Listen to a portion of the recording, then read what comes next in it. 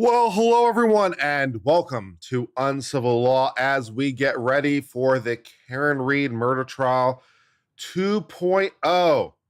It has been a year. Has it been a year though? Doesn't really feel like it in some ways, does it? But yet you and I are here again together once again for the Karen Read murder spectacular. Last year it was pretty entertaining, depressing, sad, distressing, and many other adjectives and adverbs we could throw into this sentence. But we are here for 2.0. Will it be as good as 1.0? Will it be even better than 1.0? It's possible. We do have some new characters appearing. We have a new prosecutor. We have new members of the defense team. We have some new witnesses. Some of those witnesses have had their title changed. Mr. Proctor, if you don't mind. And we are going to be looking forward to this trial as it goes underway. Of course, we've been following the preliminaries, as we do with Judge Bev, who has been mostly ruling against the defense, unsurprisingly. And we're still seeing where we are. Also, incidentally, at this point, do we know for sure where we sit with ARCA? I'm not 100% sure we do. ARCA seems like they're going to be allowed to testify, but it's still maybe a bit up in the air. We'll see. There's always the possibility of a change down the line. So even if you guys told me that, yes, we know what the situation is with ARCA, until they testify, I'm going with, we don't know what the situation is about ARCA. Because who knows, the way this story goes, man, anything could change at any time, man. It's the way we roll. It's the way we roll. And so we are looking forward to all that. And we'll see how things go. Of course, I'm going to try as best as I can. This is going to be interesting depending on how things actually develop in the case. But I'm going to try to evaluate this trial under its own terms. So, of course, the jury is starting over, at least hypothetically, at 0. So we're also going to try to start hypothetically over at 0. Well, this is going to be interesting because I have some strong opinions relating to this case based on trial number 1. But trial number 2 is, in fact, a new trial, as we have learned. So there is, of course, some possibility, as remote as it may be, but there is some possibility that somehow the prosecution will come together with just brilliant levels of storytelling and oratory, and also somehow clean up many of their problems. They'll somehow try to figure a way to diminish all those many, many problems and somehow augment what left is good, perhaps less this time with so much evidence that it was snowing. We don't need to spend quite that much time on the snow, but maybe they can clean up some of their other problems somehow, some way. I'm dubious, but they've had a lot of time to think about it. And they've obviously watched the tape from last time, I'm sure. So maybe they figure out a way to fix their problems. And maybe the defense somehow, some way collapses in on itself in some sort of, self-collapsing fire. So is there some possibility that the prosecution will wind up in a better position this time around than they did last time? I mean, you have to at least acknowledge the possibility. And of course, last time they had 8 people apparently ready to convict on some version of manslaughter. So who knows for this time around? Maybe they'll, maybe they'll do something else. We'll see. So it'll be interesting as we're watching this thing and commenting on it if things look better for the prosecution this time around than they did last time, as I'm assessing things. I can definitely see that happening. I mean, I don't think it's the most likely thing to happen. The most likely thing to happen is probably some version of what happened last time, because nothing underlying the situation has changed. But we have different players playing a different game. And this time also the opening includes video and a picture. I don't know. The prosecution wants to play like 45 seconds of video for some reason. And the defense wants to show a photograph during opening. I don't really like props during my openings. If I ever become a judge, I might ban it. No props. Sorry. You can have props in close, but no props in opening. Opening has to be pure storytelling. Get good. Get good, scrub. Might be my attitude on that one, but yeah. Well, that's another situation for another day.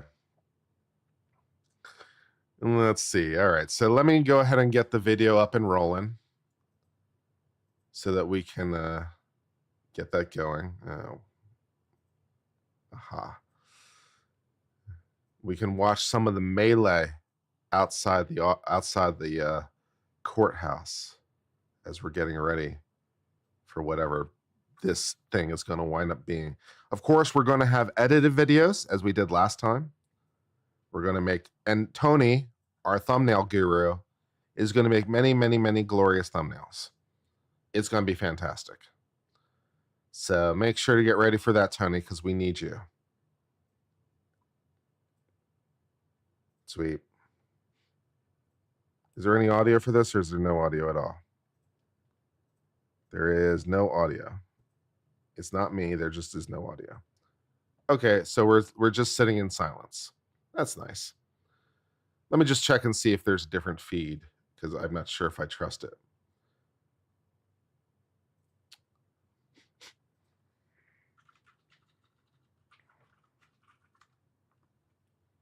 The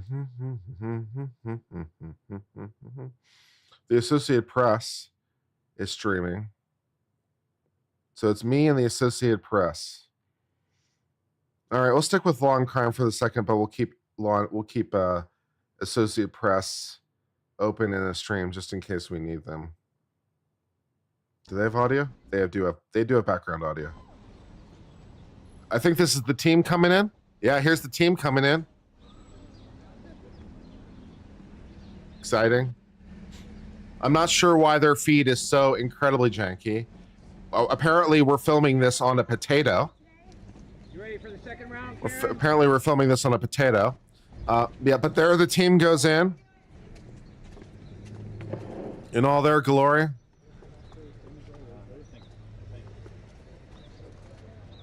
The Associated Press apparently is limited to potato technology. I thought the Associated Press was a fairly reputable major news outlet, but apparently they have a potato. Unclear what kind of potato it is. Do they grow potatoes in Massachusetts? I don't know. Maybe someone does grow potatoes in Massachusetts. Is it a Massachusetts potato? Unclear.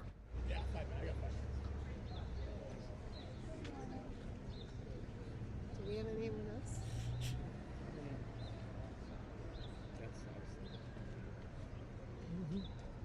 Okay.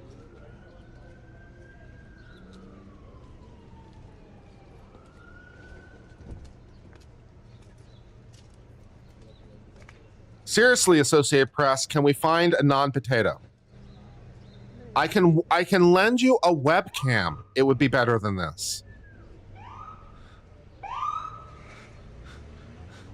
I mean, guys, come on, try harder.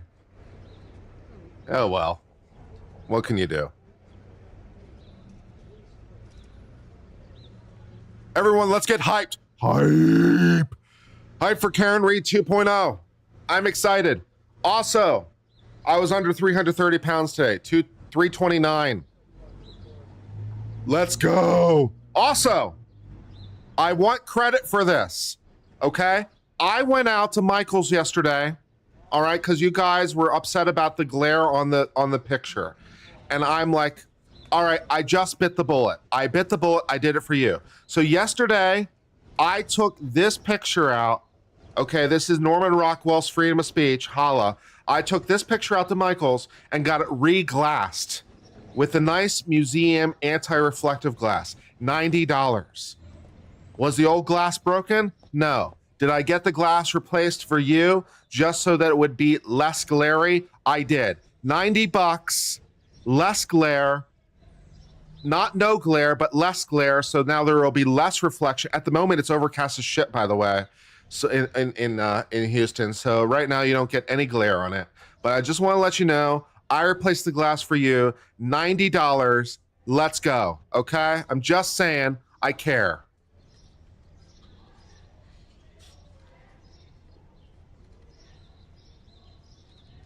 So now you got both. You got both Norman Rockwells. You got your Norman Rockwell over here, freedom of speech. That's a classic, of course. You got to love freedom of speech. one of my favorite Norman Rockwells, as you would anticipate, because obviously I have it framed, so I kind of went without saying. And then also on my other wall, we've got Norman Rockwell. This is, I can never quite remember the name of it. It's called like The Trouble We All Live With or something like that.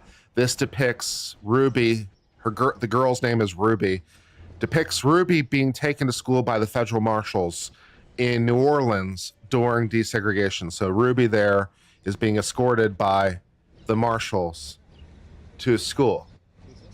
And then, of course, we also have Statue of Liberty, because Statue of Liberty is just nice. Plus, Tiger Friend sits in the corner. So, yeah, and I like this one very much. I find it inspirational. I find it very hopeful. Some people don't like it. Some people find it a reminder of the past, but I kind of like it for that reason. It's like, look, we've come a long way. Sometimes people say stupid things like racism is as bad now as it ever has been. And then I just point to this and I'm like, seriously? Really? Are you sure? Really? Are you sure racism is bad now as it ever has been? Seriously? Are you sure? I don't know, man. I think racism might have been worse in the past. Just saying. But maybe it's just me. But yes, this is my art. Then also walking around the room, we've got B-Fish Friend, of course. B-Fish Friend, Clemson University, go Tigers, where I went to school. I'm, of course, living in the great state of Texas. We got Lady Justice sitting over here. I'm proud to be an American. We got a LED display that displays various things on them. We got a D20 because I'm a gamer sometimes. Holla. Then on this wall, we've got, hold on, we've got Eeyore sitting on top of Black's Law Dictionary. We got my jar of fucks, the YouTube play button, Supreme Court license. Below here on the bottom, we've got Scales of Justice and a Clemson football helmet. And of course, Tiger Friend rounds out the things that you can see on the screen. And then it's just a nice little backdrop to have something nice to look at. So yeah.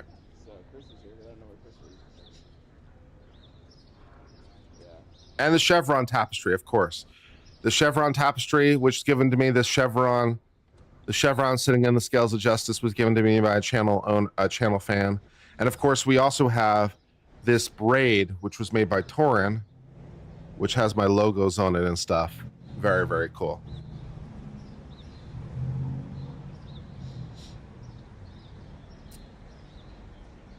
And we're still looking for more things we can put on the LED display.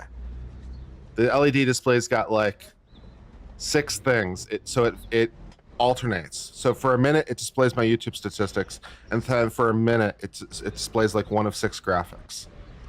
We're looking for more graphics that we can put on there. So if you have, you know, a square GIF or image that you want to put up there, an image that would look good on that display, let me know. We can take a look and see what it looks like. But yeah.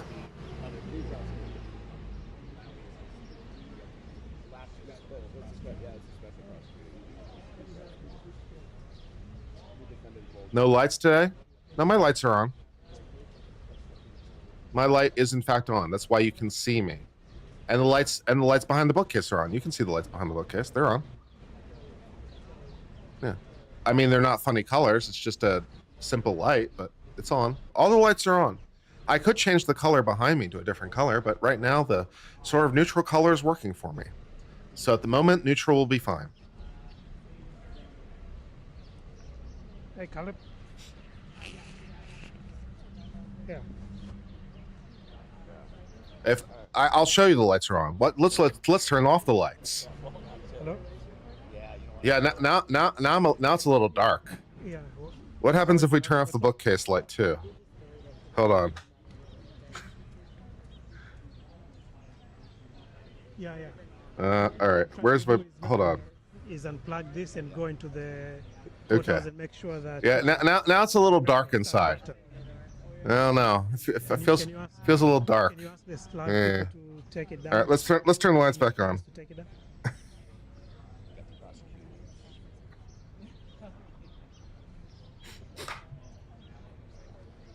Yeah. Oh, something I didn't tell you. Sure. You Okay.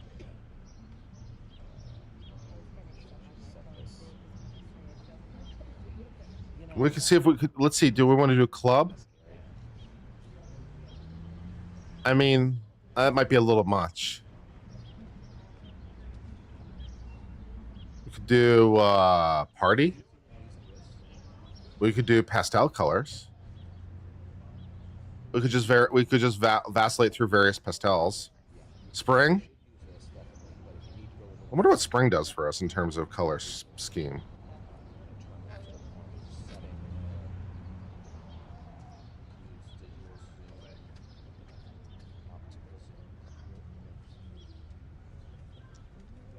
I'm going to put on spring on a low beat. Spring is nice. It is spring. Let's do spring. $1.99 from JTJM. You got a dad joke? Got a dad joke for you? Okay.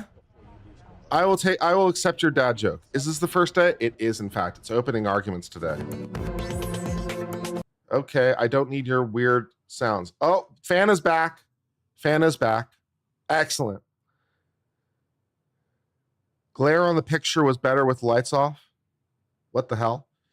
$1.99 says, or $1.99 from TJM. Ever been to Doritos Farm? It's a cool ranch. Excellent. I approve of your dad joke. Excellent. If you're like, there was less glare on the picture when the lights were off, yeah. I mean, obviously, there was less glare on the picture when the lights are off. But, yeah.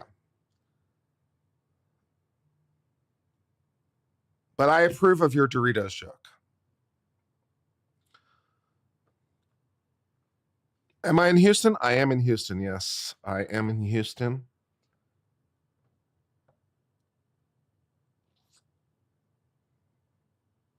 Spanny Fan is glorious. Spanny Fan is great.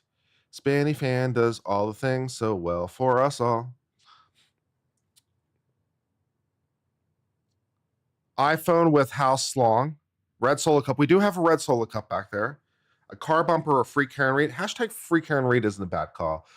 Yeah, we could put that on the display. I might do that. That's fair. Yeah, we might do hashtag free Karen Read as a graphic. Maybe for tomorrow.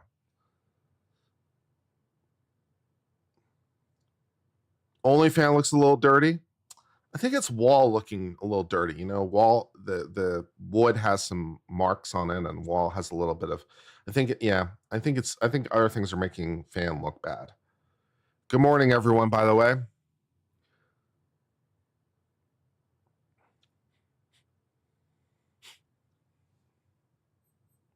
Yeah, even now with the museum glass, it's not going to be perfect.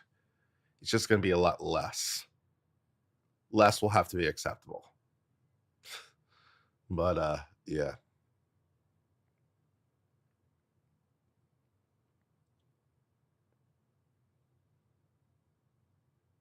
$22 by 27 inches of glass, $90 with installation.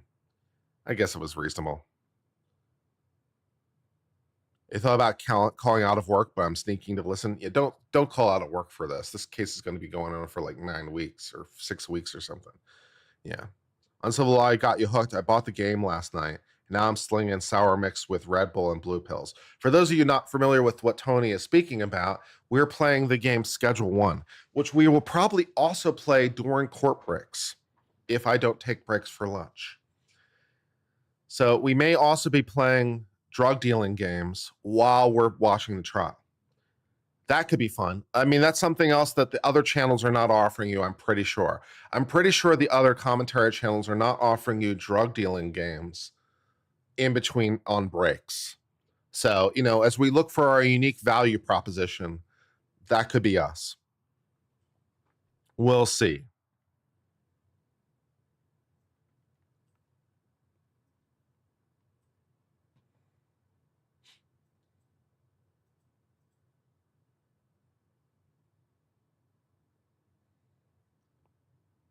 Yeah, value-added drug dealing. I know. We got to do something to make things entertaining. Also, of course, we have the best audio here at Uncivil Law.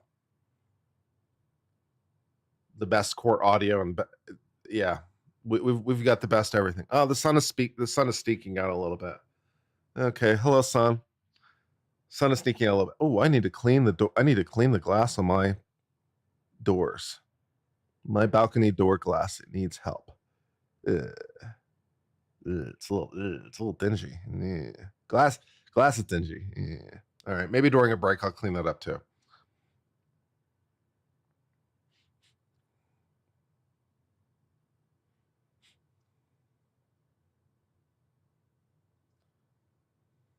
$2 from Pin King 554. Is Clint a drug dealer now as well as a lawyer? First of all, my name is Kurt, Kurt. Second of all, only in the game, baby. Only in the game.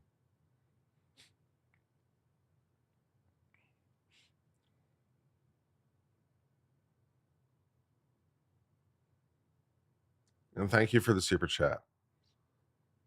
Of course. Also, I'm thinking about having some sort of contest. I don't know exactly what that would be.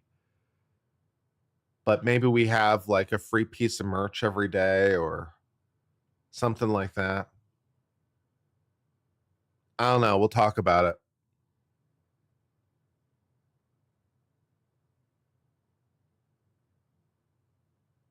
Could be fun. Ah, there's some audio. Would that be an illegal lottery? No, shouldn't be because probably not. But void where prohibited. But yeah, probably not. Like because as long as the barrier to entry is basically nothing, then it's legal, right? So it's like as long as like it's just as long as you just type like something into chat or yeah, it's probably a legal lottery. Yeah.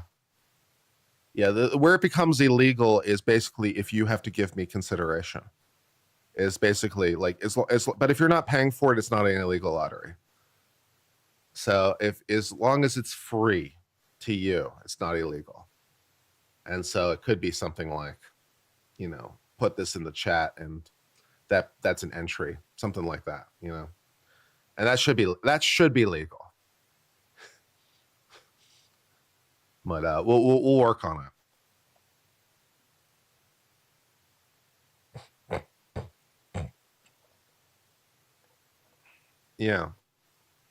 Yeah, lotteries have to be chance. So if it's skill-based, it's not a lottery. They have to, so for it to be a lottery, it has to be chance. There has to be consideration. And like, I think there's some third element too as well for it to be a lottery that I can't remember right now. But the consideration is the easiest part. It's like, as long as it's free, then it's fine.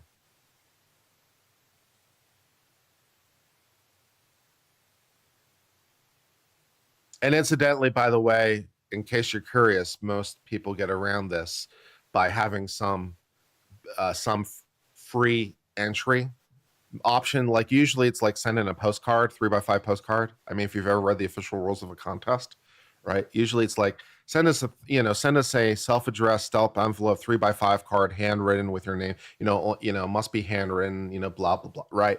But like the reason they do that is to provide a free method of entry.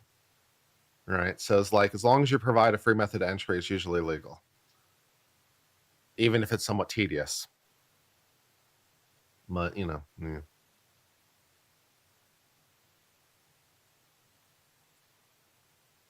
Spinny fan is spinning. Now, yeah, also Reed claims she's the victim of a cover-up. Will she claim that she's the victim of a cover-up? See, Court TV is stating facts at this point. And we don't actually know if Karen Reed is going to state that she's the victim of a cover-up. We don't know what the defense's opening is going to be. I think the defense might be better off just trying to attack the burden of proof, right? Rather than be like Karen Reed was framed. Karen Reed was framed as a baller opening. It was a baller opening. But perhaps unintentionally shifted the burden of proof. So I wouldn't be surprised at all if Karen Reed's defense lawyers switch it up in terms of their opening strategy. And just basically attacking like the burden of proof from the start would be perhaps better. But we'll see. We'll see what she wants to go with.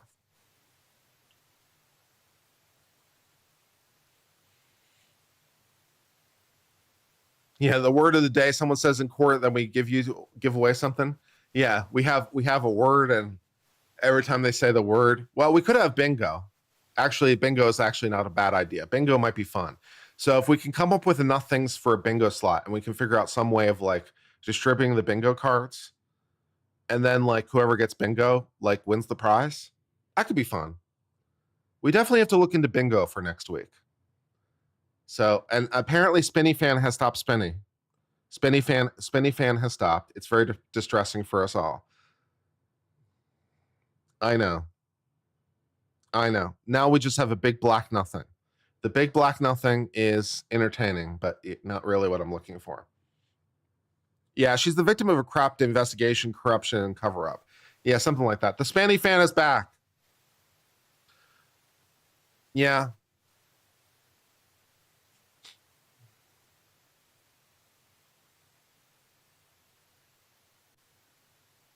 Let's contemplate the void. Let's not contemplate the void. Contemplating the void is depressing.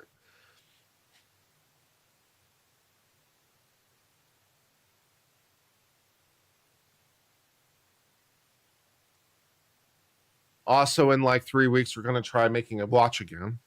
I'm pretty excited about that. Maybe we could give away a watch potentially as a prize. That's a big prize, though, actually, because that's expensive for me. Not to mention handmade. Maybe. Well, I don't know. I don't know if we'll have a watch ready to do that with, but maybe we could give it away as a prize. That'd be one hell of a prize, though. We'll think about it. $4.99 from Ashley Roman. Kurt, can you shout your siblings? Erica, Scott, and Court. We're all turning into for Karen Reed 2 with you. We all wish we could adopt you as our sibling. Well, hello, Erica, Scott, and Court, as well as Ashley. I'm glad you are all here. Oh, someone thought about muting the touch tone noises? Oh, what a nice thought. Someone thought maybe I'd mute the touch tone noises this time. Wow, what a thoughtful thing to do. Well, you could theoretically adopt me as your sibling. I mean, all you have to do is have your parents adopt me, although my parents might object to it. And hypothetically, you could adopt me. Because adults can adopt other adults. I didn't know if you knew that, but it is legal. So, you know, there's potential in there somewhere. Yeah, does anyone need a child? Asking for a friend. Man. Giveaway t-shirt, mug, and merch. Yeah. Probably it's more likely what we'll do. We'll see how it goes.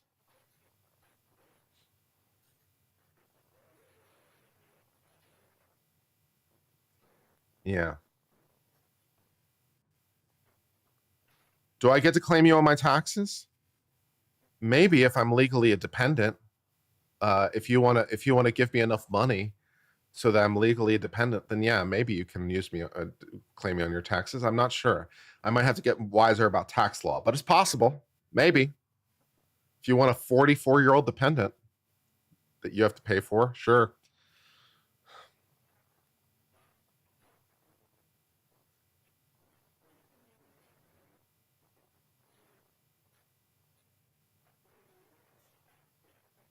Yeah.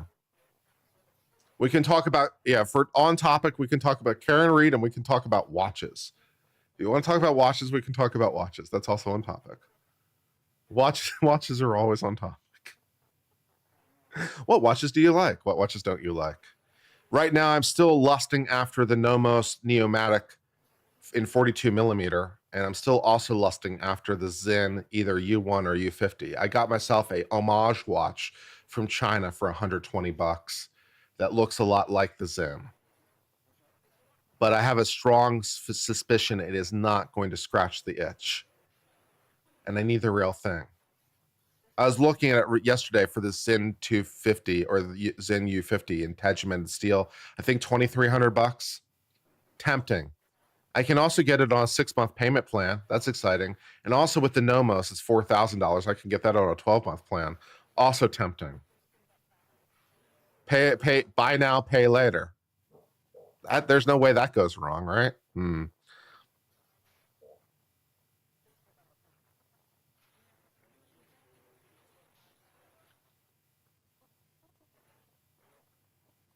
but I'm definitely lusting after both watches big time.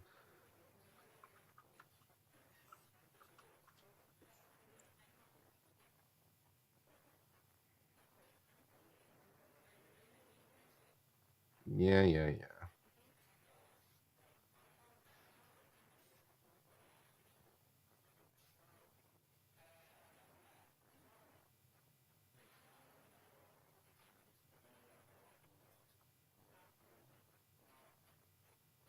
I need to show you what I'm actually looking at.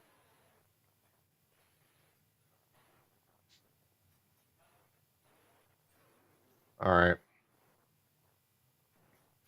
So yeah, this, oh, actually it's worse than that. I'm sorry. It's $3,700. Oh. Okay. Well, anyways. Well, here's the watch I'm looking at. The Zen U50 fully tegimented on a bracelet for $3,700. I really like it. I really like it. I like the bold styling of it. It's bold, it's brash, it's very, very distinctive. I think it's badass. Ah, that hurts my ears. So yeah, big, bold, brash diver. This is 41 millimeter. It's made out of submarine steel, which is pretty cool. It's literally made out of the same steel they use for submarines. So that's pretty badass. I mean, if it's good enough for submarines, it's probably good enough for your diver. 500 meter water resistant. Very, very cool.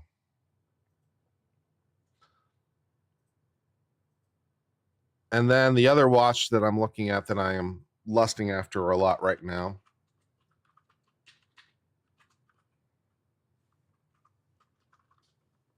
is, it comes in a couple different options, but this is the one that most speaks to me at the moment, is this big boy.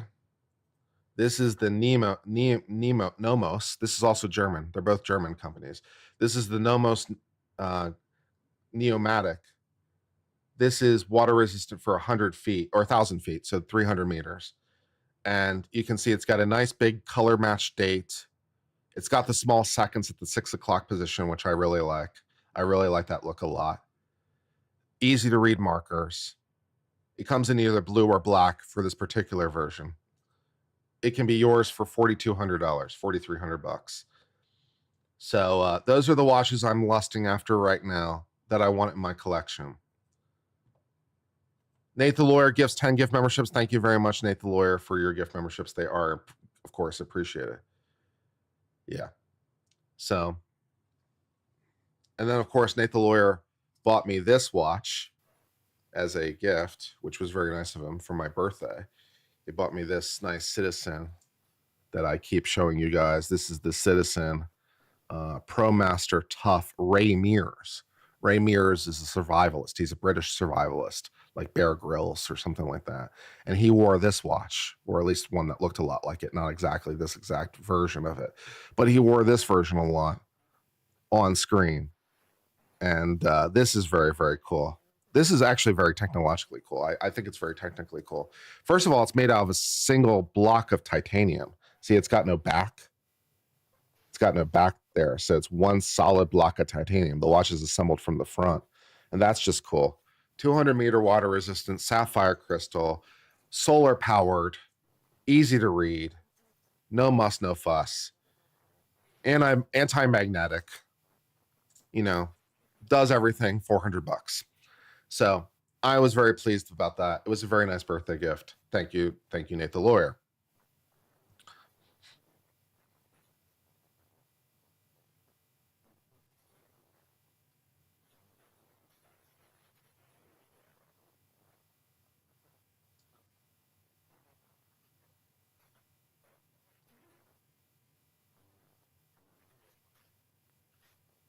The one he wore was supposedly water resistant for 300 meters, is to have 200. Now, as far as I can tell, they're the exact same case. So I don't know like why one was marked for 300 meters and one was marked for 200 meters. I maybe, yeah, why did they do that? I don't know. But yeah, his was marked for 300 meter water resistant. Mine's only marked for 200. Ooh, Like, first of all, like 200 meters is a lot, but it's also the exact same. It's also, as far as I can tell, the exact same case and exact same design. So like, why wouldn't this also be good for 300 meters? I don't know, but Citizen didn't mark it that way. So I don't know. It's just, it is what it is.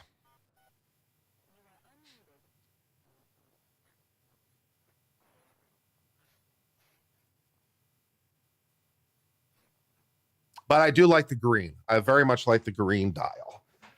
That's very cool. It comes in a black dial version, and I like the green dial version. I think it also comes in a blue, but I like the green dial. The green dial kicks ass.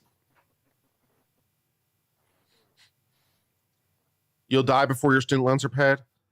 I feel you. My student loans are getting close to being paid off. Yeah.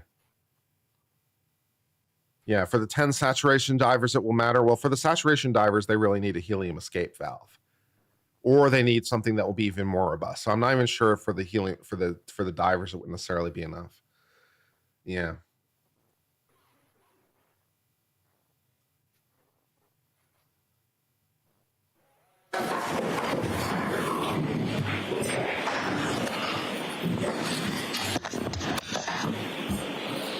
Okay, I'm awake. I'm awake now. This court is in session. Please be seated. 2282 CR 117, the Commonwealth versus Karen Reed. So, good morning. I see all counsel are present. I see all counsel are present. Nobody said anything to Mr. Clerk about needing to see me, but I received 4 motions over this weekend that I assume we need to at least talk about briefly. Commonwealth's motion regarding defense opening statement. I think the first 2 motions we can do quickly. I'm not issuing an order. Mr. Brennan, the defense knows third-party culprit will not be in the opening. If you think that their opening goes beyond it, you can object. Defendant's opposition to the Commonwealth's request for use of independent readers, because there's an objection, the defendant's motion's allowed. So you will not have an independent reader. Is it fair to say that the 3rd and 4th motions, Commonwealth motion to enforce compliance? Since when did someone tell Bev she could rule from the bench? When did someone tell her? When did someone give her ruling from the bench technology? Or alternatively, to continue the trial date, that those motions will take a little bit of time, Mr. Brennan? I don't think I'll be long in my argument. I think that I need more information on one of them, and I think we'll do that at the end of the trial. I mean, at the end of today, we'll hear both these motions. Mr. Jackson, I did see that a list of text messages, 100 or so, is in your response to my order on Friday. Did you provide the text messages themselves? All right. In light of that and the fact that we don't have time, this juror's been waiting for as many as 3 weeks now, I'm going to prohibit you from mentioning ARCA in your opening statement. And then we'll deal with this later today. I ordered those text messages and they weren't delivered. So we're going to be bringing the jury in. I'll be in recess for 5 minutes. Heard on that, I think the court respectfully may be factually incorrect on a key assumption of what Your Honor is ruling. 5 minutes, Mr. Alessi. Mr. Jackson couldn't give you the facts. I would like to hear the law. That's more than 5 minutes. I'll see you at sidebar. Come up here. I don't know what's going on. I don't know. Okay, so the anti-glare on the picture behind me, I think, is working a lot better. So yeah, so there's still some glare on there, but it's a lot less than it was before. So I guess the glare problem is mostly resolved. We're going to count that as a win. Yeah, because the glare used to be a lot worse, and now it's like direct daylight and still like a lot less glare. So I guess it was worth the $90. But yeah, now we're having an argument over something relating to ARCA. I don't really know whether or not we're mentioning ARCA in the opening or not. I don't know. Which is, because I've already written and probably rehearsed my opening. I would have, especially for this. I would have rehearsed this. I would have planned this. I would have prepped this. Hey, do you want to change me at the last minute, ma'am? Yeah, that's going to be a problem.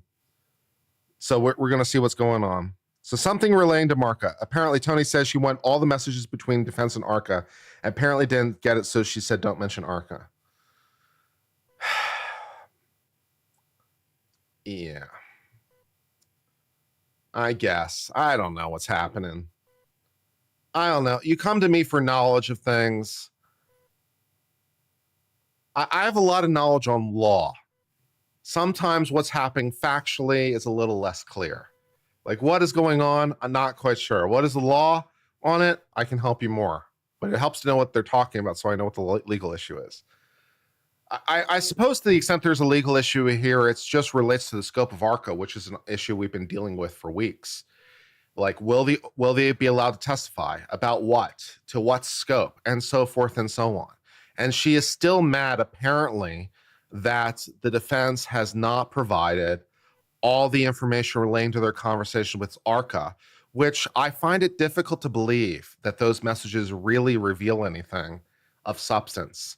I just find that difficult to believe. I don't think there's anything there. But she keeps wanting things. I think she's looking for a reason or an excuse to limit ARCA in some way as to what they can say or not, or what they can testify to or not. So she's being very exacting with respect to this disclosure, which again wouldn't be such a big deal in and of itself if she was fair about it to everybody.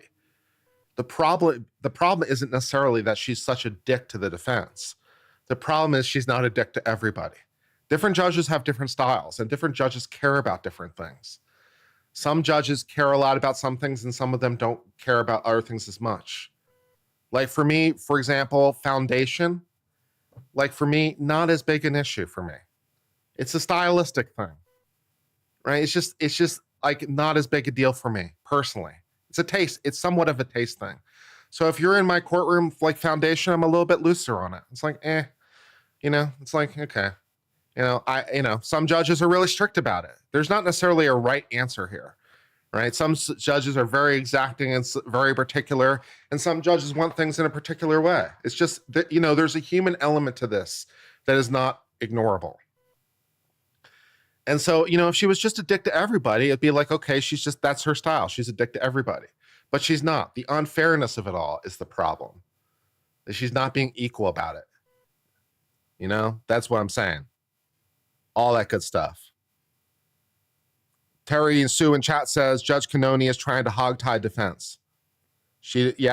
That's basically what this is being done for. She's looking. It was all being teed up to exclude ARCA. All of her questions, all the tenor of things was being teed up to exclude ARCA. And she's still looking to exclude ARCA. Perhaps in some sort of more mild version of the word exclude, but she's still looking to curtail them, hamper them, string them, something. And we probably won't know the answer until they call ARCA. But now we're having a debate over whatever. Yeah. If she decides to exclude ARCA, though, completely, that is a big decision, as I've said before.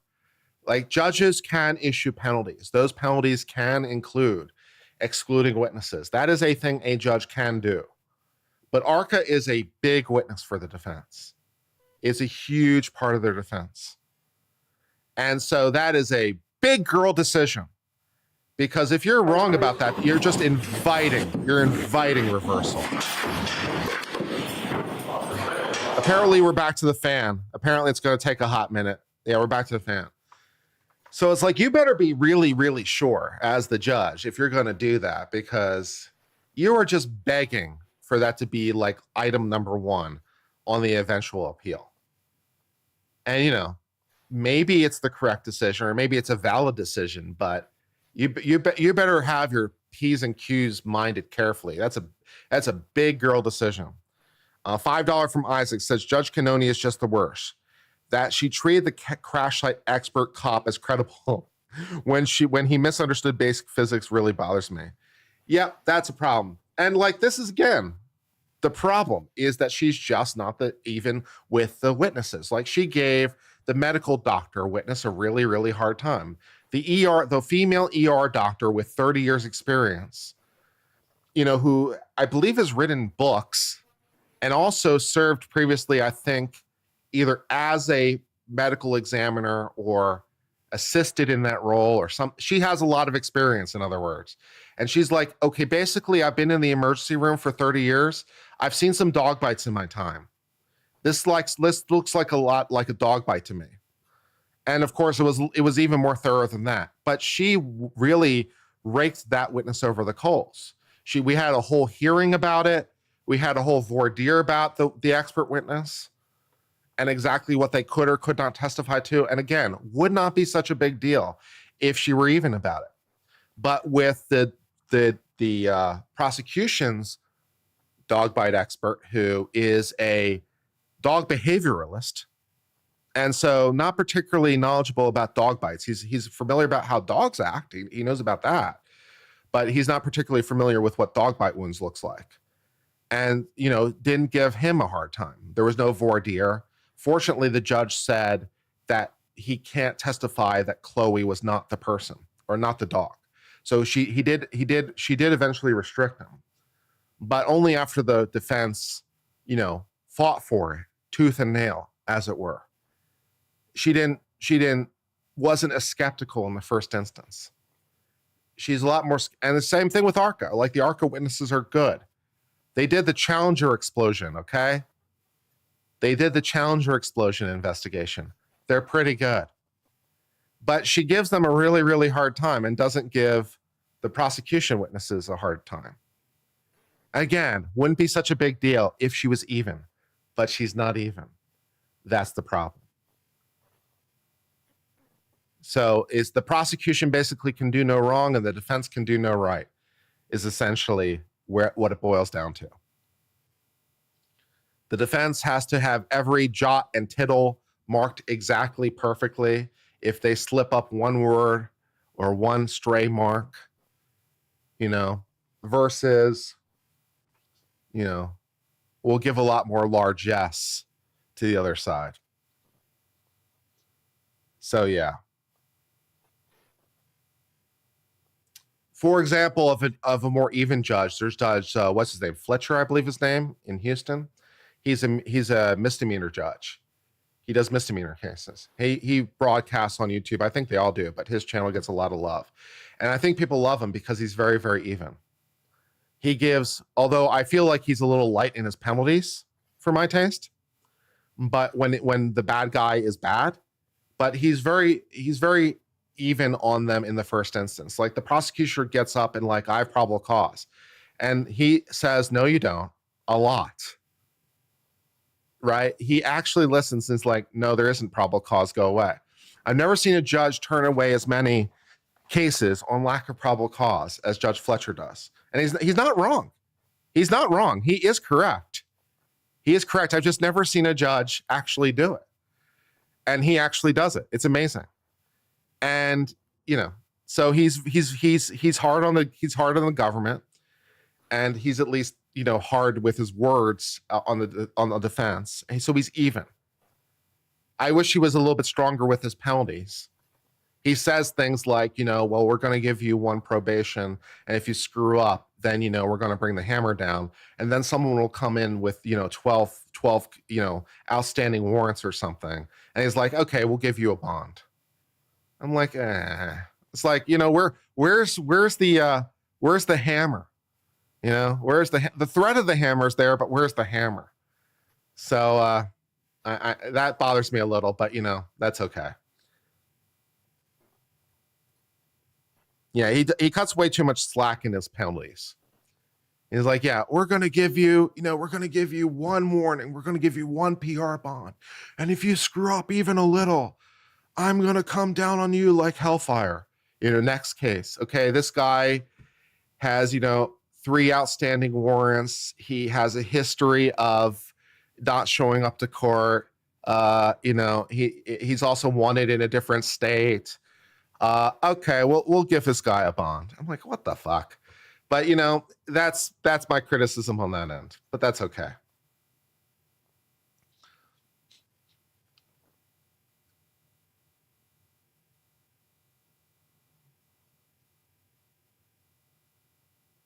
The guy with the lifetime parole was wild. Yeah, that can be, yeah. Maybe they have a magic 8-ball they could use. I know, I'm telling you what. If I ever become a judge, I think it will be very interesting for a lot of people, I'm sure, not the least of which will be me. And then people will be critical of me because you can't make everyone happy. You know, especially as a judge, particularly as a judge, you can't make everyone happy. So I will make rulings and I will piss people off. I'm quite positive. And then hopefully I'm doing the right thing is all you can really hope for in the end. As judged by somebody. As judged by somebody, hopefully I'm doing the right thing. We'll see.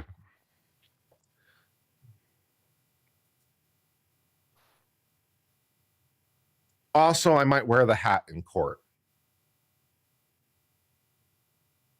That could be fun. I mean, he's got the fancy bow ties. Judge Fletcher's got the bow tie thing going on. I'm not really a bow tie guy, but I could wear the hat. The hat could be fun. No one else gets to wear a hat though. I'm going to have a no hats rule. I get to wear a hat. You don't get to wear a hat. I'm a judge. I get to wear a hat because I'm a judge. I'm special. Lol. Sidebar is over. It is decidedly not. We are still doing fan spinning. We are still doing fan spinning. The sidebar is decidedly not over. The fan continues to spin. The fan continues to spin. Don't I make rulings here and piss people off already? Fair point. Yes, absolutely. I make rulings here and piss people off. But it would be more so with actual consequences in jail time. Lynn Britton gives 10 gift memberships. Thank you very much.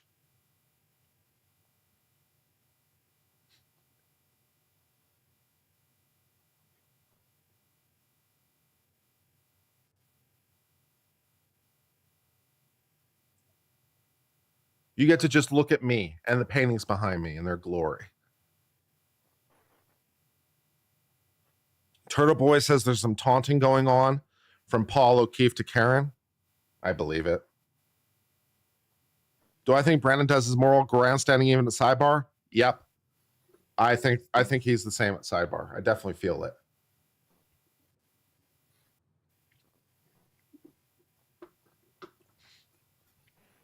I was promised opening arguments, by the way, and I'm not getting my opening arguments. We could go look back at looking at watches. Let's go look at watches some more. So anyways, this is the Nomos I've been looking at. I kind of really like it in the blue. I like it with that small seconds at the 6 o'clock position. 300 meters water resistant. So it's a go anywhere, do anything watch. You know, you can wear that watch every single day and it can do everything. You know, you can, it's a very easy dress up, dress down. You could wear it casual. You can wear it with a suit. You can kind of do anything with it. So that's one of the reasons I like it. I like it because it kind of goes with anything. You could wear it as a dress watch. You could wear it with a tux. It's a little big for a dress watch, but you know, then again, it's my wrist, so you know, screw you. But you could wear it as a dress watch with a tux. You could wear it with a t-shirt and shorts. I like it because it does everything. Goes anywhere and does everything. Plus, it's from a nice brand, from the Nomos Glass Shoot brand, you know. So it's nice in-house movement. What's not to love? It's a great choice. It comes in a lot of different color options, by the way, and a lot of different sizes. So if that is not your thing, don't worry, Nomos has you covered. They've got lots and lots and lots of options. So many options. We could look at some of the other options. Let's look at some other options and see if there's anything else that looks interesting at all. All right, let's see what else looks interesting from Nomos. Yeah, okay.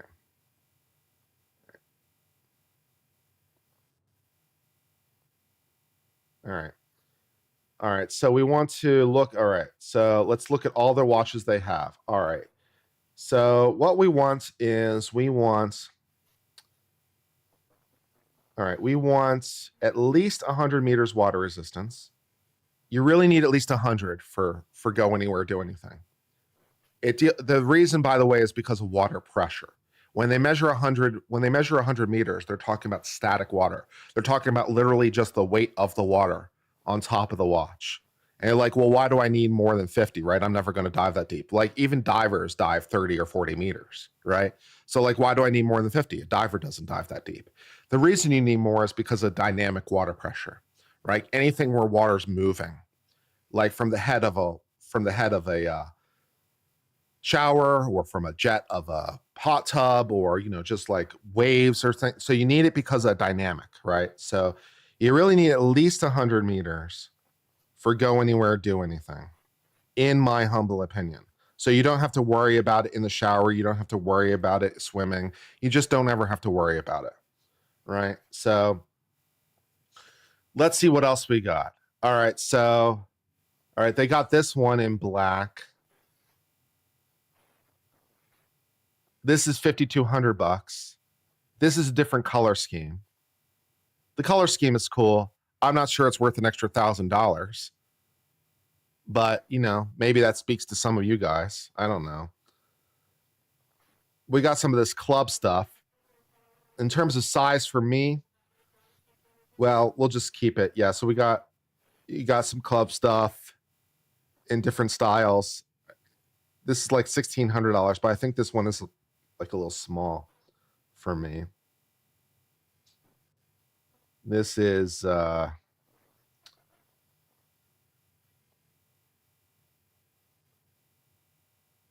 see, this is 36 millimeter. Yeah, that's too small for me.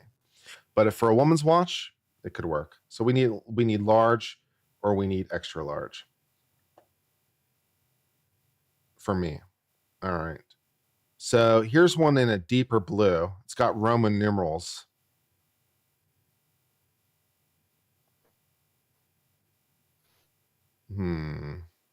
This one's only $1,700.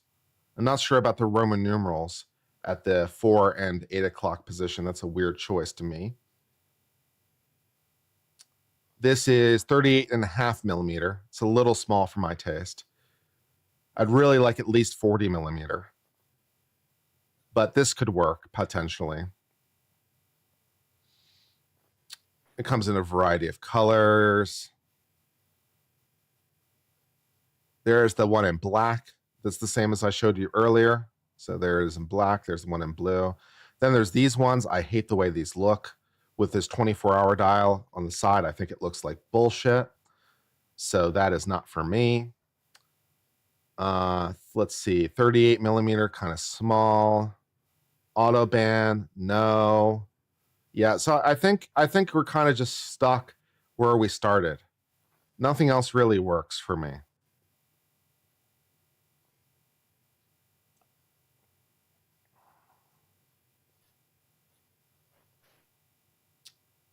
If this is 41.5 millimeter, this could work.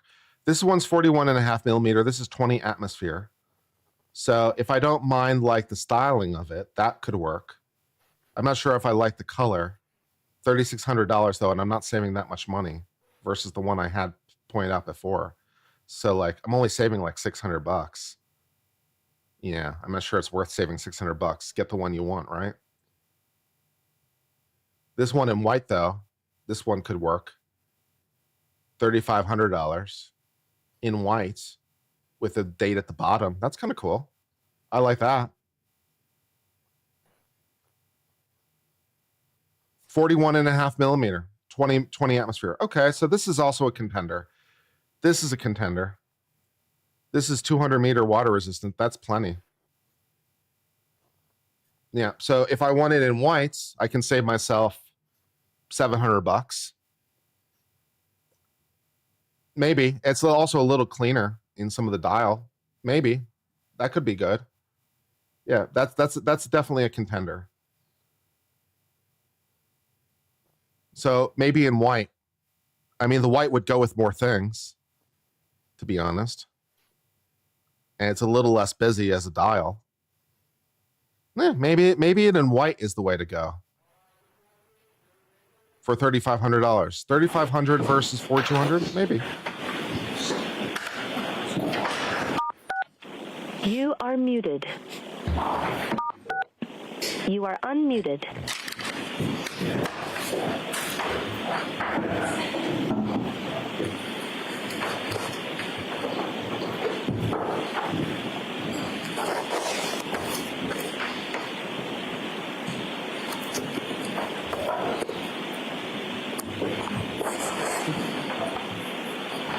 You are muted.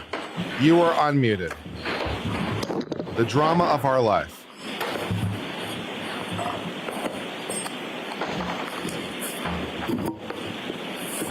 Hear ye, hear ye, hear ye.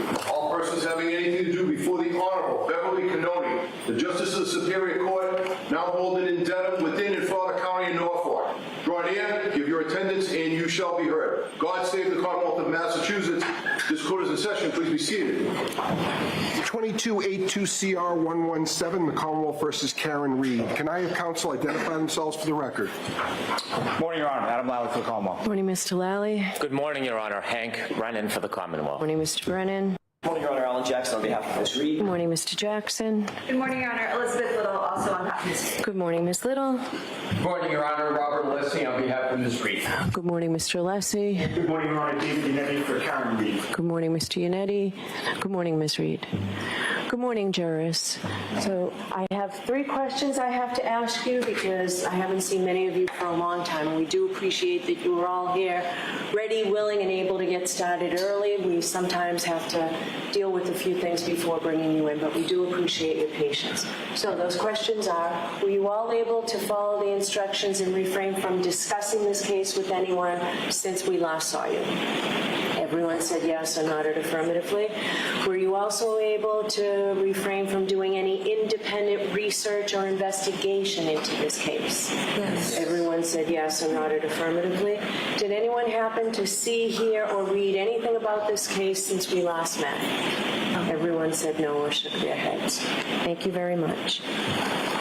Jurors, can I have each of you stand and raise your right hands, please? All right, we're formally swearing in the jury. This is the moment jeopardy formally attaches. Well and truly try the issue between the Commonwealth and the defendant according to your evidence and according to the law. So help you God. Yes. Thank you. You can have a seat. All right, jeopardy just Jurors, attached, baby. Let's go. Karen Reed of Mansfield in the County of Bristol, on or about January 29, 2022 at Canton in the County of Norfolk, did assault and beat John O'Keefe with intent to murder such person, and by such assault and battery did kill and murder the said John O'Keefe, and is guilty of murder in the 2nd degree and not in the 1st degree in violation of Massachusetts General Law, Chapter 265, Section 1. 002, Karen Reed of Mansfield in the County of Bristol, on or about January 29, 2022 at Canton in the County of Norfolk, did operate a motor vehicle upon a way as defined in General Law, Chapter 90, Section 1, or in a place to which the public has a right of access, or upon a way or in a place to which members of the public have access as invitees or licensees, with a percentage by weight of alcohol in their blood of 8/100ths or greater, or while under the influence of intoxicating liquor, and did so operate said motor vehicle so that the lives and safety of the public might be endangered, and by such wanton and reckless conduct so described to cause the death of another person, to wit John O'Keefe, in violation of General Law, Chapter 265, Section 13.5. 003, Karen Reed of Mansfield in the County of Bristol, on or about January 29, 2022 at Canton in the County of Norfolk, did operate a motor vehicle upon a way or in a place to which the public has a right of access, or upon a way or in a place to which members of the public have access as invitees or licensees, and without stopping and making known her name, residence, and registration number of her motor vehicle, to go away to avoid prosecution or evade apprehension after knowingly colliding with or otherwise causing injury to John O'Keefe, such injuries having resulted in the death of said person in violation of General Law, Chapter 90, Section 24, Subsection 2, Subsection A.5, Subsection 2. To these indictments, the defendant has pled that she is not guilty, and for trial has put herself upon the country which country you are, and you are sworn to try the issue. If she is guilty, you are to say so. If she is not guilty, you say so and no more. Jurors, hearken the evidence.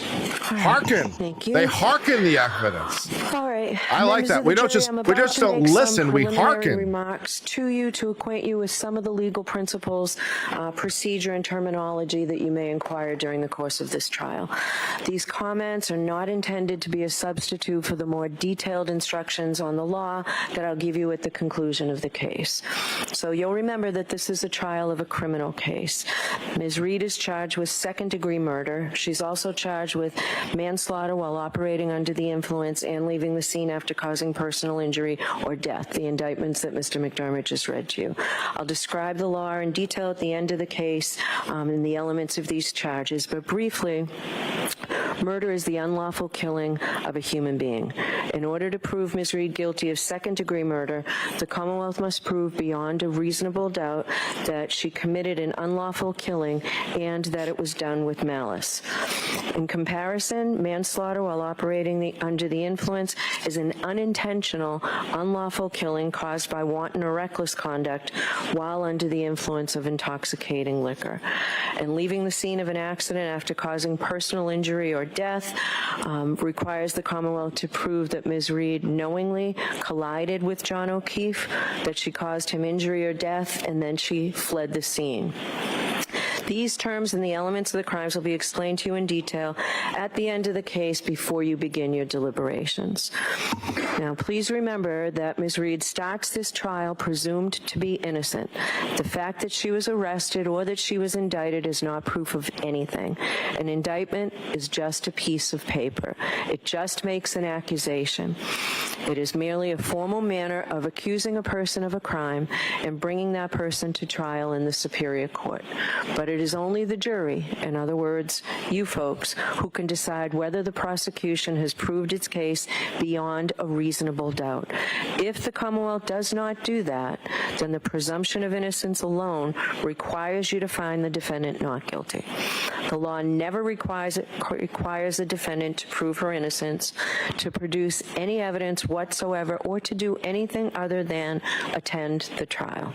This presumption of innocence remains with the defendant until you, the jury, make your determination after listening and considering all the evidence. Now, what is proof beyond a reasonable doubt?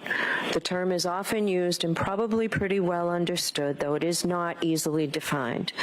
Proof beyond a reasonable doubt does not mean proof beyond all possible doubt, for everything in the lives of human beings is open to some possible or imaginary doubt.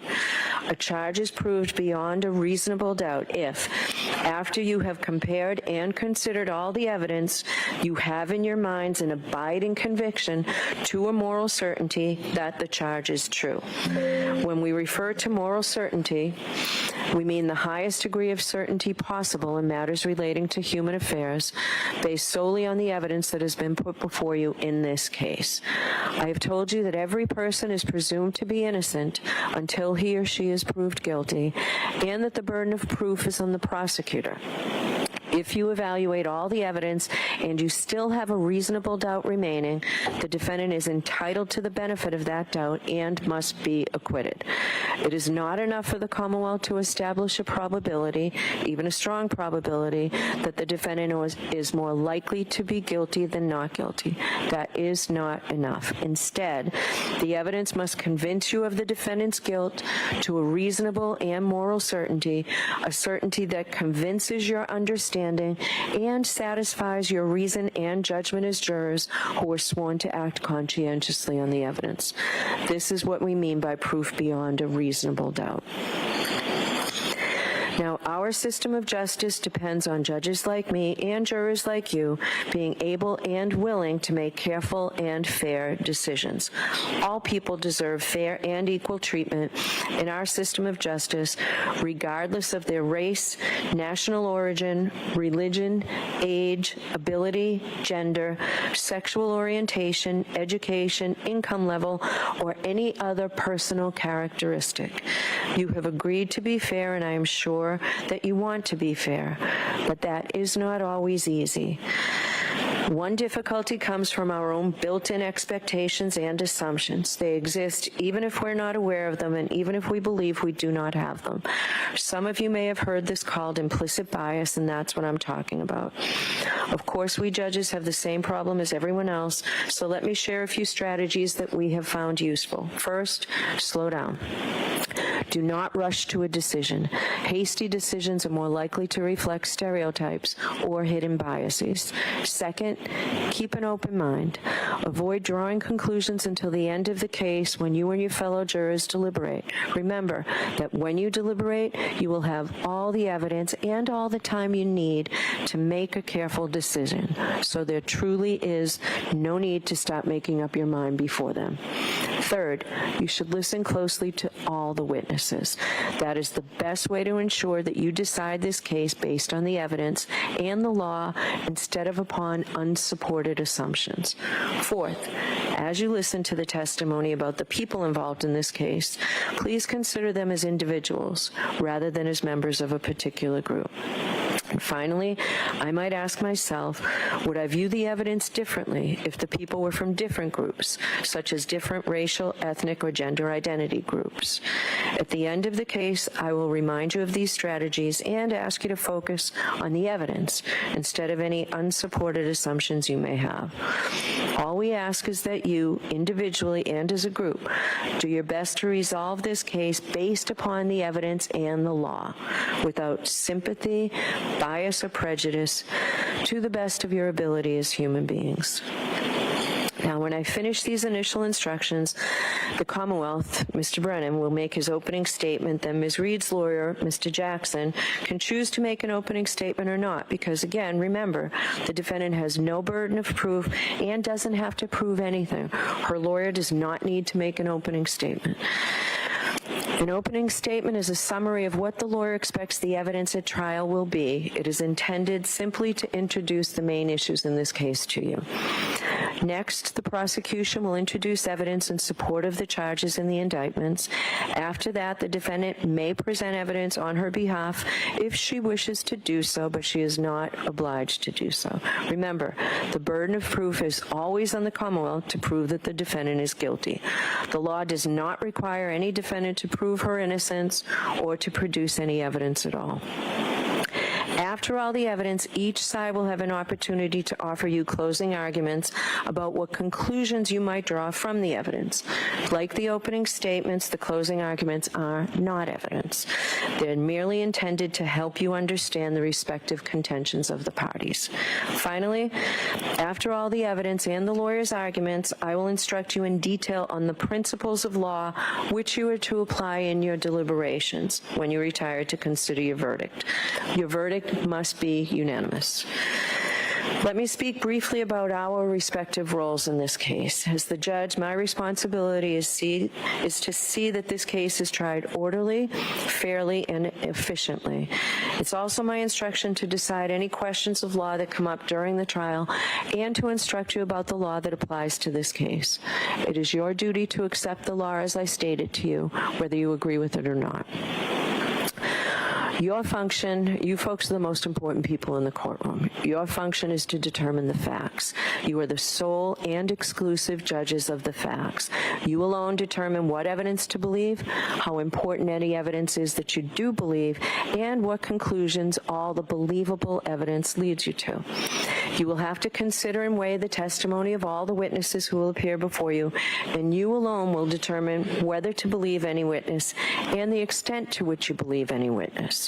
You can believe all of what a witness says, some of it, or none of it. It's entirely up to you. It is part of your responsibility to resolve any conflicts in testimony that may arise during the course of the trial and to determine where the truth lies. Ultimately, you must determine whether or not the Commonwealth has proved the charges beyond a reasonable doubt. The lawyers have their own important role in this trial. They are, of course, advocates. Their job is to bring to your attention the evidence and arguments that best support their position. They may also object to evidence offered by the other side that may not be admissible under our rules of evidence. Similarly, we may engage in sidebar conferences out of your hearing. These sidebar conferences are not intended to keep secrets from you, but to allow the lawyers a little more time to argue their points so that I may rule on what you may consider as evidence. If I agree with an objection to a question, the term I will use is sustained. You are to disregard that question, and you're not to speculate as to what the answer might have been. In the same way, you're to disregard any evidence that I tell you is stricken from the record. If I reject or overrule an objection, I'll permit the witness to answer. This happens a lot. You'll find this during the course of the trial. If I let the witness answer the question, but you're not allowed to give the answer any more weight than you would have no objection had been made. Please do not hold it against the lawyers if they make an objection. That's the important part of the lawyer's job. The lawyers have to let me know when there is a potential issue about the admissibility of certain evidence under our law. You must decide this case solely on the evidence presented in this courtroom. This will include the sworn testimony of witnesses and may also include any exhibits that are admitted into evidence, any facts that I tell you have been agreed to by both sides, and any facts that I indicate to you may be taken as a matter of common knowledge. Questions to witnesses, no matter how artfully phrased, are not evidence. Only the answers which you receive from the witnesses who are testifying under oath are evidence. So, if a witness is asked, isn't it true that after you learned that your uncle left you money in his will, you poisoned him? And the witness's answer is no. Based solely on that question and answer, there is no evidence that the witness has an uncle, that the uncle had a will, that the uncle left the witness money, that the witness knew that he did, or that the witness poisoned him. Any information that you may have read, heard, or seen about the case outside of the courtroom is not evidence. My instructions to you and any other comments I may make, the lawyer's openings and closing arguments, and any comments they may make are not evidence. I will emphasize this point because it's crucial to your understanding of your role. If the lawyers or I make any comments during the trial, those comments are not evidence, and your verdict must be based only on the evidence. In Massachusetts, lawyers are not allowed to make comments other than during opening statements and closing arguments. They are permitted only to ask questions, but they cannot comment on the witness's answer. If a lawyer comments, you are to disregard it. In this way, communication in the courtroom is not like everyday conversation. If a lawyer seems to agree or disagree with an answer, or if a lawyer expresses confusion or any other reaction or emotion, you are to give no weight to what that lawyer does. In the interaction between a lawyer and a witness, you may consider only the witness's testimony as evidence. In a similar way, any comment I make is not evidence.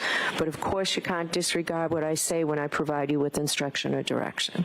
Unfortunately. Remember, however, I'm the only one who can instruct you or direct you in any way. Finally, on this topic, if one of the lawyers or I refer to some part of the evidence and that does not coincide with your own recollection, it is your collective recollection which you are to follow in your deliberations. Now, in this case, I anticipate that we will go by bus to an area that you'll hear about during the trial. You may consider as evidence anything that you observe about the layout of the area, including the scene of the alleged crime when we do go there. I will give you further instructions prior to our leaving for the view. Now, in this case, I'm going to allow you to take notes. Any jurors who wish to take notes during the course of the trial, except during opening statements and closing arguments, because remember, those aren't evidence. If you wish to take notes, you may do so once the evidence begins. Notebooks and pencils will be provided to you. The notebooks will be collected each day, and they'll be locked up, and they will remain confidential, and they're destroyed at the end of the trial. Nobody sees them. You're not required to take notes. The choice is entirely up to you. Some jurors may feel that notes are helpful, particularly if the case involves many witnesses or complicated issues. Notes also can help you remember specific testimony or evidence, such as times, places, dates, names, relationships, events, distances, things like that. Other jurors may feel that note-taking is a distraction and may interfere with hearing and evaluating the evidence. If you do take notes, I suggest you keep them brief. They are not and cannot be considered official transcripts of the trial testimony. However, bear in mind that although the court reporter is recording everything that transpires here, we do not have the capability of providing you with a transcript of the testimony at the conclusion of the trial. So you'll have to rely on your own memories of the testimony, perhaps supplemented by your notes. Regardless of whether or not you take notes, please remember that how a witness testifies testifies may be just as important as what he or she says. Therefore, your observations of the witness's appearance and demeanor on the witness stand may play an important part in your assessment of his or her credibility. Do not let note-taking distract from an appreciation of all the evidence. If you have any trouble hearing or seeing during the trial, please raise your hand or let a court officer know, and we'll make any necessary adjustments. We generally take a morning recess at around 11 o'clock or so, but if you need a break at any other time, please raise your hand and let a court officer know. We'll take a break. If you need to communicate with me during the trial, and I'm not suggesting for a minute that you need to, but if you do, please speak with the court officer or give the court officer a note to bring to me. Now, I'm going to address the issue of public interest in this case again, and the duty of this court and this jury to adhere to the rule of law, because it is so very important. John Adams famously said that we are a government of laws, not of men, and that the law must be deaf as an adder to the clamoring of the public. He meant that while public opinion about a given subject may ebb and flow, the law must be steady, reliable, and even-handed. We know that on the subject of this case, there are people advocating for one outcome or another with great intensity, but unbound by any oath or even any inclination to follow the actual evidence. The law works in a different way, and the difference is crucial to our system of justice. This jury, selected for this trial, will hear and judge the evidence. You will decide what the facts are. Where the evidence is contested, you will determine where the truth lies. Ultimately, this jury will decide whether the Commonwealth has carried its burden of proving that the defendant is guilty of any crime beyond a reasonable doubt.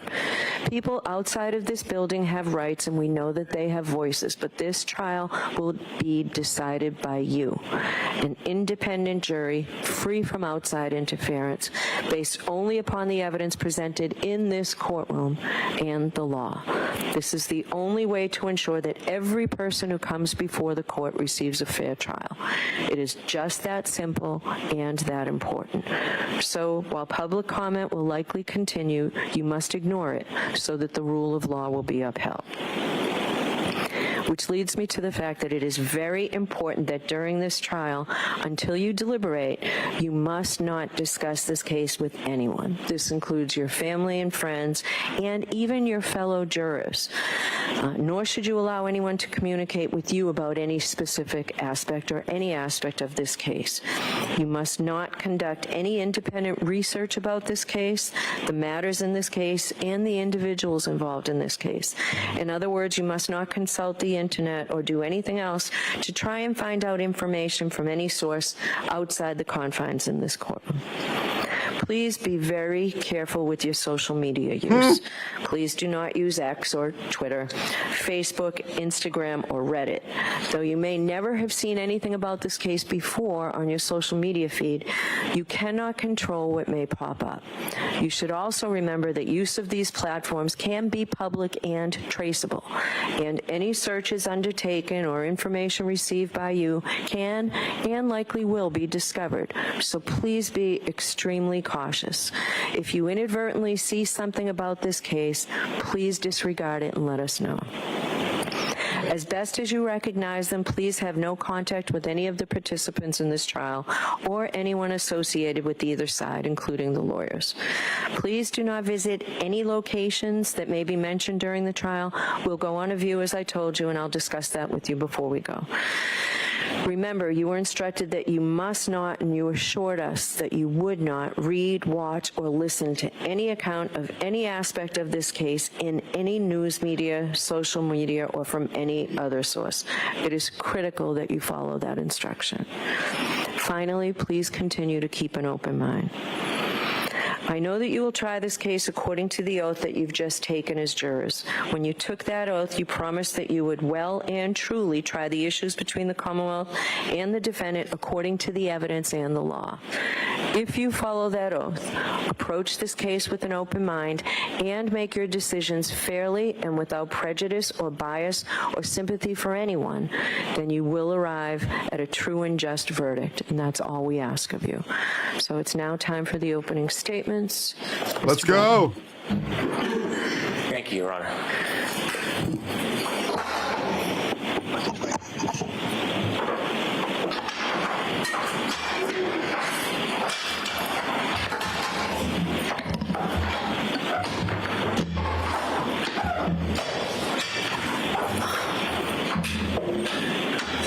At 6:04 a.m. on January 29, 2022, the alarm bell sounded in the Canton Fire Department. Firefighter paramedic Timothy Nuttall knew what that meant. His heart skipped a beat, he raced to his equipment, and he picked up his bag, which was meticulous. There was a sign and a signal, and then there was a voice commanding that there was a cardiac arrest. The most serious of calls for a firefighter and paramedic, that means that a person's heart had stopped. He didn't know who it was, he didn't know where it was, he took his bag, he had just gotten to the station, and he rushed to the ambulance. He was one of the most senior paramedics that morning. Another paramedic, Anthony Flamati, would be running this mission. He jumped in the back of the ambulance, the door shut, and they headed off to 34 Fairview Road. As they drove, firefighter Nuttall could not see anything. He couldn't hear anything other than the engine of the ambulance. He could feel it sliding across the road. It was near blizzard conditions. He calmed himself, he steadied himself. This is what the firefighters and paramedics are trained to do, to focus. And he focused on his task. He looked around the back of the ambulance to make sure all the tools were in place. The ambulance was meticulous as well. This was Anthony Flamati's ambulance, and it was well stocked. He calmed himself, and he thought about what was going to happen. What should he be looking for? What is his next steps? He played the scenarios through his mind, and eerie calm was above him. As the car pulled up to 34 Fairview, the ambulance, he stood at the back door, the doors open, and he stepped out into bedlam. He could hear a woman screaming and shrieking, the cold, hard air slapping on his face, and the wind, blizzard conditions swirling around him. You will hear him tell you how he trudged towards those screams in the darkness to snow, and when he got there, he saw 3 women surrounding a man lying, not moving on the ground. He walked up to the man, and he reached down, and he tried to find any signs of life, pulse, anything, and he found nothing. And he got up and he walked over to the woman, and he walked over to that defendant, Karen Reed, and he told her that he thinks that that man is gone. And then he heard the yell from Anthony Flamati, the chief, and he said, "Come back, let's go." Because you'll learn that in the cold, even if somebody's heart stops, even if they're presumed to have passed, sometimes you can still save a life. So you'll see on a dash cam video, you'll hear through testimony, he went back to that man who's John O'Keefe.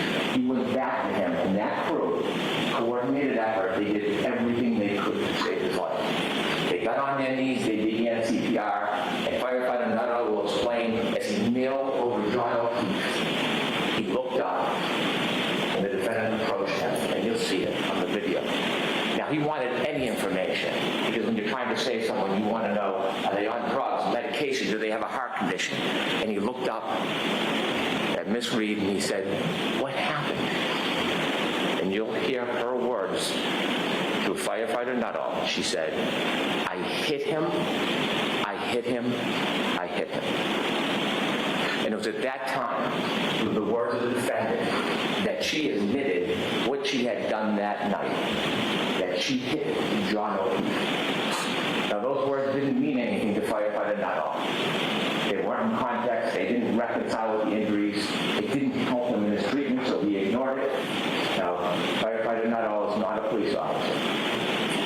He is not an investigator, he is not a detective. He's a first responder. And so he takes that information, it was useless to him, he continues to work on John O'Keefe trying to save his life. You'll see the team put him on a stretcher, and when they lift him from the ground, even though there is snow accumulating, underneath John O'Keefe is simply grass, hard, brown, frozen, and beneath his body lay his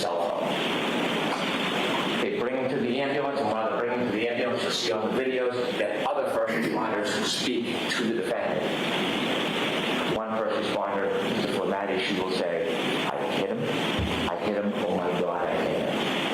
And then she was interviewed or asked questions for background information, not a criminal investigation, just background to try to help John. And she was asked questions about his background. And during that conversation, you won't hear her see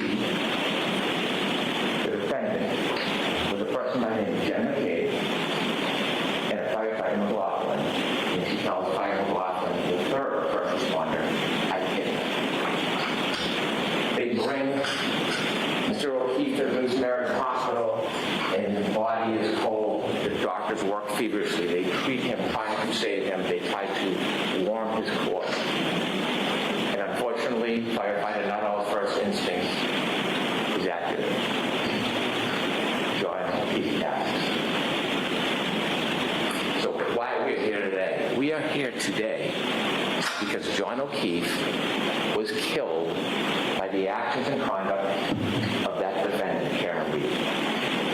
You will learn through this case, through facts, science, and data, you will learn that on January 29th, 2022, when the defendant and Mr. O'Keefe were in front of 34 Fairview Road, all the way to the left side in a dark corner near a flagpole, you will learn that Mr. O'Keefe got out of the car. He got out and he stood by the side of the road after an argument with the defendant. That argument, that anger fueled by heavy intoxication, you will learn from the science and data as he stood by the side of the road, the defendant in her SUV drove away. She drove at least 35 feet away. The argument was over. It had ended. But then she stopped. She stopped. She put the Lexus into neutral, and she waited for 2 minutes. And the facts and the science and data will tell you that despite the fact the argument was over, she then put the Lexus into reverse, put her foot on the gas pedal, and began to press. Not 25%, not 50%, up to 75% acceleration. There was a light dusting of snow. The Lexus tires spun backwards. She went backwards at least 70 feet. She clipped John O'Keefe. He fell backwards, hit his head, broke his skull. And there he lay in the corner of Fairview Road, on the ground, lying on top of his cell phone, alone. And then the defendant will later tell that when she left, he didn't look mortally wounded. Yet he was. And she simply drove away. Now, before I tell you about the data and the facts and the science, and I walk you through that, I'd like to tell you a little bit about John O'Keefe. John O'Keefe was a young man, a local kid, very well liked, loved. John O'Keefe is the son of Peggy O'Keefe. Personalizing it to the victim. Good idea. And the brother of Paul O'Keefe. Grew up in Canton, worked hard, he became a police officer. But what you're going to learn, the fact that he worked for the Boston police officer, as a Boston police officer, was just a fraction of his life. It was a small, really unimportant part, because the biggest part of John O'Keefe is he was a family man. Not in the traditional sense. You see, John O'Keefe never had biological children. John O'Keefe was never married. But John O'Keefe had a sister, and she had 2 children. And when the children were 6 and 3 years old, his sister unfortunately died. And shortly after, his sister's husband died. John O'Keefe was at home. He didn't sit by. He saw these 2 recently orphaned children, and he stepped in and he said he was going to raise them. So he put aside his career, he put aside his job, and he moved in with the children and raised them like they were his own. They were his passions, his love. He was a new parent, successes, failures, like all parents. And he raised the children with the help of people in the community, with the help of his brother, with the help of his family. And they led a good life. Enter Karen Reed. Excellent. Around COVID, the defendant and Mr. O'Keefe reacquainted, and they started a relationship. And you'll hear that even though had her own home. She was staying with Mr. O'Keefe a lot, 4, 5, 6 times a week. It's a much better audio To feed. most of the world, it was a pretty good relationship. They spent time together, they did activities with the children together. She helped with driving the children, feeding the children. It was a steady relationship. I'll switch the audio feed for the next opening. I don't want to switch it midstream. And then things began to unravel. There was tension. There was arguments. I'll switch for the next opening. Before this incident, you'll hear that Mr. O'Keefe asked her to leave, but she wouldn't. You're going to be able to read text messages of their conversations on January 28, 2022, and you will see the tension and the unraveling of the relationship. You will read about the discord between the defendant and Mr. O'Keefe. You will see that when he would ignore her calls, they would become incessant. When he would try to push away, she would come closer. You will read those text messages and you will realize that this was the beginning of the end of this relationship. That night, they decided they would go out together. I want to tell you something about data and science before we get to that night. I mentioned that underneath John's body was a cell phone. A cell phone is an amazing piece of technology. It is like a computer. It carries extraordinary data. And when they found the cell phone, the only companion of John O'Keefe that night, they studied the cell phone, and there'll be some remarkable data that you will use in this case to find the truth. I want to mention 3 different things you will find in a cell phone that are critical to this case. The first is called location data. Waze we've all heard of, Google Maps. Well, at some point that night, John put his Waze on, and Waze is like a breadcrumb that will show exactly where the phone goes, second by second. It is the strongest, most accurate location data that you can have. And that night, John was using Waze. It also will have healthcare data. Healthcare data will show when somebody is moving. Sometimes it's qualified as steps, but it doesn't necessarily mean somebody's stepping, moving their arms, walking, turning. It doesn't show what direction or how far, but it shows movement of a person. Okay. And the third thing, remarkably, there will be an expert in this case who found the data file on the phone, and it tracks the temperature of the cell phone battery. That will be critical to your analysis in this case, the temperature of the cell phone battery. And so with that, I want to take you back to the timeline of that night. After the discord, both the defendant and Mr. O'Keefe decided they would meet at a bar called McCarthy's. Now, McCarthy's is a local bar of blizzards pending, and people are getting together in a celebratory mood. They go to McCarthy's, and you'll see a video of the bar, and you will watch both Mr. O'Keefe, friends, and the defendant drinking alcohol. And you will count 8 vodka drinks that the defendant drank. They arrived at 8:50, they stayed till 9:45. She consumed at least 7 of those drinks in less than 2 hours. The last drink, you'll see when they leave the bar, she puts it under her jacket, and they walk out and they go to another bar to meet other friends called the Waterfall.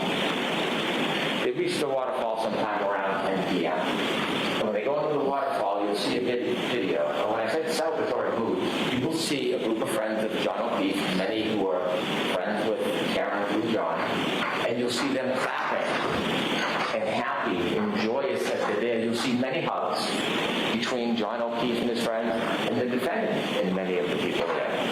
And they spend some time together, there's drinking, and they all do a shot.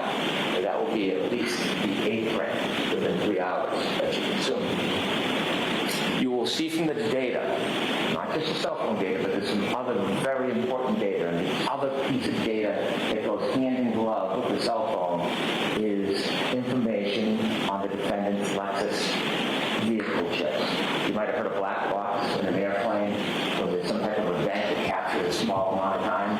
Well, that was captured in the defendant's Lexus. That black box information with the cell phone data will tell you everything you need to know in this case. It will bring us step by step through the entire night to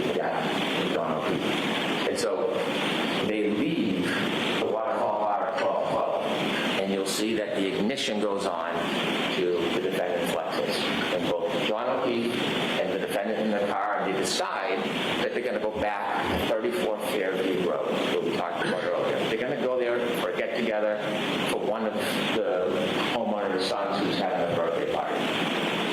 And so as they drive back, you will be able to follow them to this location data. When they go back to Fairview, they don't know exactly where it is, and they get lost. And so John O'Keefe makes a phone call, has a phone call with one of his friends, Jen McCabe. And during that phone call, which the defendant listens to because she recounts it, and trying to get directions, Jen McCabe tells John O'Keefe, it's near Bella's mom's house. All right, that audio is just atrocious. I'm going to try to switch audio sources. This is a mistake probably, but I'm going to do it because it's just atrocious. I'm sorry. I didn't really want to interrupt his flow. That's so quiet. I can't hear that. Boston 25 is no good. It's too quiet. So let's try Court TV.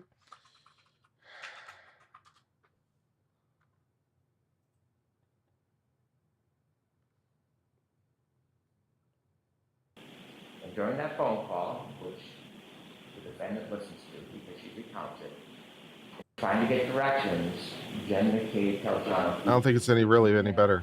Bella's mom's house. You'll learn that Bella. I don't think it's any better.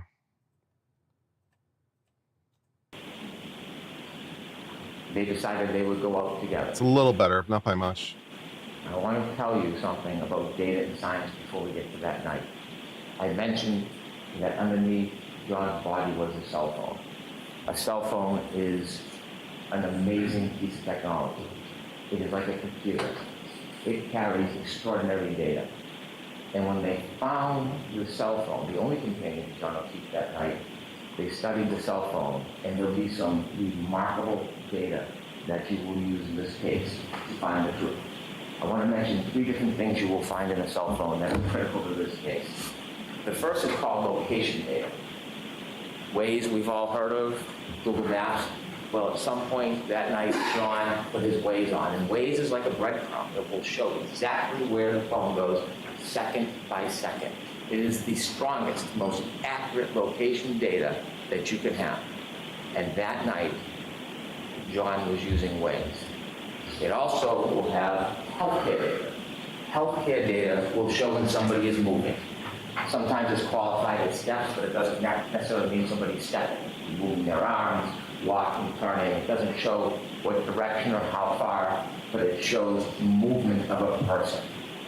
Okay. And the third thing, remarkably, there will be an expert in this case who found a data file on the phone, and it tracks the temperature of the cell phone battery. That will be critical to your analysis in this case, the temperature of the cell phone battery. And so with that, I want to take you back to the timeline of that night. After the discord, both the defendant and Mr. O'Keefe decided they would meet at a bar called McCarthy's. Now, McCarthy's is a local bar, a blizzard is pending, and people are getting together in a celebratory mood. They go to McCarthy's and you'll see a video of McCarthy's, and you will watch both Mr. O'Keefe, friends, and the defendant drinking alcohol. And you will count 8 vodka drinks that the defendant drank. They arrive at 8:50, they stay till 9:45. She consumes at least 7 of those drinks in less than 2. The last drink, you'll see when they leave the bar, she puts it under her jacket, and they walk out and they go to another bar to meet other friends called the Waterfall. They reach the Waterfall sometime around 10 p.m. And when they go into the Waterfall, you'll see a video. And when I said celebratory mood, you will see a group of friends of John O'Keefe, many who are friends with Karen through John, and you'll see them clapping and happy and joyous that they're there. You'll see many hugs between John O'Keefe and his friends and the defendant and many of the people there. And they spend some time together, they're drinking, and they all do a shot. And that will be at least the 8th drink within 3 hours that you consume. You will see from the data, not just the cell phone data, but there's some other very important data. And the other piece of data that goes hand in glove with the cell phone is information on the defendant's Lexus vehicle chips. You might have heard of black box in an airplane. Was there some type of event that captured a small amount of time? Well, that was captured in the defendant's Lexus. That black box information with the cell phone data will tell you everything you need to know in this case. It will bring us step by step through the entire night to the death of Donald Keith. And so they leave the Waterfall Bar at 12:12, and you'll see that the ignition goes on to the defendant's Lexus. And both John O'Keefe and the defendant in the car, and they decide that they're going to go back to 34 Fairview Road, where we talked about earlier. They're going to go there for a get-together for one of the homeowner's sons who's having a birthday party. And so as they drive back, we'll be able to follow them with this location data. When they go back to Fairview, they don't know exactly where it is, and they get lost. And so John O'Keefe makes a phone call, has a phone call with one of his friends, Jen McCabe. And during that phone call, which the defendant listens to because she recounts it, and trying to get directions, Jen McCabe tells John O'Keefe, it's near Bella's mom's house.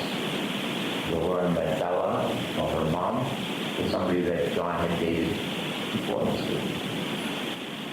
And so as they make their way to Fairview, you will see there's a road that comes down like a loop and that leads to Fairview. They take a wrong turn on the loop, and then they do a 3-point turn in the driveway. You'll see the exact precise driveway they turn into because some type of acceleration movement triggered that black box in the Lexus. And that's important because that's 7 minutes before the collision.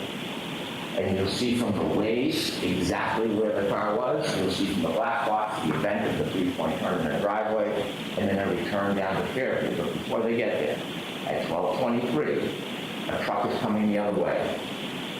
And the witnesses in that truck will say they blinked the lights. One of them saw a man and woman in the car, John and the defendant, and then they followed the Lexus because they were going to the same house. The truck stopped at the driveway, and the Lexus, the defendant's car, will hear, because of the waves, can be counted second to second, never stops. It rolls very slowly all the way to the end of the yard in the corner where there's a tree line and a flagpole. And they reach that location at 12:34:33. And they're in the car and they stay there. The truck waits, they speak to somebody in the house who comes out, the person goes back in the house and they're there for about 5 minutes. We're now down to 2 minutes before the collision. The truck leaves, and now it's just the defendant and John. And while they're waiting outside, 12:27, John gets a text from Jen McCabe, park behind us in the driveway. 12:29, she texts again, are you coming in? You'll hear that Jen McCabe and others look out the window and see the defendant's Lexus in front of the flagpole at the far end. It's snowy, it's dark, it's windy, they're waiting. You will know that John O'Keefe was in that car, that Lexus, and didn't move because his healthcare data is not moving. It's not moving until 12:31:56. At 12:31:56, he begins to move. He will have 20 seconds before he falls. 20 seconds. He gets out of the car, the Lexus, and in that 20 seconds, you'll hear that user initiated. He looks at the phone, at the text message to Jen McCabe. It's now 12:32:09. He closes the phone the last time. It will be the last time he uses that phone. From the Waterfall Bar, you see that he keeps it in his back pocket. And at that time, 12:32:09, last user, he has 7 more seconds to move before he lied dormant the rest of the night. We'll also have the information from the defendant's Lexus black box. The clocks run differently. There's a 30-second variance, but it's right in the heart of that time. And you will see through the data at that time, when he makes his last movements with the phone, is when her car leaves 34 feet at least, stops, neutral, and then shoots into reverse with the tire spinning right towards him, right where he got out. You'll know they're arguing because the next morning she tells a firefighter, I'm sad because our last moments were fighting. She drives away. They said she's made later statements that when she left, he didn't look mortally wounded. He lied on the ground on top of his phone, light dusting of snow, the snow now picking up. And he's just there.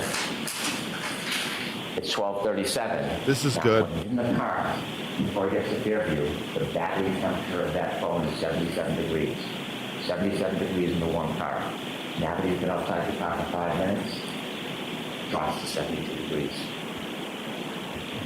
She drives to his house. She makes a phone call at 12:33 after she's left Fairview. She calls again at 12:36:33 and leaves a message. You'll hear it. And you will hear the anger and rage in her voice. She leaves a message. John, I fucking hate you. Pardon my language. You will hear the simmering. And she leaves that message. He lies on the side of the road. He gets another text message that's unanswered. He's on the page. Where are you? 12:45. Battery temperature, 61 degrees. So, he gets almost 40 calls from the defendant that night. His phone rings, but he never answers. You'll hear from an expert that the light never initiates, the healthcare data never moves. Is John alone with his only companion, his phone? At 12:53, cell phone drops. It's almost 60 degrees. 12:59, the defendant leaves another message on John's phone. Now, she hasn't spoken to anybody. Nobody has spoken to her. But her message is out. You'll learn the message says, John, nobody knows where you are. And this is where the plot in the cover-up begins. The evidence will make clear that she knew he was there. But she did not call 911. She did not go back to him. She did not leave an anonymous tip. She left him. The night wears on. It's now 1:07. Battery temperature 55 degrees. 1:14, she calls her mother. No answer. 1:14:53. Battery temperature 50 degrees. The defendant had healthcare data on her phone as well, and you'll hear that it stops around that time. And you'll later learn that she admits to falling asleep and passing out. But then she wakes. 5 o'clock, she is frantic. She wakes up John's niece, and she is unintelligible. She is yelling, she's screaming, she asks for the niece to call Jen McCabe. She calls Jen McCabe, and you'll hear Jen McCabe recount. Out of a deep sleep, she wakes up and she hears, Jen, Jen, Jen, screaming Jen's name. John's dead. Hangs up the phone. Jen McCabe calls back. And then she, what's going on? And she told, well, I left him at the waterfall at the beginning of her. She tells Jen McCabe, I left him at the waterfall. Jen calls back and says, he saw you up front. You did leave him at the waterfall. She hangs up. She then minutes later calls another person, Kerry Roberts, a friend of John O'Keefe. Someone who's not friends with the defendant, but they know because they helped raise the kids and they interacted. She had nothing to do with the night before. Wasn't at the bars, was home with her family. She calls her and says, I think John got hit by a plow. I think he's dead. Now Kerry, with that information, calls 911. She calls hospitals. You can hear her voice. She's concerned. Not panicked. And then she gets another call from the defendant. And she tells the defendant, come to my house. I will help you look for him. And the defendant says, I was so drunk last night, I don't remember anything. Waiting for her to arrive, she learns she doesn't arrive. Instead, the defendant goes to Jen McCabe's house. Kerry Roberts, the other friend, then goes to Jen McCabe's house, pulls behind the car. And when she does, she's on Bluetooth, and she can hear the defendant say, my taillight's broken, my taillight's broken. And she looks, and the snow pack in the right taillight, she can see a piece of the taillight missing. The defendant desperately wants to go to 34th Fairview Road, but Terry Roberts takes over and says, we're going to go back to John's house. Maybe he's in the house when you didn't see him. So both cars, driven by Terry Roberts and then Jen McCabe, with the defendant, go back to John O'Keefe's house. You'll see a ring video where you see them go into the house and they look around, and you'll hear about the woman, Jen and Terry, enlisted into this task. Look for John O'Keefe. They cannot find him. And then when Terry Roberts comes into a room, she sees, rather than looking, the defendant simply standing there, staring at the wall. At that point, the defendant insists they got to go back to Fairview Road. They decide to take one car. Terry Roberts is taking charge. She's going to drive. They leave Miss Reed's Lexus in John O'Keefe's driveway, and they drive back towards 34th Fairview Road. You'll hear it is blizzard-like conditions. It is dark. They can barely see a thing. And when they get close to the edge of 34th Fairview, you hear the defendant start to scream, "There he is!" Both women look and they can't see anything. She starts kicking the door. The defendant's kicking the door. "Let me out!" Terry Roberts stops the car and lets her out, and she sees the defendant run exactly to where John O'Keefe is in the darkness. Just where she left him. Terry gets out of the car, starts to walk towards where the defendant is, and she sees the defendant lying on a body. She can't tell who it is because the face is still covered with snow. And she comes over and looks, and she wipes off the snow from John O'Keefe's face. She realizes it's one of her best friends in the world is John O'Keefe. And she starts to try to do first aid. They start to move him, and coincidentally at 6:06 when they start to move him, the cold air hits that cell phone battery. It drops from 50 to 43 degrees. And they try, Jen McCabe calls 911. And that's when a police officer arrives, firefighter Nuttall and his crew.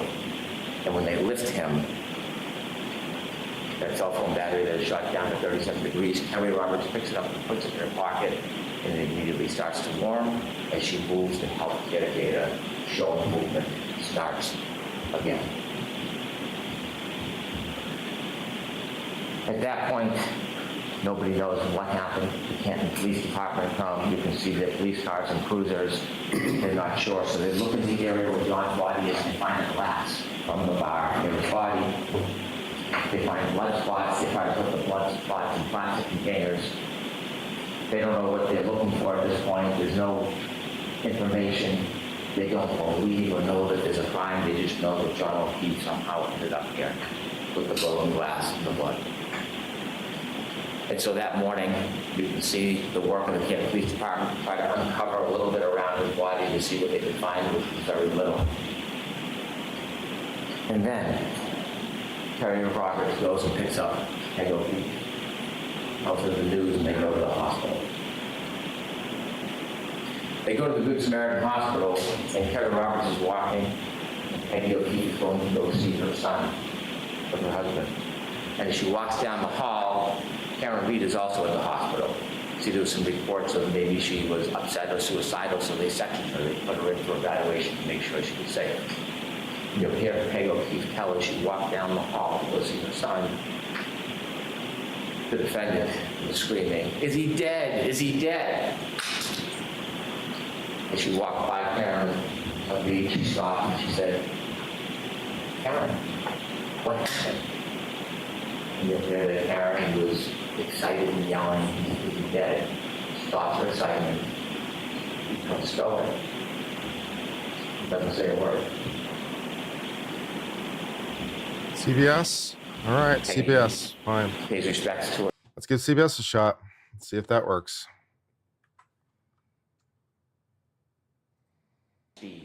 In the storm, in the darkness, knowing that he had just gotten out of her Lexus. She intended that act. And you will learn that when police start getting some of the information, they learn about the broken taillight, they learn information that she... Yeah, it feels like about the same. Thanks anyway. They went down to see her. And on their way down, they decided they would get a warrant to take the Lexus. When they get down to Dighton, where the car is, you'll hear from Trooper Buchanan. He took a look and you can see the missing taillight. They went in and spoke briefly to the defendant. They took the car, they brought it back to Canton. And so what you'll learn from the forensic evidence that will help with the science and data is that not only was the cell phone left behind. Also, I think the feed is quieter. Son, yeah, it's a lot quieter. His audio is a lot quieter. I can't do it. Back to court TV. That she has to go back home because she has to tell the children. Now, while she's out, the Canton Police Department send an officer to the house to make sure the children are safe because they're alone if they're home. And when the officer pulls in, he doesn't notice anything, but you'll see in the dash cam video notices something. That tail light has a big missing piece to it.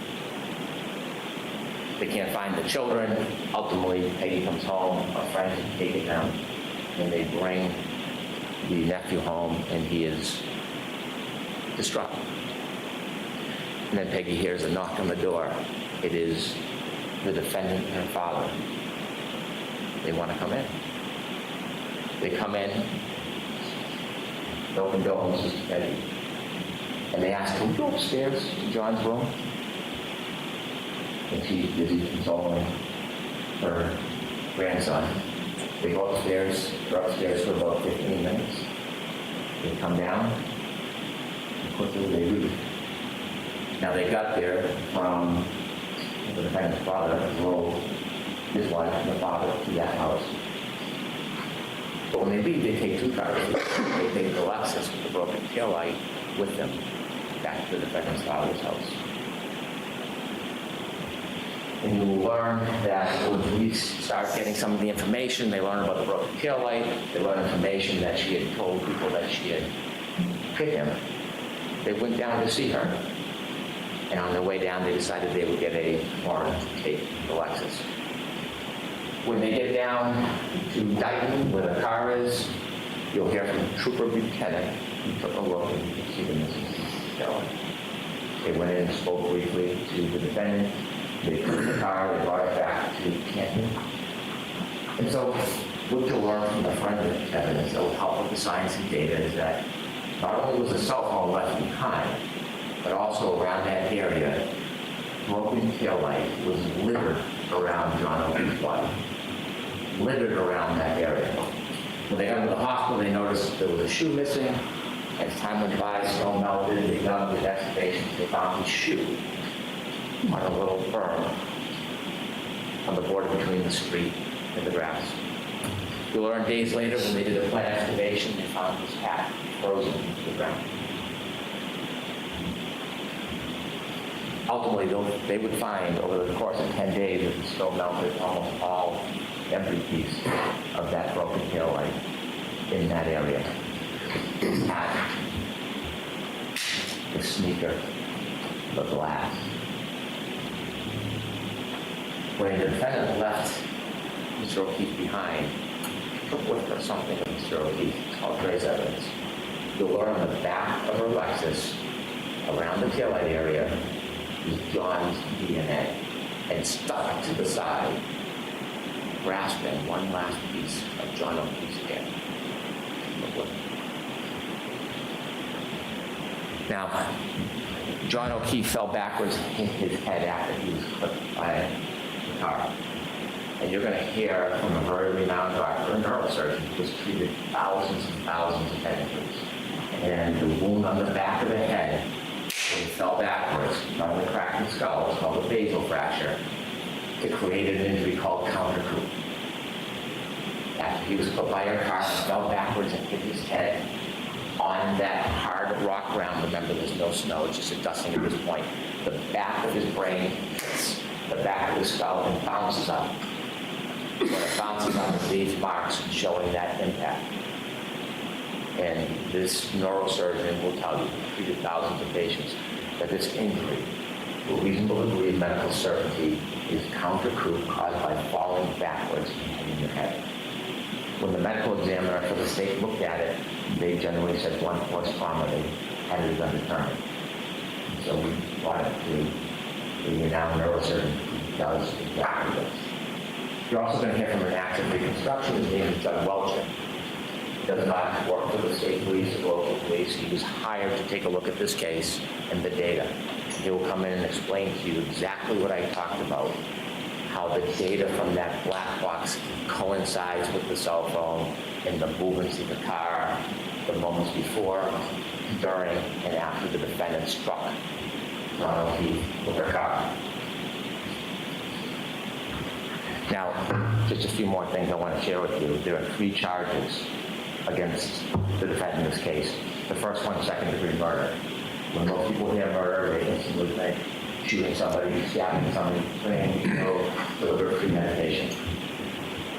Her Honor will instruct you on the law. I'm not going to trample in that area, but I can tell you clearly, we are not going to try to prove that Karen Reed tried to kill John O'Keefe. We're not going to try to prove to you that she intended or wanted him dead. That's not second-degree murder.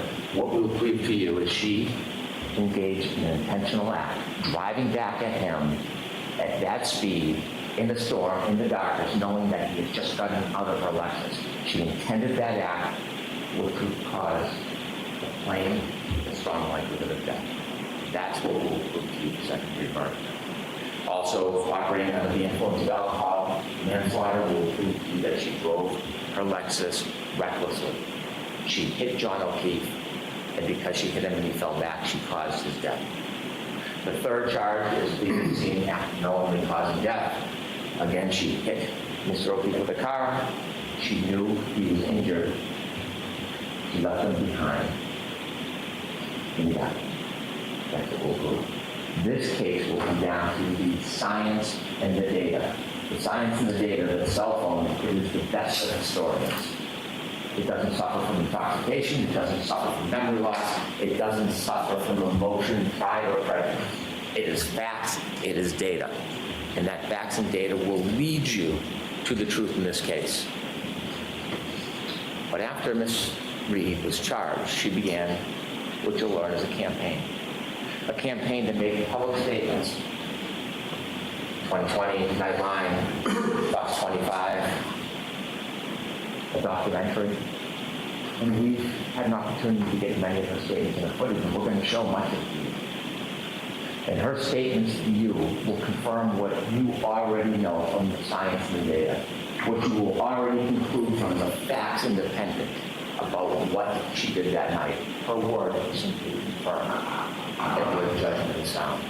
And you're going to hear from her own lips in many of her statements, her admissions to extraordinary intoxications, her admissions to driving in the Lexus, her admissions to being angry at John that night. And I dare say her admissions that she told.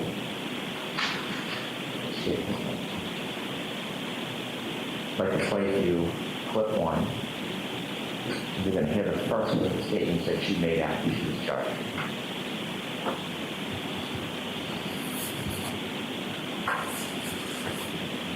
I mean, I didn't think I hit him, but could I have clipped him? Could I have tagged him in the knee and incapacitated him? He didn't look mortally wounded as far as I could see, but could I have done something that knocked him out and in his drunkenness and in the cold didn't come to again? And this would have been the moment you dropped him off at the party. Yeah, would have had to. Ooh.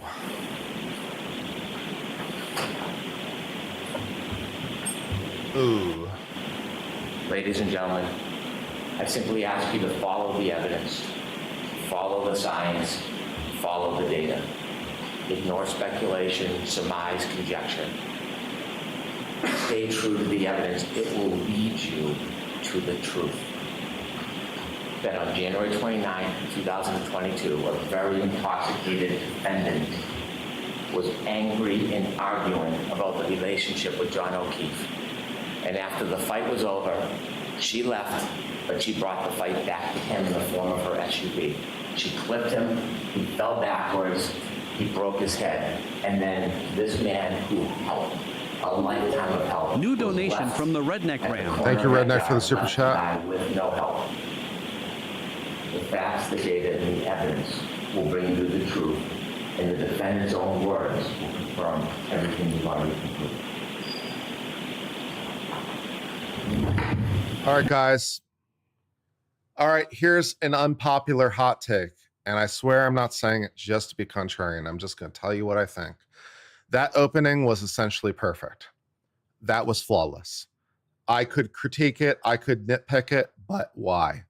There's no reason to do so. It was an essentially flawless opening from beginning to end. He started with a very imagistic heavy opening referring to getting the call relating to the 911 call, the firefighter hearing the alarm bell ring.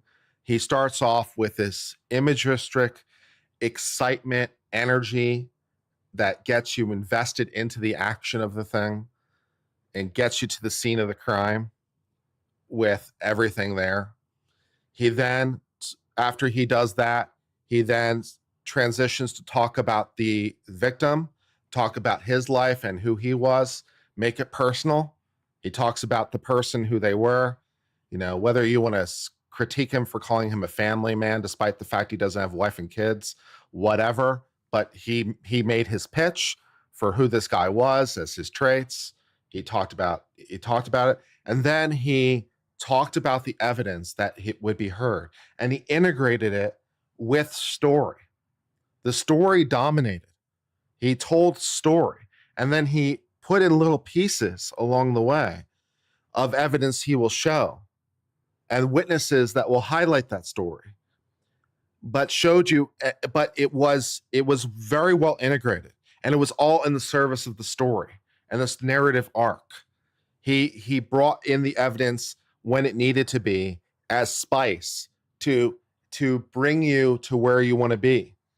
And then he has this clip, which, you know, out of context or not, makes Karen Reed basically look like she admitted to doing it. Now, you know, you probably think that she was just admitting to what could be possible. But I mean, the words speak for themselves and the words resonate powerfully. And he basically ends that way. He ends on that clip, essentially. And then he has a few like parting words to close things out. But it was essentially perfect. You know, not 9.8 out of 10. As opposed to what Lowley did in the first opening, which was no story. It was just fact after fact after fact. And Lowley drowned in incredibly precise, incredibly detailed things that you just don't need an opening. That's not what opening's for. He was drowning in specifics. He was drowning in technical. There was no particular story in Lowley's opening. There was no particular connecting thread. It was just fact after fact after fact, and it was mind-numbing. It was mind-numbing and impossible to follow. Brennan's opening is essentially flawless. It did exactly what you want to do. It told a story. It had a cohesive narrative arc. It just told you the story. It laid out the framework. That's all opening has to do. Provides the framework. You don't necessarily have to provide any facts in opening. You don't really have to, because all you're trying to do is present the story and the arc, and you provide little pieces along the way to connect the story. And then he drops in the evidence that he believes he has to marshal for his story. And he has this banger of what appears to be an admission by Karen Reed, in her own words, from her own voice, on video, basically to close out the whole thing.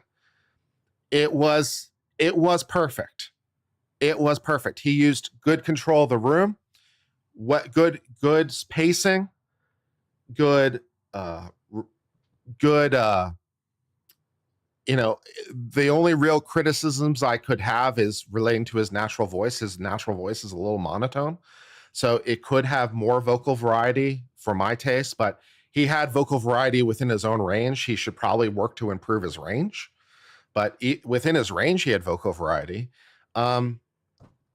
It was captivating. It was entertaining. It was persuasive. It was convincing. It laid out a strong case. He also sort of lays clear what he is and is not going to try to prove. He doesn't necessarily need to prove that Karen Reed had the intent to kill. That's not what he needs to prove. He needs to prove that she intended the act that led to the death. So, he doesn't need to prove, and he's right. He doesn't need to prove that Karen Reed had a desire to kill. She doesn't need to prove. He doesn't need to prove that. He needs to prove that she intended the act and performed the act that caused the death. And so basically, he clarifies his own burden of proof as well to specify that. I mean, it's perfect. I mean 9.8. You know, could have used a little bit more vocal variety, maybe. Something to work on for the future. You're a little monotone, maybe, but basically flawless. Perhaps could have been a bit shorter, maybe, but it didn't overstay its welcome. I didn't feel at any point like there was any repetition or things that were unneeded. You know, you could have done maybe the kill your darlings idea. You know, maybe you could have killed some things that were even good, maybe in service of the better story, maybe to try to reduce the length of the time, but it wasn't unduly long. It was essentially perfect. And then anything after that is just taste. You know, anything after that is just like, what would I like or what wouldn't I like? Like, and also, by the way, just because this is essentially perfect of an opening doesn't mean that this is the only way to do an opening. There are other ways to do openings. Like, there's other ways to do this that would also be perfect, but this version of it was perfect. All right, this version of perfect, it told its story. There are other ways to tell stories, right? There are different kinds of stories, but this version of it was perfect. So there are, you know, a lot of different ways to potentially skin the animal, and there are many different possible perfect stories, and his was about as perfect as it gets. So from opening, he struck a strong blow. He has set the scene. He has set the scene for success. He has set the scene, and then presumably he's going to call his witnesses in an order and in a way to facilitate the story. Then, you know, what you want to do is you've provided the drop-in points. Then what you want to do ideally is you call your witnesses in order to drop things into the order, preferably. That's not always possible because not every witness can fit neatly into a particular part of the story. So sometimes you have to tell it a little bit out of sequence, but you drop your witnesses ideally as possible into the order. You highlight what you need to highlight, and then basically in close, you basically filled in the gaps, and bingo, bango, you've got yourself one hell of a speech. You got yourself one hell of a speech. Karen Reed is in a lot more trouble with version 2.0 than version 1.0. Like that speech, that opening right there, that opening is a speech that will condemn a person. And it's primacy and recency, guys.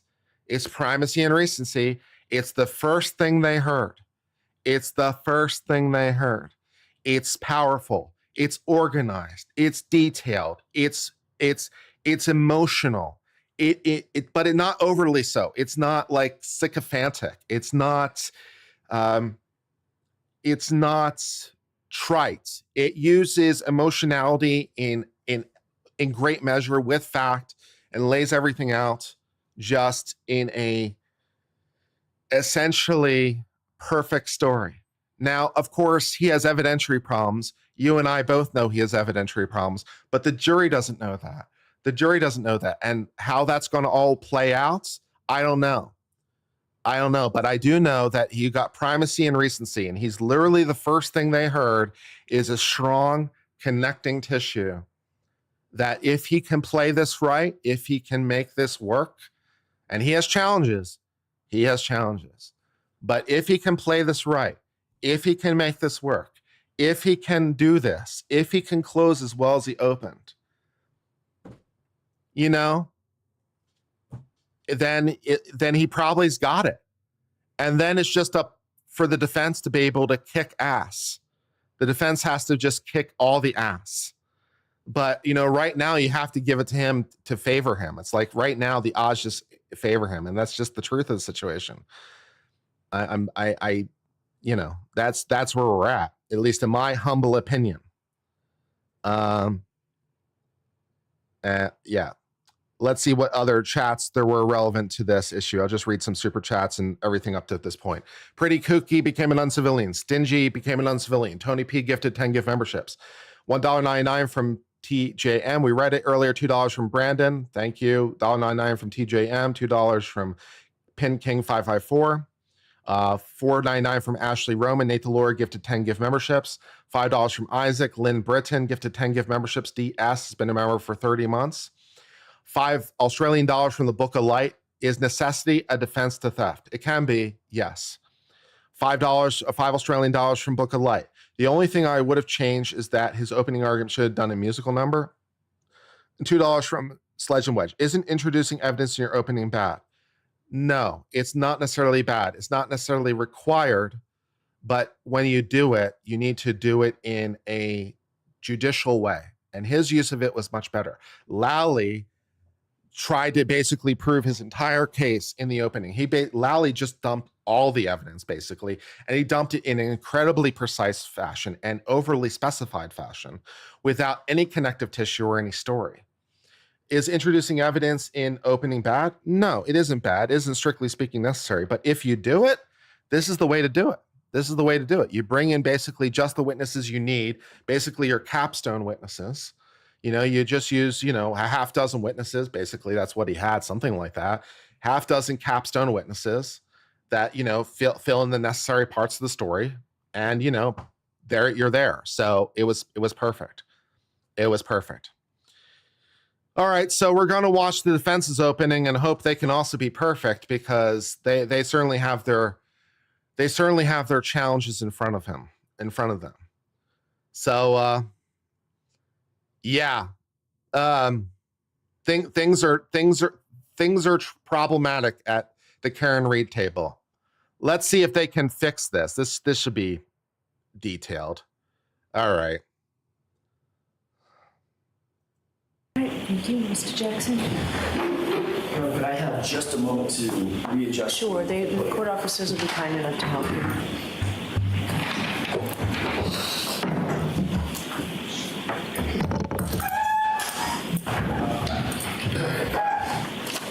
I don't know what the other people who are following this are saying, but I don't know the other people who are like free Karen Reed or what they're saying. I don't know what they're saying, but I think it was perfect, and I think they're in trouble.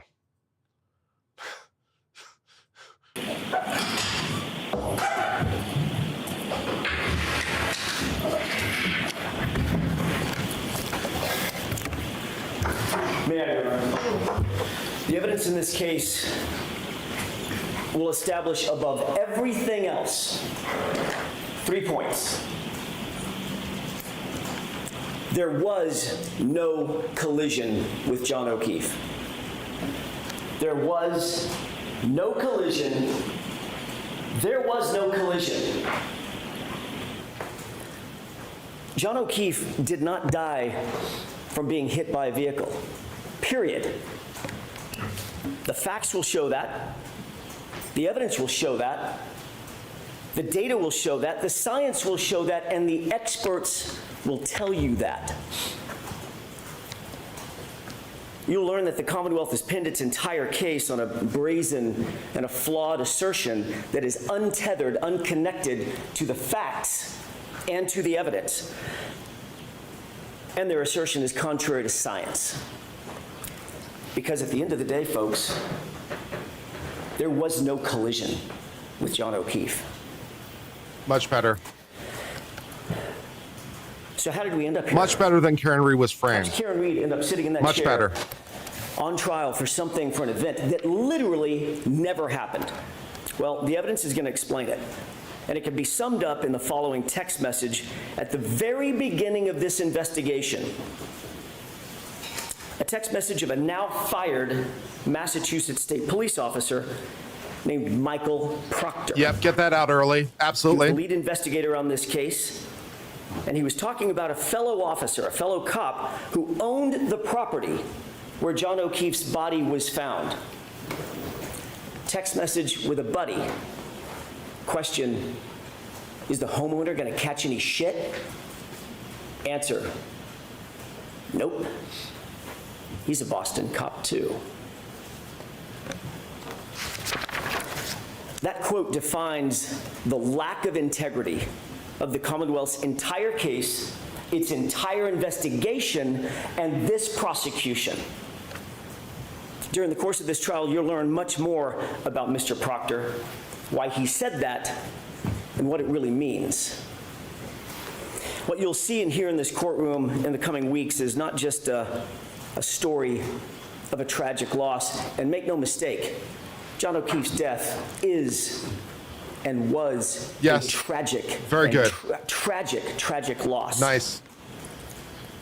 But the story you'll hear is about an investigation that was riddled with errors from the beginning, a rush to judgment, conflicted, and corrupted from the start. Corrupted by bias, corrupted by incompetence, and corrupted by deceit. Finally, it was corrupted by a deliberate effort to avoid and to cover up the very truth that you are seeking. You'll find when you hear the evidence that the Commonwealth's case is the literal definition of reasonable doubt. They won't be able to talk their way out of it. They won't be able to explain their way out of it. They won't be able to excuse their way out of it. And they can't meet their extreme burden of proof, which the court will tell you is beyond any and all reasonable doubt and to a moral certainty. Members of the jury, Karen Reed found John O'Keefe dead on the front lawn of a Boston police officer, Brian Albert, at 6 a.m. on January 29th, 2022. Picture the scene. Blood-curdling screams.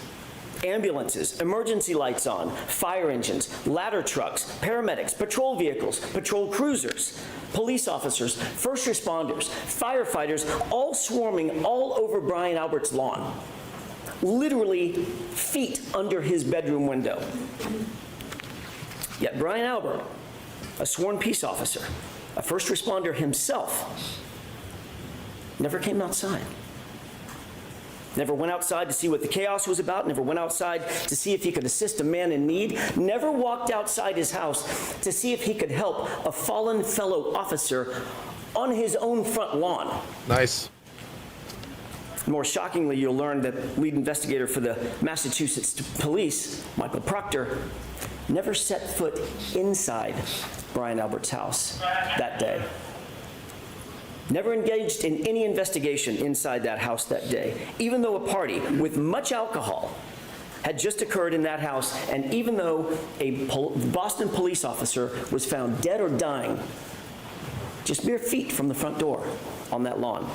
He never secured the crime scene, never separated and secured witnesses. He never properly collected evidence. He never secured the evidence. He never searched for signs of a struggle inside or outside the home. He never properly canvassed the neighborhood.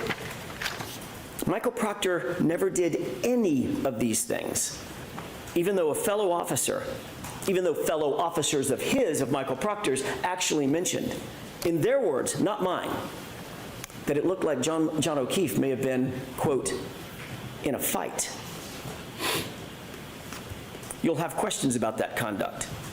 During the course of this trial, you'll find that the Commonwealth will not have answers. You'll see from the evidence in this case that this case carries a malignancy, one that is spread through the investigation, it's spread through the prosecution from the very start, from the jump.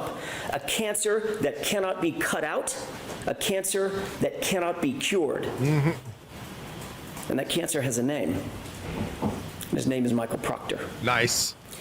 Now, you didn't hear his name in the prosecution's opening statement.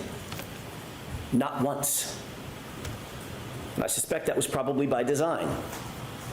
But make no mistake about it, the evidence will show in this case that Michael Proctor is the very definition of the Commonwealth's case. And he's also their Achilles heel.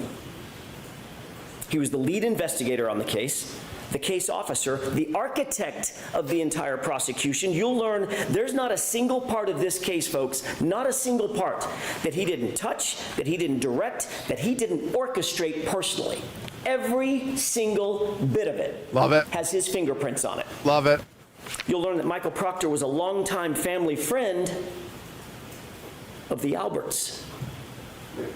And he's been disgraced by his own agency, not by us, by the Massachusetts State Police.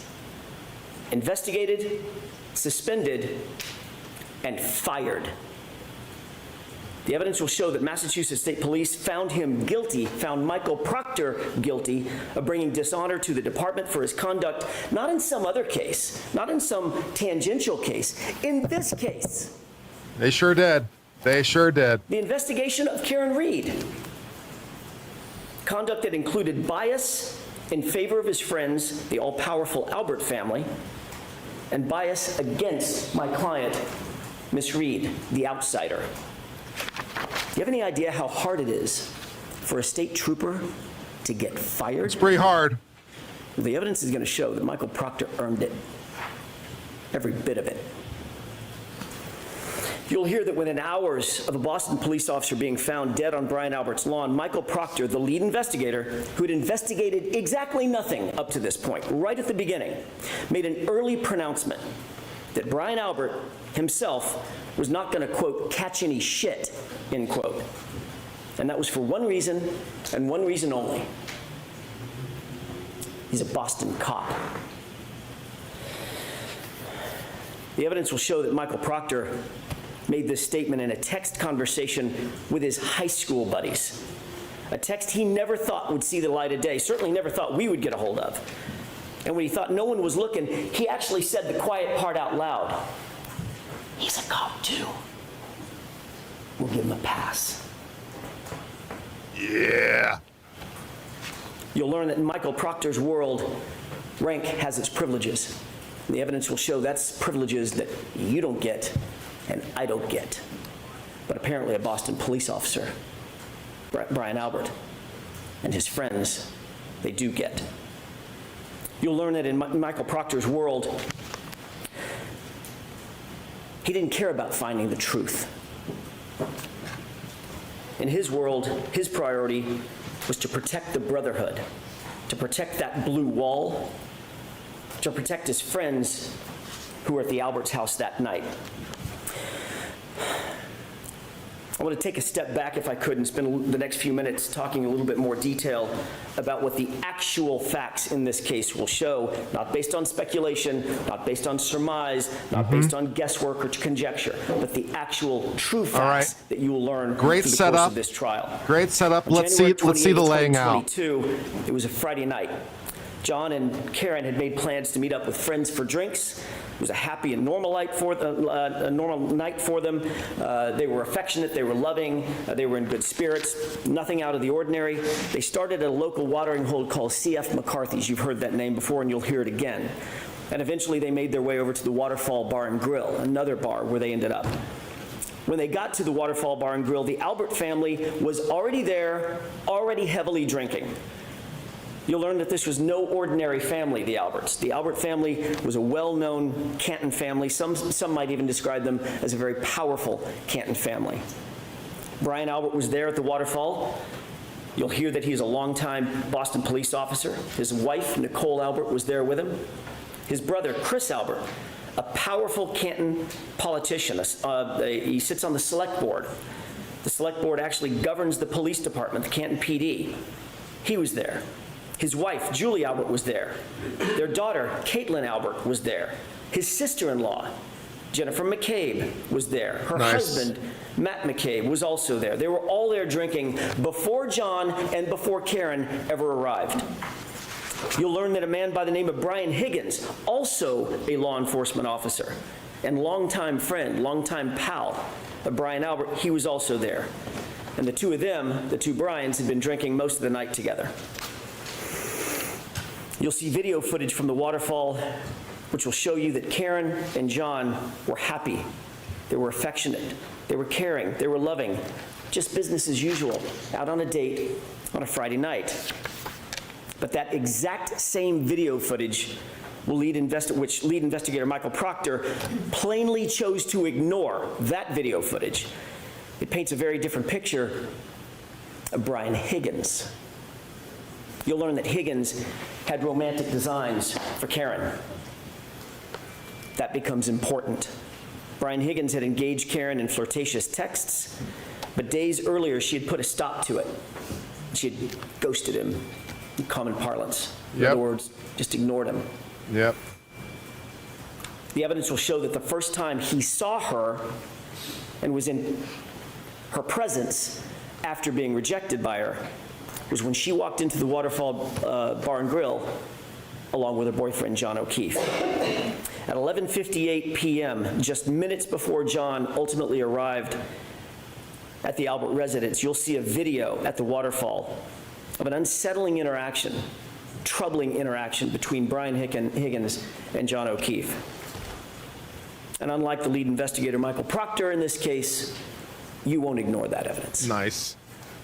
As the bar was closing around 12 midnight, the Alberts invited everybody back to their house for a get-together to just keep the night going. And you'll learn that Karen and John ultimately pulled up to the house. They got out of the SUV to make sure they had the right address. You see, neither John nor Karen had ever been to 34 Fairview. They weren't even sure they were at the right address. And the evidence will establish that John got out of the SUV and went into the house. Let me say that again. The facts unequivocally, the data, the science, the witnesses will all unequivocally establish that John O'Keefe went into the Albert home that night. Eyewitnesses and forensic data will establish that fact. When he didn't come back out, you'll learn that Karen grew increasingly frustrated.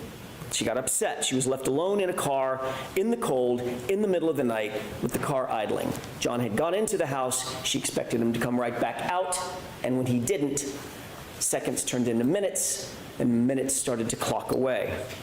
She left John a voicemail, then another voicemail, voicemail after voicemail after voicemail, text messages. But he was unresponsive. He didn't pick up a single call. He didn't respond to a single text. The longer he didn't respond, the more upset she got. The Commonwealth will intimate, as they already have in their opening statement, that these voicemails are evidence that the two were fighting. The actual evidence in this case, however, will show the exact opposite. You'll hear that Karen was very agitated. You'll hear some voicemails where she's swearing. You'll hear voicemails where she calls him names. There's name calling. But you'll also hear the context of those voicemails. And every single one of them, every single one of those voicemails was left for John after he failed to come back out of the house, after he failed to respond to her voicemails and to her texts. Karen believed John had just left her sitting there, grabbed a beer, was partying with his friends. The evidence will actually show that John and Karen never had a crossword, not a single crossword that entire evening before he left that SUV and went inside the house. And you will learn what Karen had absolutely no way of knowing at the time. It wasn't that he wouldn't respond to her. It's that he couldn't respond to her. And the evidence will show you why. Let's talk about that. We'll introduce you to a doctor named Elizabeth Lopesada, a renowned forensic pathologist, a medical examiner, and a professor at Brown University. She will tell you that the injury to the back of John's head, first of all, was immediately incapacitating, and that has meaning. At the moment he suffered that fatal head injury, he couldn't walk, talk, grab his phone, cry for help, nothing. He was completely incapacitated, completely unconscious from the moment he suffered that injury. He was completely still and incapable of interacting with anyone or anything. But the doctor will tell you something more, and just as important. She'll tell you that John O'Keefe did not suffer from hypothermia, as the Commonwealth will undoubtedly allege. His body showed no signs of it. No frostbite, no cold-induced injuries to his organs, no damage based on cold or frost. Ladies and gentlemen, the scientific evidence and the medical evidence will establish that John O'Keefe had to be injured somewhere else, somewhere warmer. Nice. And his body had to have been moved out into the cold. Okay. All right. And that's where, ultimately at 6 a.m., Karen found him the next morning. You will learn that John did not have a single injury You tell him. consistent with being hit by a car. Let me say that again. The evidence will establish that John did not suffer a single injury on his body consistent with having been hit by a car. Not one. You'll learn that John's torso, his ribs, his chest, his arms, his hips, his legs, his knees, his ankles, his feet, all of them, no broken bones, no fractures, no contusions, no torn ligaments, no internal injuries, not even a bruise. You tell him. You tell him. Nothing consistent with a car accident, despite the Commonwealth's contention that he was slammed into by a 6,000-pound SUV. Not a bruise. Dr. LaPosada will tell you with medical certainty that, in fact, John was not struck by a vehicle.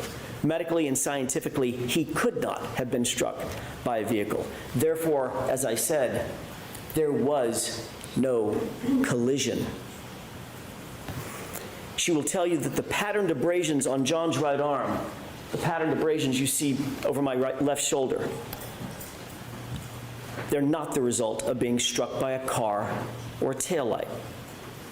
You'll take one look at these injuries and you'll agree with Dr. LaPosada. The evidence will show that these injuries are from an animal, like a large dog, like the large dog that was inside the Albert house that night.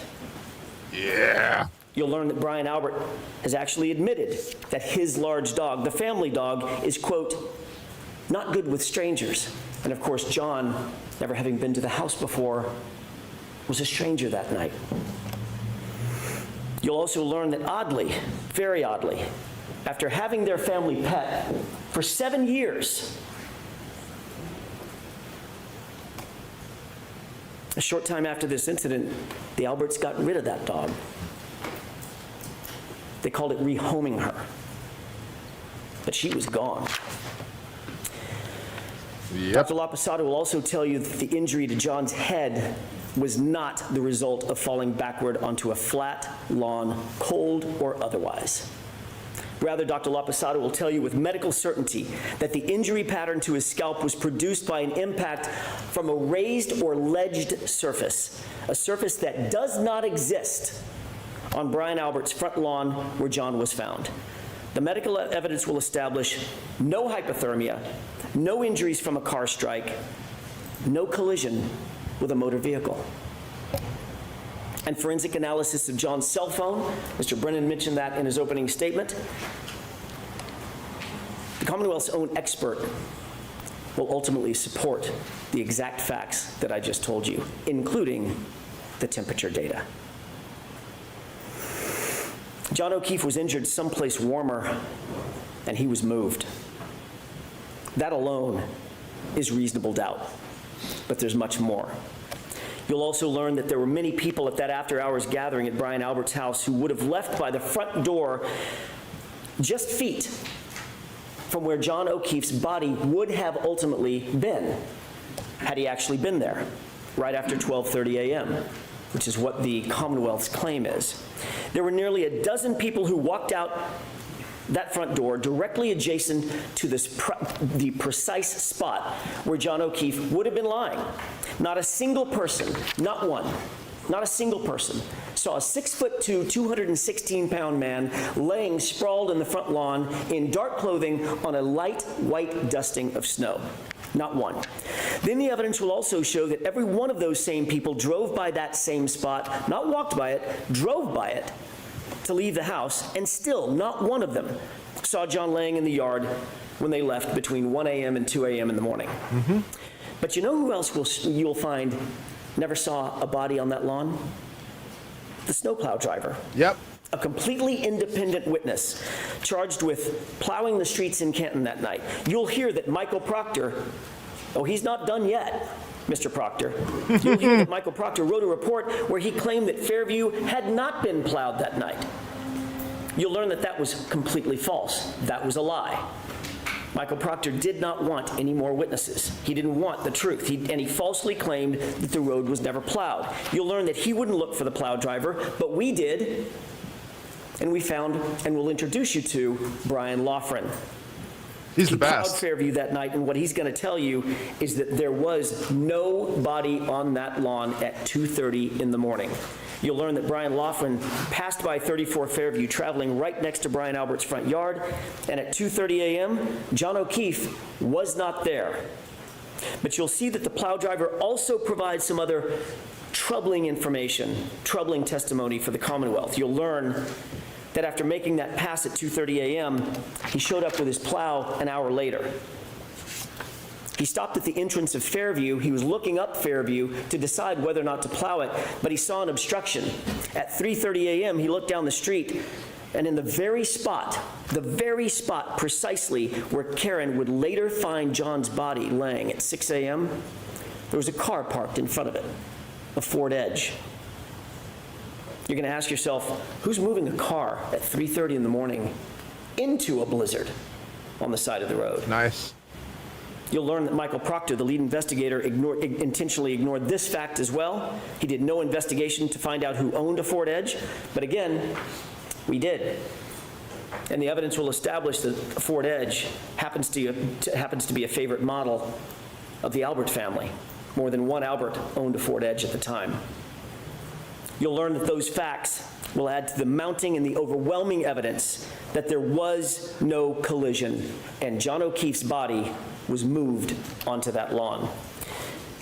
You'll find that this is yet additional reasonable doubt in the case. You'll be introduced to science and physics, even from the Commonwealth's own experts. That science will establish that Karen Reed's SUV was not damaged by hitting a pedestrian, and conversely, John O'Keefe's injuries did not come from being struck by a vehicle. The Commonwealth mentioned triggering events, but what you'll actually learn from the experts, some of them the Commonwealth's own experts, is that a triggering event is not evidence of an accident. It does not evidence a collision. That's why we're here. A collision. And there's no evidence of one. Zero. You'll also find that those exact sort of triggering events that the Commonwealth will rely on are relatively commonplace on Karen's SUV, and none of them are associated with a claim of a collision. Folks, the science will not lie, and the physics cannot lie. And that science will tell you with certainty there was no collision with John O'Keefe. You'll add that to that rising mountain of reasonable doubt. I want to take you back to the night in question, January 29th, for just a few minutes. Remember, Karen had gone home after dropping off John and John walking to the house. While Karen was asleep at home with John's 13-year-old niece, what were the people who had been at Brian Albert's house that night? What were they doing? While she slept, what you'll find and what the evidence will show is that they were extremely busy. You'll learn that after a long night of heavy drinking, Brian Higgins left the Albert residence, but he didn't drive home. Rather, he drove over to the Canton Police Department, where he kept an office at about 1:25 a.m. Not a Canton police officer, but he kept an office there.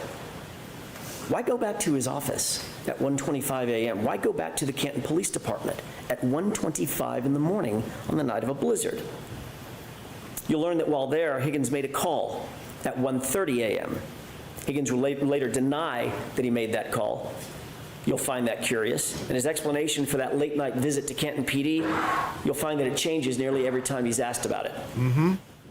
You'll learn that after everyone left Brian Albert's house, Brian Albert actually claimed he had no contact with anybody else except his wife. No contact. Until he woke up the next morning. So he says. Then you'll learn that that, too, is a complete lie. His phone records establish that he placed a call to none other than Brian Higgins at 2:22 a.m. shortly after Higgins completed that late-night visit over to Canton PD. You'll wonder, what did they possibly need to talk about at 2:22 a.m.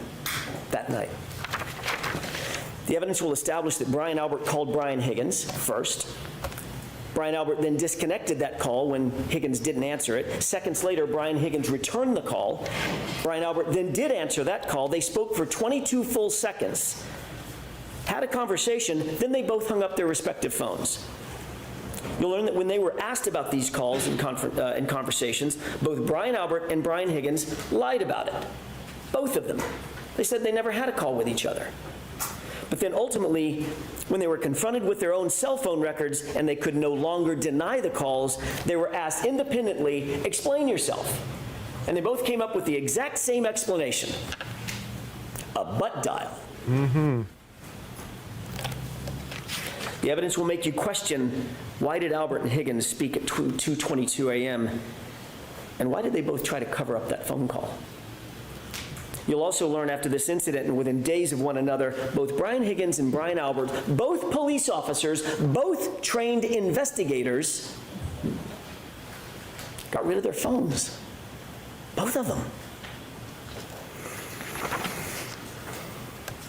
And what else you'll learn, Brian Albert got rid of.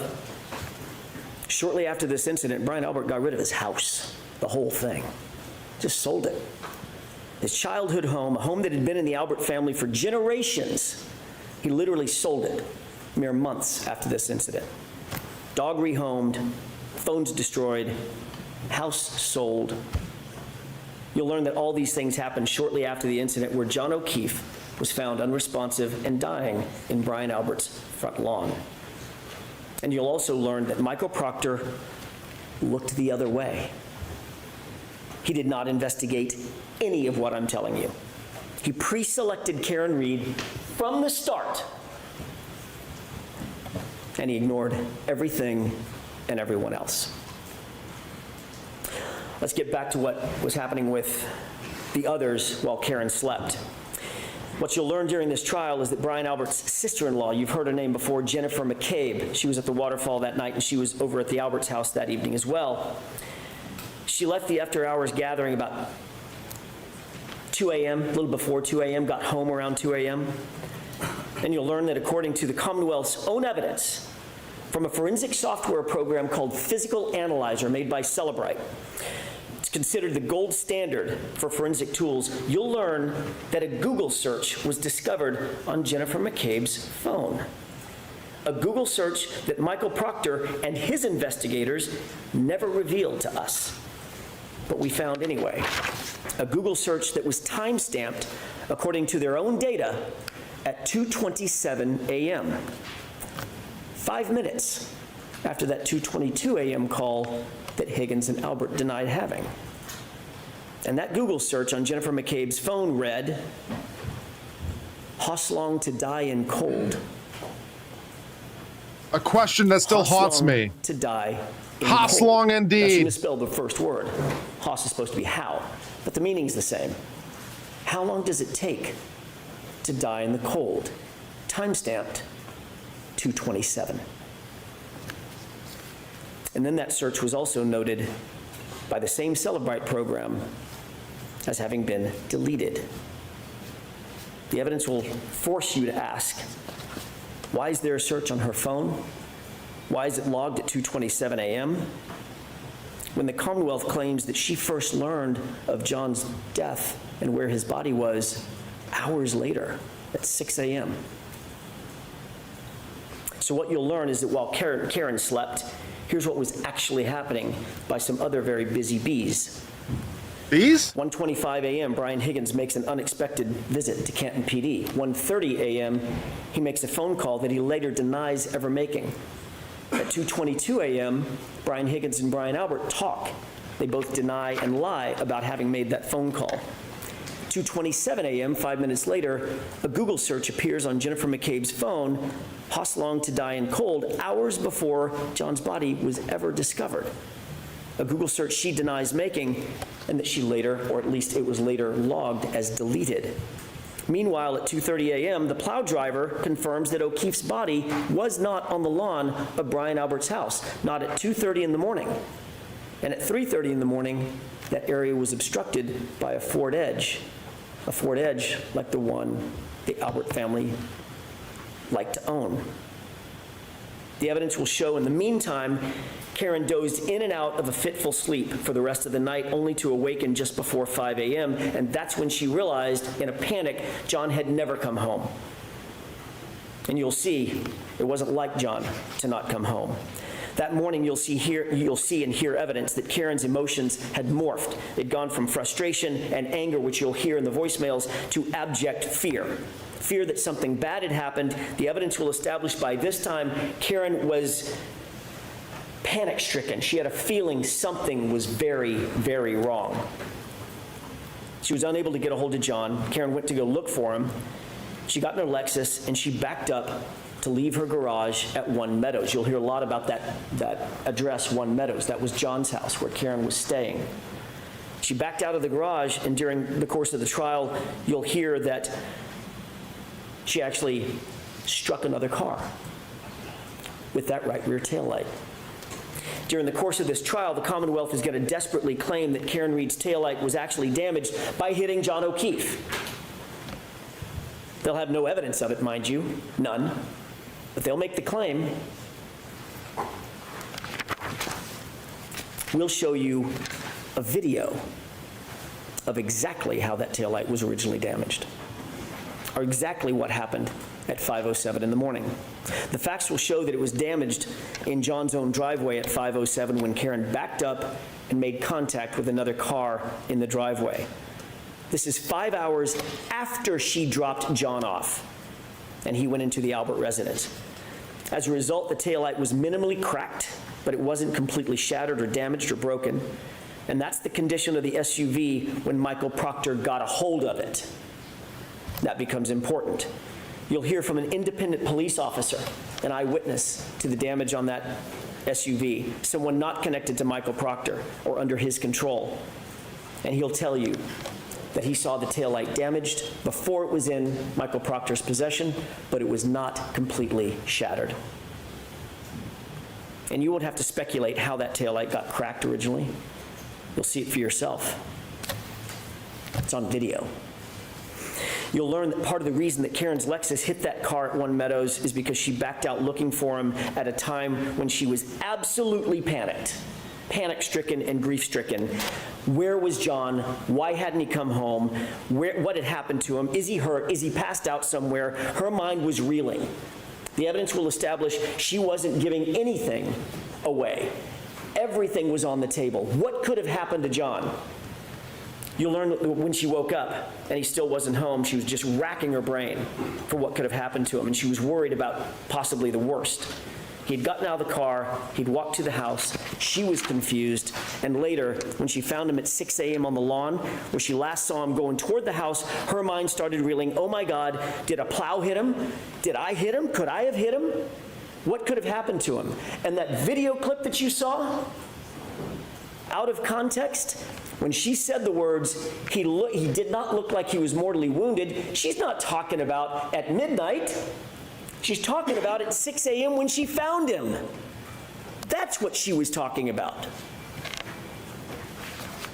Your job will be to make sure that the evidence isn't presented to you too cute by half.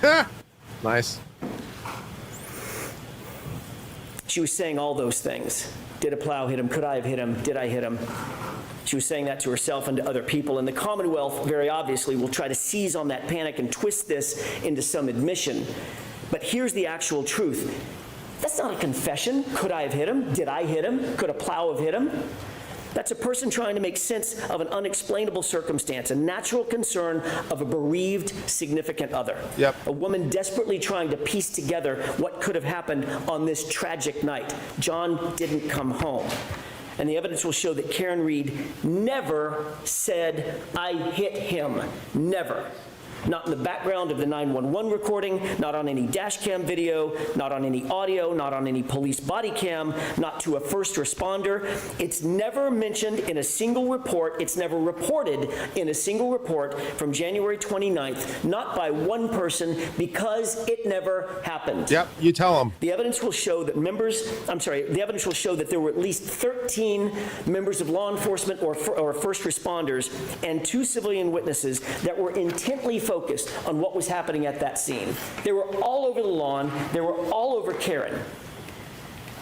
Officer Seraph, Mullaney, Good, Lank, EMT Nuttall, Flamati, Kelly, Walsh, Woodbury, Whitley, Becker, Robery, McLaughlin, Carrie Roberts, Jennifer McCabe. They were all there, watching and listening.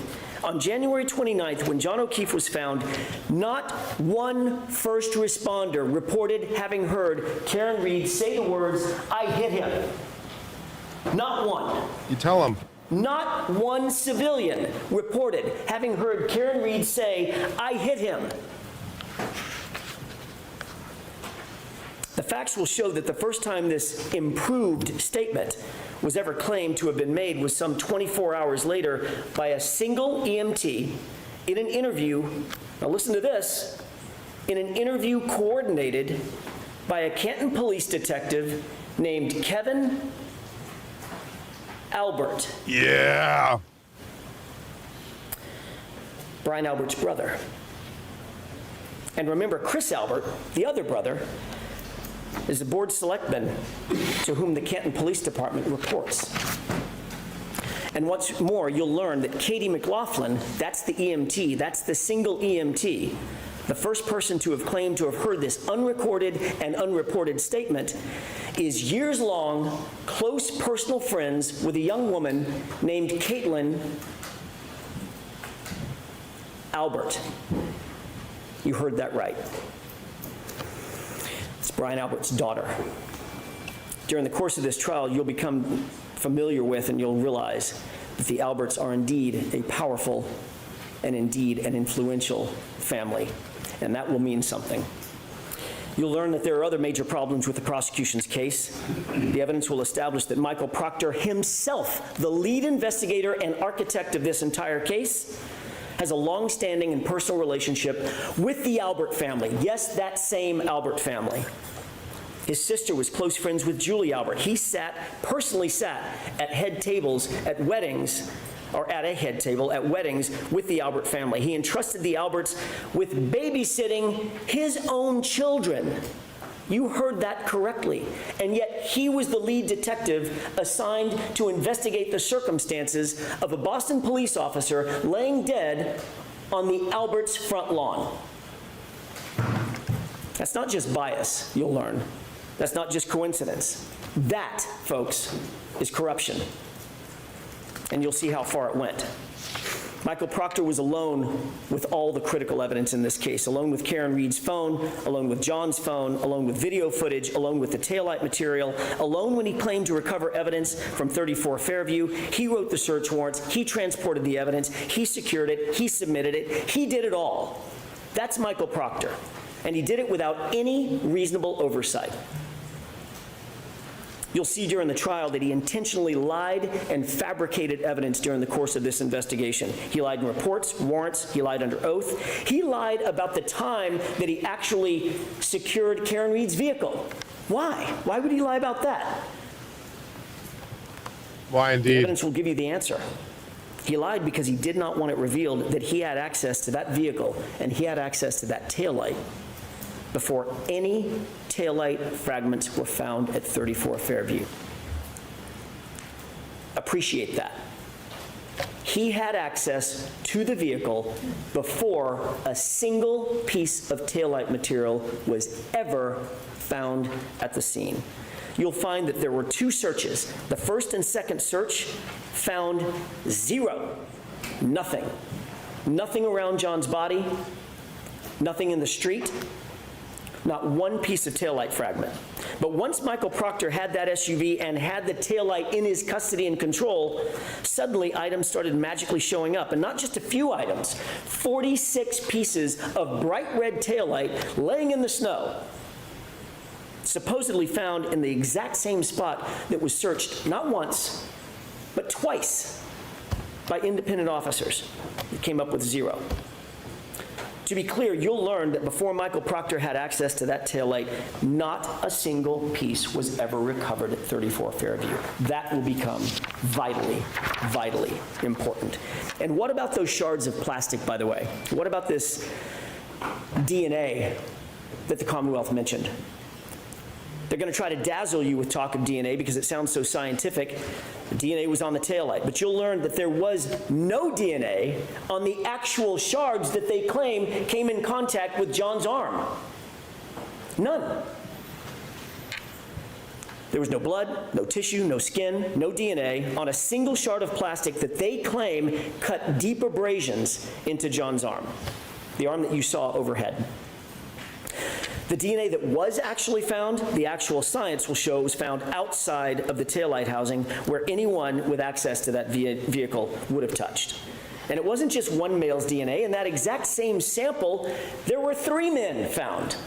John and 2 unidentified males. So unless the Commonwealth is going to shift their theory that that SUV hit 3 men that night, their entire theory falls apart. And speaking of DNA, the evidence will further establish that John O'Keefe's shoe, the one that he was wearing when he was found, was sampled. And that DNA revealed 5, count them, 5 unidentified males. Recall that the evidence will establish independently that John was injured someplace warmer and had to be moved onto that lawn. 5 unidentified males touching that shoe.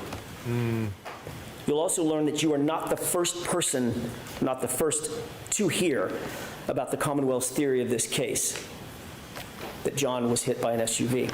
That's their theory. The Commonwealth presented this exact same claim to their own medical examiner, a woman by the name of Dr. Irini Scorti-Bello. And you'll learn that after reviewing what's called a law enforcement accident notifier, with law enforcement's theory of the collision written in it, defined in it, after conducting the autopsy herself, after examining John's injuries in detail, she refused to conclude that John's death was a homicide based on the Commonwealth's presentation and their theory. That's right. The Commonwealth's own medical examiner will not deem the manner of death in this case, a homicide. She won't do it. But they're nonetheless back again trying to present the exact same theory to you in this trial. Again, the evidence will show that that is reasonable doubt. Throughout this trial, the Commonwealth will try to convince you of paranormal events, phones calling themselves, messages deleting themselves, Google searches made and then unmade, evidence magically appearing and evidence magically disappearing. But all that smoke and all those mirrors will not ever reach their burden. Because that's what this case is ultimately about. It's about the Commonwealth's burden of proof. You'll learn that during the trial, the Commonwealth bears the highest burden known to our justice system. They must prove every element of every charge beyond a reasonable doubt and to a moral certainty. And you'll learn that moral certainty means the highest level of certainty known in human affairs. It's not a small thing. They're not going to be able to do that. Not when every piece of this case was handled by a disgraced investigator with a motive to protect his friends, not when the physical evidence contradicts their very theory, not when their own medical examiner won't call this case a homicide based on the exact theory that they're presenting to you, not when the conduct of those in the House and the utter lack of investigation speaks volumes about those who actually have something to hide. By the end of this trial, you'll conclude that Karen Reed is not guilty of hitting John O'Keefe with her SUV. There was no collision. She's the victim of a botched and biased and corrupted investigation that was never about the truth, folks. It was about preserving loyalty. You'll find that this case is the very definition of reasonable doubt. And at the end of this trial, we'll ask you to return the only verdicts, all 3 of them, that are consistent with the evidence, the science, the truth, and justice. Not guilty, not guilty, not guilty. Thank you. All right, so let's give a summary of that. That was pretty damn good too. For faulting it, I didn't find the story elements to be as well connected from beginning to end as I did for the Prosecutors opening.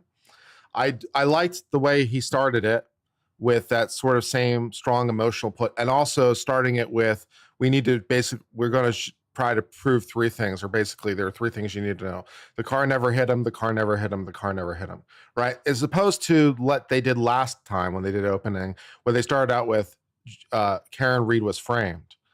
It's like, yeah, I think they unintentionally gave themselves the burden of proof, or at least part of it. So I think they were much wiser this time in how they framed it. Like, we're just going to show you the reasonable doubt. And they still put elements of like the framing, the Karen Reed was framing, they still sprinkled it in, but it was much more subtly presented as opposed to last time being their entire thematic element, which I think was a mistake. And I think they corrected the mistake. But they still like provide the pieces, but it's all tied into the thematic element is now they can't prove it beyond a reasonable doubt. The car never hit him. That's the thematic element. That makes a lot more sense as a thematic element. And so then talking about the corruption, the problems, the Alberts and how they get intervened and all the stuff, right? It all feeds into that as opposed to it being a conspiracy, right? So it's a softer claim and therefore an easier to establish claim, and therefore doesn't require the jury to buy as much, and also doesn't shift the burden of proof. So I like that. I like those elements of it. I like the way it started. I thought his sort of cold opening was very, very good. And then sort of he transitions from that sort of cold opening after like maybe 5 minutes or something, 3 to 5 minutes, he transitions, and then he sort of gets into the bulk of it. For my taste, I found the bulk of it to be less well organized in sort of the story arc. The prosecutor's story arc, to my mind, was a better arc. It was more coherently told. It laid out a story from beginning to end, and it interlaced things in a better cohesive story arc. I felt like I didn't quite have that as well. I felt like there wasn't a cohesive overarching thing that was bringing the whole thing together. It felt like more like bits and pieces that wasn't really unified as much as I would have liked. The integration of the facts, however, into the story was very good. Referring to specific things, I think the prosecution did the integration better, but I felt that their use of it was pretty good. However, picking up on top of that, as opposed to the prosecutor's speech, Jackson's presence is just better. His vocal variety is better, and his public speaking is better. He's a better presenter than Brennan. Brennan was good, but Jackson is better. And Jackson had much more effective use of pausing, especially when he was saying critical names. That was really good. Like, that name is Brian Albert. That kind of thing, right? Very good use of pausing to emphasize points. When he needs something to be understood, like the car never hit him, he made sure to say it more than once. Good job. Other things like he said more than once. Good job. Referring to their own experts, always great when you can use the other side's experts or other side's witnesses for your case, right? It's not what I say, of course. It's what they say. That's always a good strategy. If you can quote the judge or you can quote the other side, it's always better than quoting your own side, right? So it's like, yeah, it's like, it's not me who's saying it, it's their medical expert. It's not me who's saying it, it's their police report. Also bringing up Michael Proctor and disgracing him, referring to him being fired multiple times, referring to him and how he bungled up this particular investigation. Very nice. Also appreciated. The opening didn't overstay its welcome. The delivery was good. What should we say in terms of a score? 9.6. I'll say 9.6. Maybe I'm a harsh judge, but I think the speeches were relatively equal. Maybe 9.7. I'll give him 9.7 because his presence and stage presence is just much more effective than Brennan's. I think Brennan laid out a more cohesive story, and I think story ultimately wins. That's why I'm giving him the slight edge. I think story ultimately wins, and I think he told a more cohesive story and he more integrated the facts into the story. Jackson's story, a little less integrated, a little less coherent, but he makes up for it through just sheer presence. Vocal variety, nice effective use of pausing, nice little bit of evidence there, bringing that in early to show that this is obviously not a car wound, you idiot. This is obviously something other than that. Nice use of the DNA, nice use of the fact that they couldn't even get their own medical expert to agree that this is a homicide. That's nice. And so forth and so on.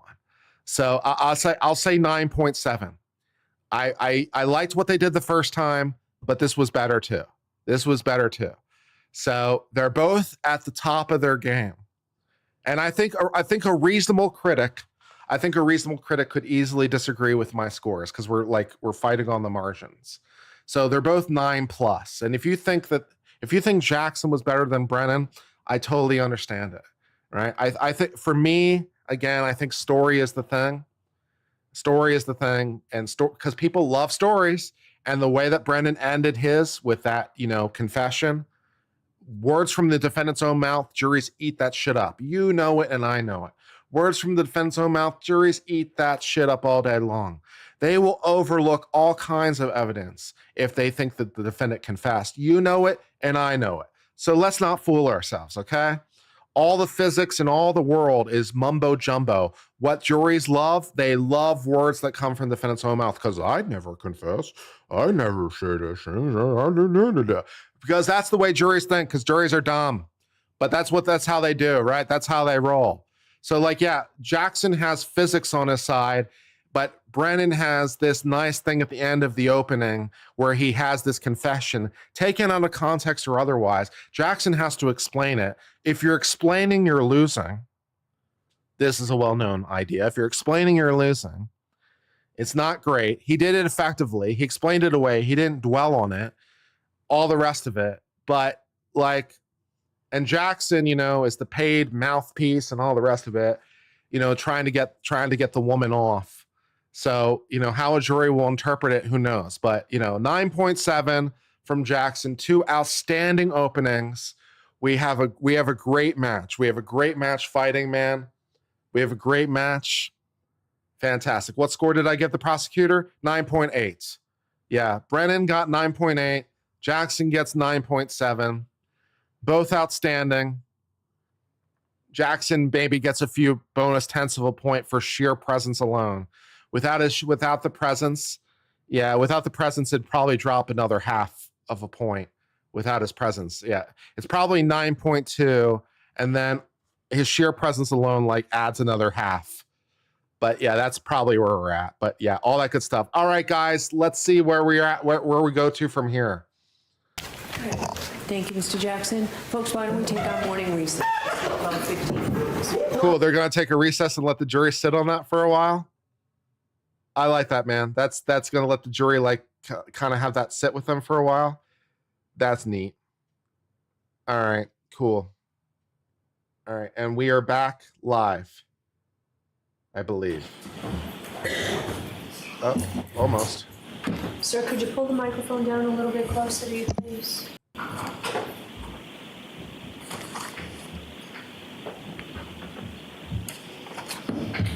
Court is back in session. You may be seated. We're only 1 minute behind. We're doing fine.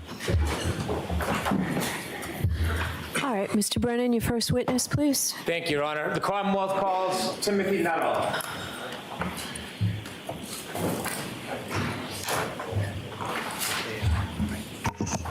This way.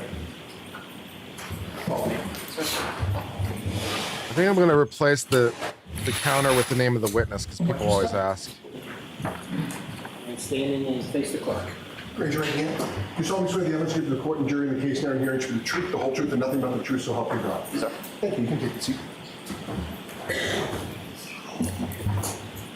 Sir, could you pull the microphone down a little bit closer to you, please? Yes, sir. Or yes, ma'am. Excuse me.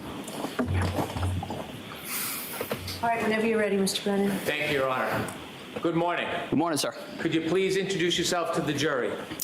So my name is Timothy Nuttall. I'm 28 years old. I've been a firefighter paramedic ever since I graduated high school. I graduated in 2015. I took my EMT class and got my certification while I was actually still in high school. From there, I moved on to the BLS transfer side of EMS. There's 911 EMS, and then there's transfer, which is basically back and forth from hospital to hospital. I was brand new and very young, so I started on the transfer side, kind of learning the job. I started primarily in the city of Chelsea, Everett, Malden, Somerville, up there, and then after Why a can't I little while, I transfer got my feet scenes? wet in the 911 side. So I What was the running fuck? BLS 911 in those cities as well, and then I progressed on to become a paramedic. So Why do you have such an interest in being a first responder at a young age? What the hell's going on? I kind of grew up in a first responder household. I can't transition my father was scenes. a firefighter in a local town. I can't transition my scenes. We spent kind of a significant amount of time at the station when he was on shift. hell? It's just kind of how I grew up, kind of learning the ins and outs of public safety. That's just kind of how I came to be interested in the profession, and then I took it from there. So I want to take us back just a little bit. When you first became interested in training to be a first responder, did you share with us your first training was as an EMT? Yes, sir. Can you share a little bit with the jury what that entails? So to become an EMT, like there are two sides of EMS, and then there are two sides of providers. There's EMT basic, and then there's paramedic. To answer your question, sir, to start as an EMT, it's about a 4-month process. You take classes. I believe mine was Tuesday, Thursday, every other Saturday. Learning just anatomy and physiology, basic pharmacology, and kind of how medications interact with the body and different disease processes. From there, you start learning basic interventions, backboarding, C-collars. Is part of your work in learning to be an EMT, you active in the field? The initial training is, like I said, that's mostly classroom-based, but once you sit your national written test and you're able to pass all that and pass practical, then you're able to progress into the field. And did you succeed through the EMT training? Yes, sir. At that point, did you decide you wanted more training? You wanted to proceed through the profession? Yes, sir. So after a little while, I worked for about 1.5 years in the field and decided that I genuinely enjoyed the work that I was doing. I then made the decision to progress to the paramedic level. That's a significantly more challenging academic portion. And can you briefly share with us a little bit of the training that you needed to complete to be a paramedic? Yes, paramedic training is about, I would say, generally takes people about 2 years to complete.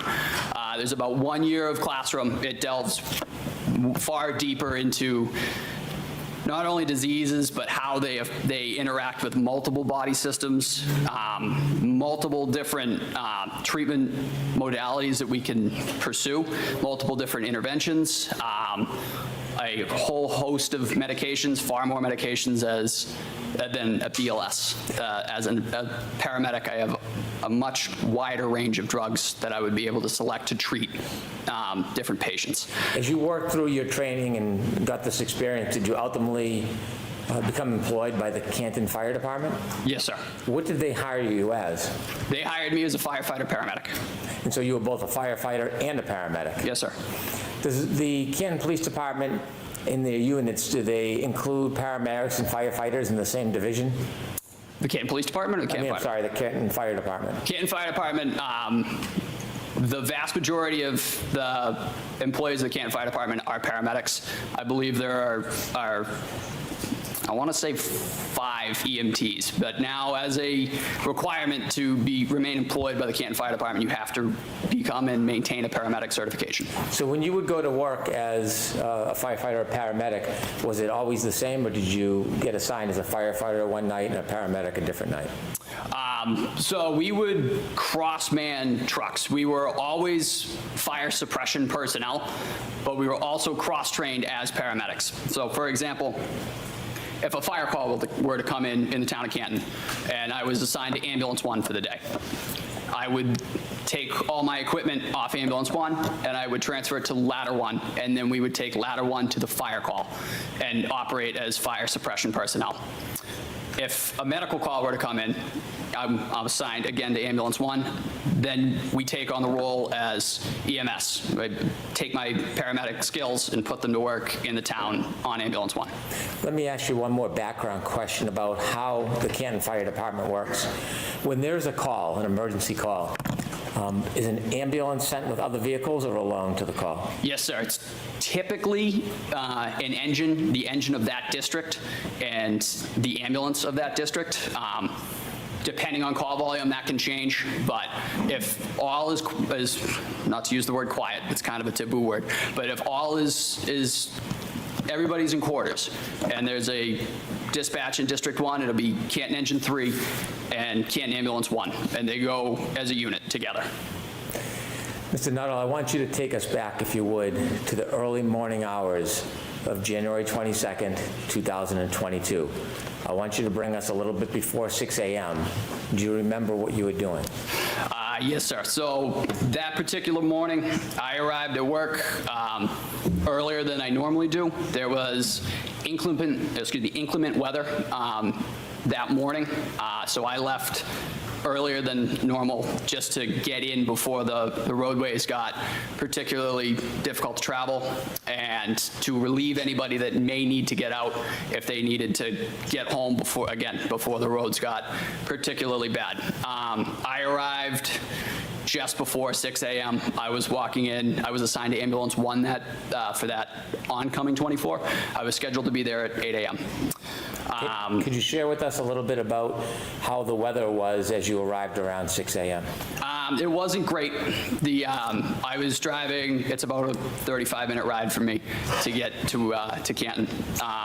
The roads were starting to they weren't great. They had been treated, but they weren't pristine. The wind was starting to pick up. The snow was starting to come down a little heavier, which is the reason that I left at the time I did. And so I may have misspoke. January 29th, 2022, that morning, around 6:04, did you hear a tone or did you hear an alarm? So the tones went off right as I entered the building. Tell us what a tone is. So the tone is the emergency alert tone. In the town of Canton, we have 3. We have 1 for fire, we have 1 for investigation, and we have 1 for EMS. The EMS tones went off and the lights came on. Whenever there's the tones go off, the lights come on as well. I was just walking into the building when the tones went off and the lights came on. And is there information that accompanies the tone, information about the call that needs response? Yes. So after the tones had cleared, there's an overhead dispatch, which is our dispatch center, communicates to us before we get in the trucks and on the air responding. Basic nature of the call. In that particular instance, we were dispatched to an unresponsive male in a snowbank with no real further information to follow up on. So what do you do? So as I said, I arrived pretty early that morning. But hearing that dispatch and that nature of the call, those typically tend to be more involved, both personnel-wise and work-wise. The crew that was working that morning was getting on the truck, and it was firefighter paramedic Anthony Flamati and firefighter EMT Matt Kelly. Matt Kelly has since become a paramedic, but at the time he was an EMT. So off the bat, that crew, not to say that they were at a disadvantage, but paramedic Flamati was the only paramedic on that ambulance. What did you do? So I made the decision. I checked with the shift commander, and I jumped on ambulance 1 to just give a second set of hands as being a paramedic myself, just being able to hopefully help if there was any advanced interventions that needed to be done or needed to be performed. What happened? And just a second set of hands. What happens next? So I got in the back of the truck. I was actually still in civilian clothing at the time because I had just walked in the door. So I got in the back of ambulance 1 in the patient compartment. The other 2 gentlemen were up front driving to the scene. I actually had to don my turnout gear because, again, I was in civilian clothing. I wasn't quite ready to to go. So I had to put all my structural turnout gear on and then my canton fire jacket. Once I was sufficiently dressed for the call, I started prepping all the gear that we might need for a call such as that, for an unresponsive male in the snow. In this case, it was our first in bag, our airway bag, and our cardiac monitor. Everything was all together. They were all in 3 separate bags, but I just, on the way there, I just got in. I didn't know how their night had gone, so I just took a real quick look at everything just to make sure everything was there, and everything was exactly how it needed to be. So I was able to just grab all 3 bags, put them on my person, and get ready to, so as soon as the ambulance was on scene, just step off and go to work. Not knowing much information about what you're going to confront, what goes through your mind as you prepare before you get off the ambulance? Just basic scenarios. I mean, again, unresponsive male in the snow could mean several things. Not having much to go off on the dispatch was, it left much to be desired in terms of what we might need. So in gathering all the equipment together, that can kind of cover all the major bases, if you will, in terms of what we were expecting to meet once we got on scene. How was your focus before you get off the ambulance? I was ready to go. A dispatch like that, any unresponsive male in the snow, it can kind of up the level because you just don't know what you're walking into. You know, it could really be, it could be anything. In the back of the ambulance, you can't see outside. Could you tell anything about the weather conditions based on the way the ambulance was moving? Again, being in the back, as you noted, it just seemed to be taking a little bit longer than normal. I really had no visibility at all. Like I said, I was in the patient compartment. It's very limited visibility in the back, and it's limited visibility. There's like a peephole that's maybe 1.5 by 1.5 to kind of peek up front. But again, I was so busy getting everything together, I really didn't notice, but I did note it took a little bit longer. We were going not slow, but we were going cautiously. When the ambulance finally stopped and the doors opened, tell the jury what you see. So as I mentioned, I had the 2 bags and the cardiac monitor, so 3 pieces of equipment with me. And I stepped out of the back of or the side of the truck. There's a back compartment, or a back door, and a side door. I stepped out of the side door. And I immediately noted the wind had picked up and the snow seemed to be heavier. And I could hear like a distant screaming off in the distance. Wasn't exactly sure where it was coming from. What was the visibility like? It wasn't great. It was still dark out. The sun had not come up yet. The snow was coming down, as I said, heavily, and it wasn't great all around. Was it cold? It was cold, yes, sir. And so when you hear the screams, what do you do next? I started making my way kind of towards the sound, following the sounds. I couldn't see anybody yet, so I just kind of followed the sounds, and then once I was able to get around the side of the truck, that's when I was able to see a group of 3 individuals with Canton Police, and I started making my way over to them to see where the patient might be located and what was going on. As you get closer, tell us what you see. So as we approached the scene, as I said, there were 3 individuals, and Canton Police were on scene as well. And then there was what appeared to be a human figure laying supine in the snow.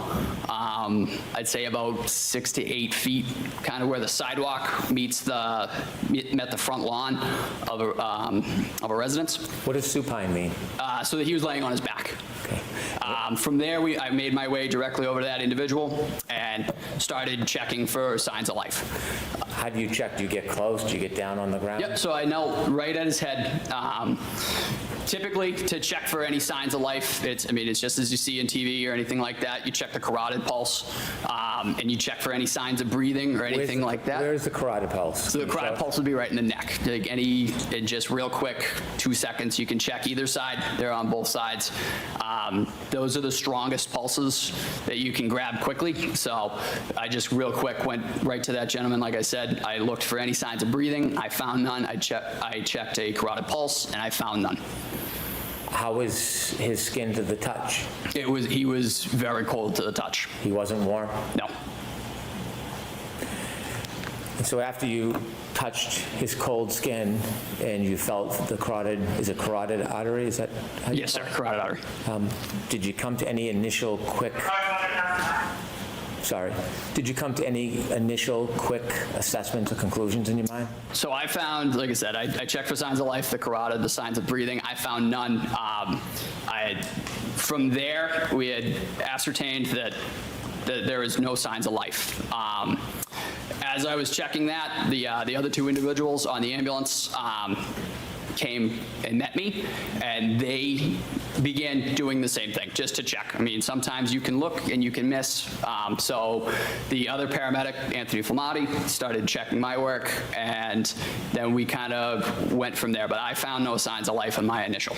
So firefighter paramedic Flamati arrived to this person after you did? Yes, sir. I was the first one to actually put hands on the individual and check for signs of life. Did you later learn the name of this man? I did. And what was that? John O'Keefe.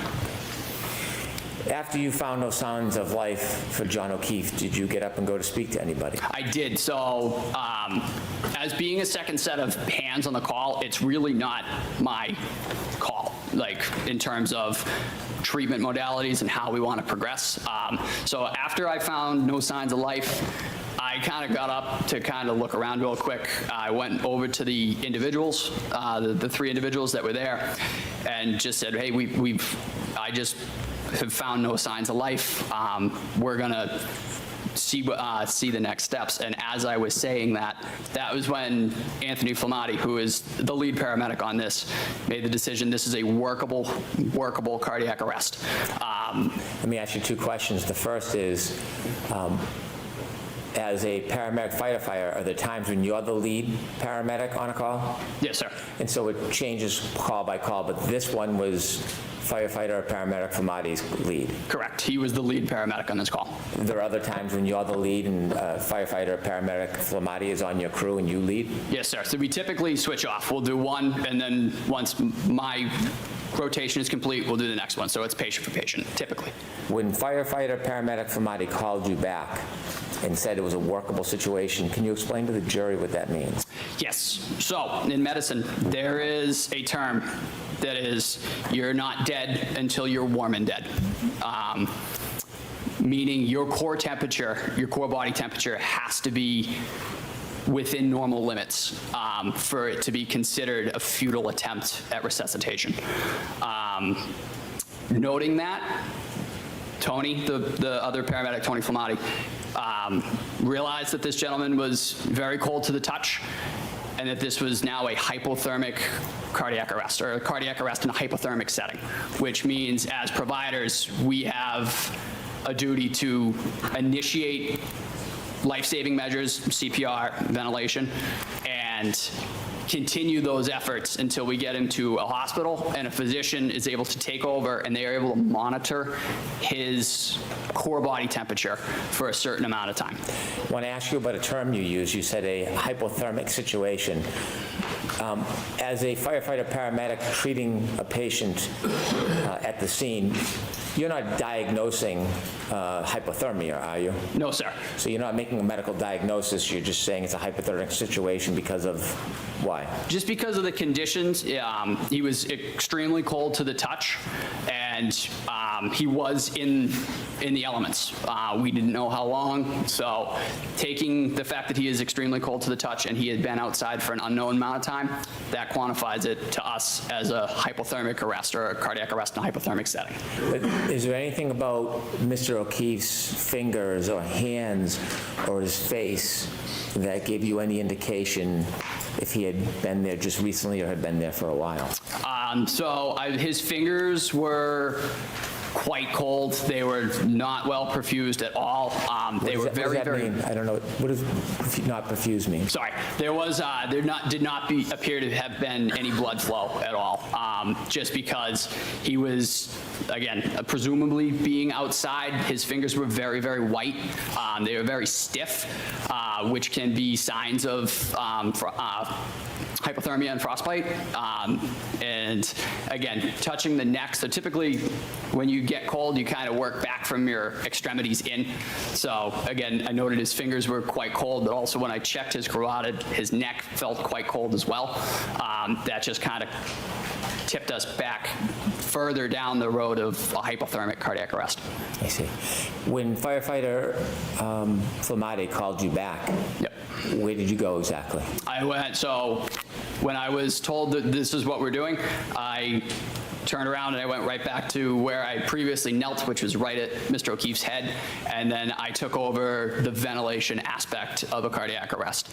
So I was in charge of the airway. So I began giving him positive pressure ventilations with a bag valve mask, which is just a glorified balloon that you can push oxygen through and down into your respiratory tract to get oxygen moving. While I was doing that, I believe firefighter EMT Kelly had begun CPR. So is this fair to say it's a team effort? Yes, sir. A coordinated effort? Very much so. And depending on where you're placed, whether in the back of the ambulance or driving or leading, does everybody have an important role to play? Yes. Yeah, we work in conjunction with each other. Typically, the most well-defined roles in a cardiac arrest in EMS is your airway monitor, which was myself in this situation, and then your cardiac and medication administration, which is, that would be Anthony Flamati, that would be Tony. Just because of my position at the head, I just took over the ventilation aspect, and that was where I remained throughout the call. You said you went back to try to help Mr. O'Keefe, and you were giving, helping at the airway. Do you have to actually get on the ground to do that? Yes, sir. I was kneeling at his head. While you were kneeling at his head, well, let me ask you more of a background question.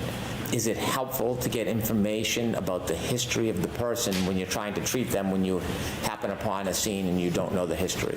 Yes, sir, very much.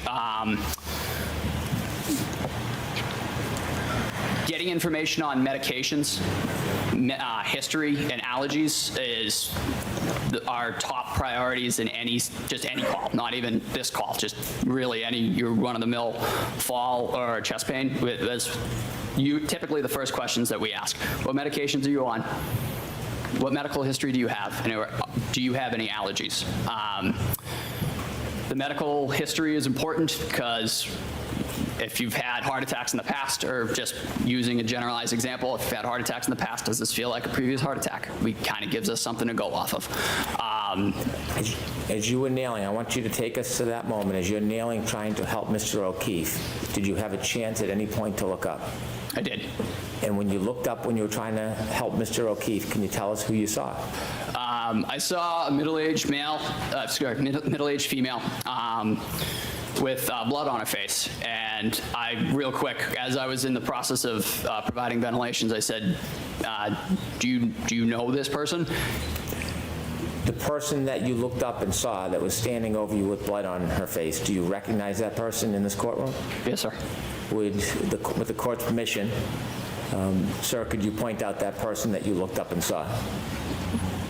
In between Mr. Jackson or next to Mr. Jackson. I see. And when you looked up and saw that person and asked about any background, what did she say to you? I hit him, I hit him, I hit him. How clearly do you remember her words saying to you, I hit him, I hit him, I hit him? I remember it very distinctly. You've been to a lot of calls over the years and since. Yes, sir. Would you say hundreds or thousands? Thousands. Do you remember all of them? I remember aspects of various calls, but not all of them, no. Do some stand out more than others? Yes, sir. Did this particular moment stand out more as compared to your typical or most calls that you've been to? It did, just because of the setting. I mean, it was the weather, it was the unknown factors, and it was the attempting to try and get information and not really being able to glean anything from that. After the defendant said to you, I hit him, I hit him, I hit him, did you ask any follow-up questions? I really didn't get a chance to, because following that, the individual just kind of walked away, or just kind of went in a different direction. I wasn't able to ask any follow-up questions. Have you ever received any police training? No, sir. Are you a police officer? No, sir. When you're helping a patient, do you have any interest in detective work? No, sir. Do you have any interest in investigating potential crimes? At that time, in this particular instance, because I was at the airway, that is a pretty critical aspect of a cardiac arrest. I was stuck there. I couldn't get up and kind of follow up on that at all. I was there doing that ventilation. Is it your job to investigate cases or simply to get information to help treatment? Just the information. When you go out as a firefighter paramedic, do you have a purposeful cause? Yes, sir. And what is that? To save lives. And is that your only focus? In this instance, it was attempting to restore circulation and breathing. At some point with your colleagues, did you lift Mr. O'Keefe from the ground? We did. When you lift him, what do you put him on?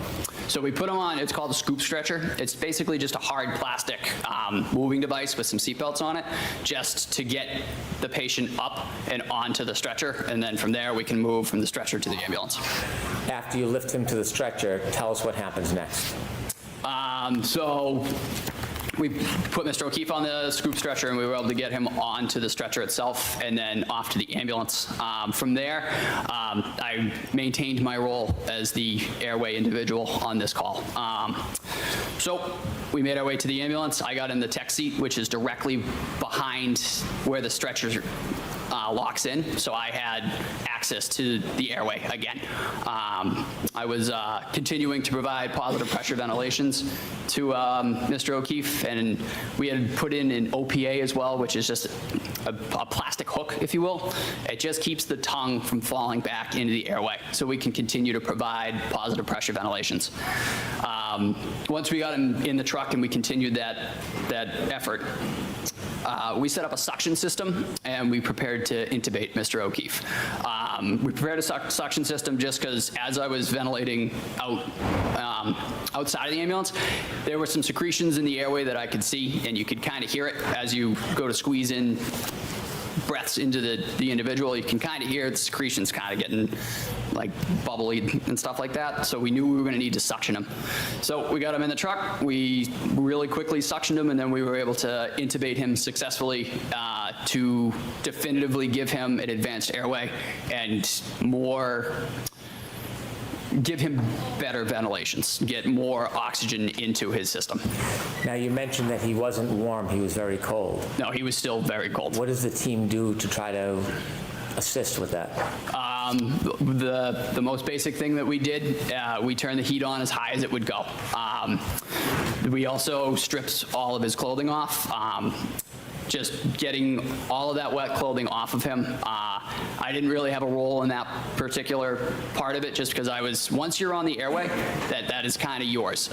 Nobody can breathe for him, so every time I squeeze that bag, he gets a breath. So I'm kind of tied to that airway for the duration of the call. So when your colleagues are stripping the clothes off him, is your attention on the clothes or more on the airway in your job? No, I'm maintaining the airway.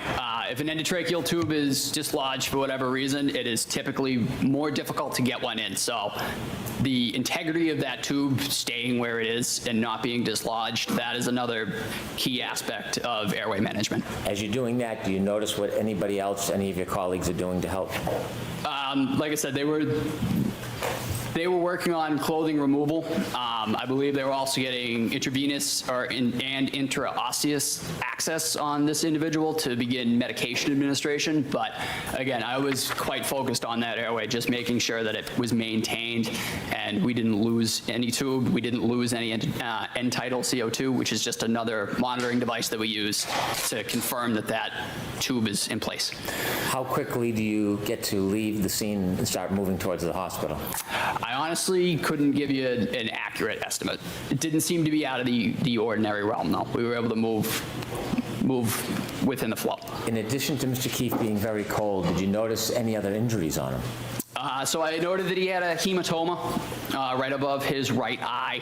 Could you explain to us what that is? Yep, it's just, for lack of a better term, it's just a big egg. He had a pretty good bump over his eye. And you said his right eye? Yes, sir. Did you know how that hematoma was caused? No, sir. Okay. No idea? No. in addition to the hematoma above his right eye, what other injuries did you see? There were also several scratches on his right arm, just below his shoulder and traveling down his right humerus. They terminated right about his right elbow, just above it. Those scratches, have you also described them as abrasions? Yes, sir. Is there any difference in your mind, difference between scratches and abrasions? Nope. These were they were deep, and they were not bleeding, but they were notably deep. Did you ever describe it as furrows? I did. And in describing those scratches, do you have any idea how they were caused? No, sir. Okay. And did you notice any other injuries on Mr. O'Keefe? No, sir. Those were the only ones that we noted. As I mentioned, we suctioned a little bit of blood out of the back of his airway as well. I believe it was blood, mucus, and saliva. But those were the extent of the injuries that I was able to note. Did you notice anything about the back of his head? Actually, yes, I did. I apologize. There seemed to be a little bit of matted blood around in his hair around there. Really didn't see anything too obvious at the time. He was also placed in a cervical collar as well, following intubation, and that was kind of there just to maintain his cervical spine. But there was, like I said, there was noted to be a little bit of dried blood on the back of his head. At some point, did you finally make your way with Mr. O'Keefe to the Good Samaritan Hospital? Yes, sir. And just share with us what happens when you get there. So after we got there, we handed off care to Good Samaritan Medical's physicians and ER nurses. We were able to give a report to the physician of just basic what we've done, what we've given for medications, in my case, what he was intubated with, and how he was being ventilated, how well he was being ventilated, and any other further pertinent information. Typically, we noted that Tony was the lead paramedic, so that is typically he kind of holds the room for a minute when we get in there and gives a big rundown, and then we back off and let Good Samaritan take over. When the defendant told you that she hit him, did that have any significance to you? No, sir. Did it reconcile with the injuries that you saw before you that Mr. O'Keefe was suffering from? No, sir. And so at that point, was that information insignificant in perspective of your care? Objection. Sustained. Okay. What role did that information play in your care after the defendant told you she hit him? How did that contribute or not contribute to what you were doing? It really didn't help at the time. Again, I wasn't able to chase anything down from that. I just kind of took it, noted it, and moved on with my aspect of the cardiac arrest. Okay.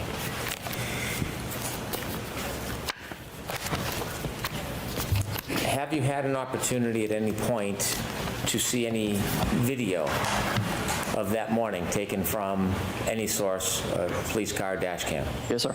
Okay. All right, I'd like to introduce a video stream. Okay. So this will be in evidence? There are agreements with some of the evidence already? I believe there's no objection, but I don't want to speak for the defense. There's no objection. Okay, thank you. Yes, you can show it. And for the record, if I may note, this is Cruiser 683 Stream 2. I'm sorry, what? I'm sorry. It is Cruiser 683 Stream 2. I'm going to ask to play a portion of it that's relevant to Mr. Nuttall. Ms. Gillum, if you would please move to 6:11 a.m.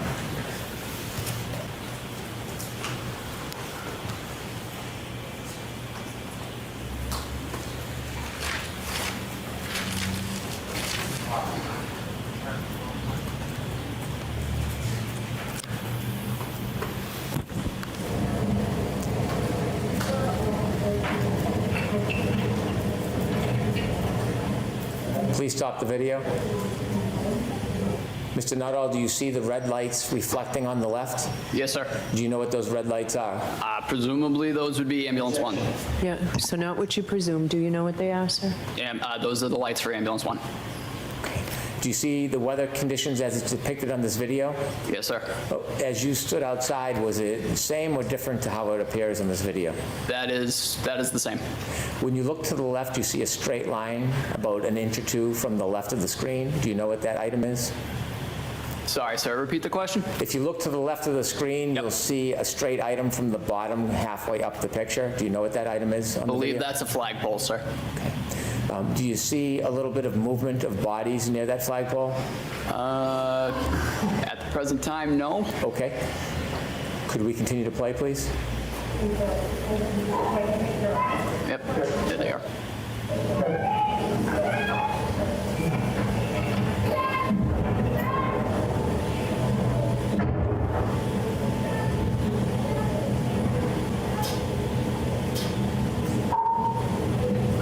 Could you stop, please?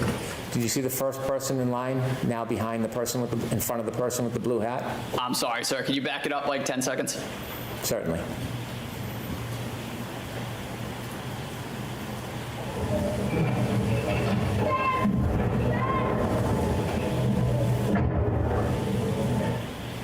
Keep going, please.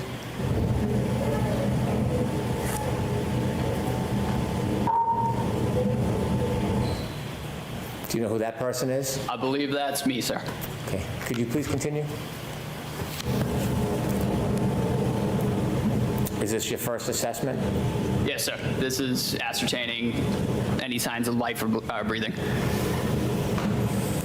Is that you approaching? Yes, sir.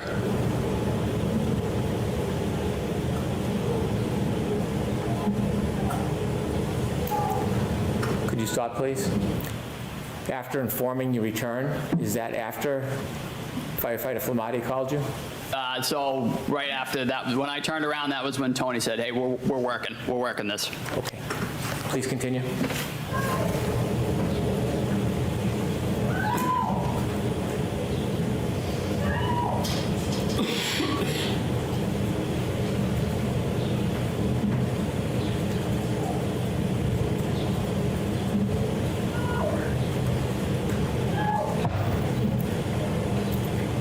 Stop, please.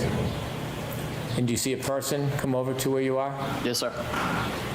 Is it at that point or another moment when the defendant said, I hit him, I hit him, I hit him? It was right there, sir. Could you continue, please?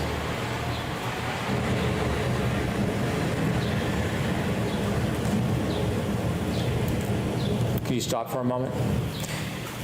There's no voices or noises from people coming through that audio. When you were there that night, throughout the event, was it silent or were people speaking? Did you hear people speaking? There was, as I noted when I got out of the truck, there was quite a bit of screaming.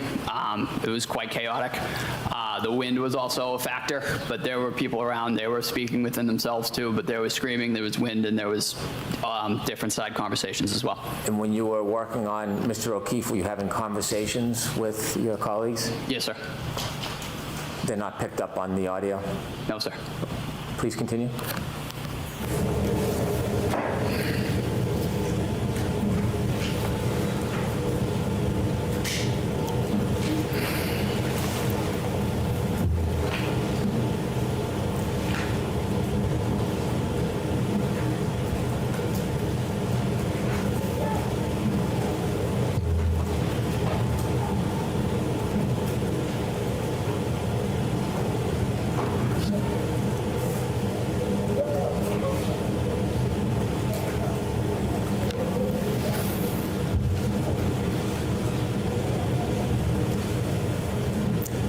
Sir, are you still at the flagpole?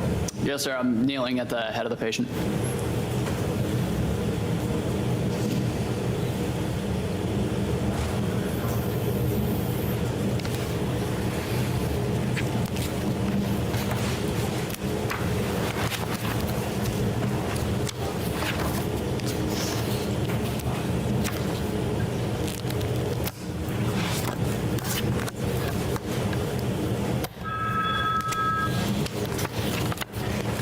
I would like to take judicial notice at this point that it was in fact snowing that evening. So please, can we not have any further testimony relating to it was snow? It was snowing. We all see it snowing.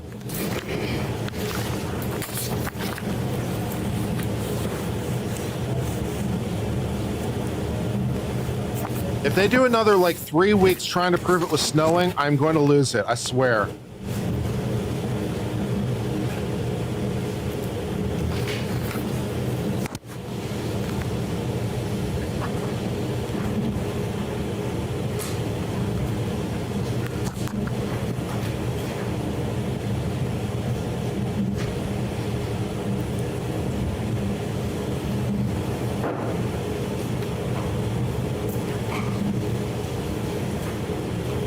One of the expert witnesses they wanted to call was a meteorologist. Are you included in that group of first responders? I am not, sir. I have actually exited to the side with the bags. I believe I'm entering the ambulance at this point. I don't think we need to bring a meteorologist into this. Okay? Just saying. It was snowing. With the court's permission, I'd like to approach and show a few exhibits to Mr. Nuttall. They've been shown to the defense. Yes. Thank you. May I approach? Yes. Thank you. The court reporter with the face mask will never stop being funny. No objection. Okay. Can I show you a photograph? Yes, sir.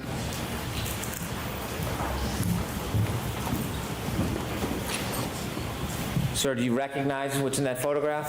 Yes, sir. Those are the scratches on Mr. O'Keefe's arm. Does that appear the same as when you saw his arm that morning, or is there any differences? And if there's any differences, can you share them with us? That appears how they were to me at the time of the incident. Okay. May I approach you, Your Honor? Yes. I'd like to introduce this as an exhibit, please. Okay.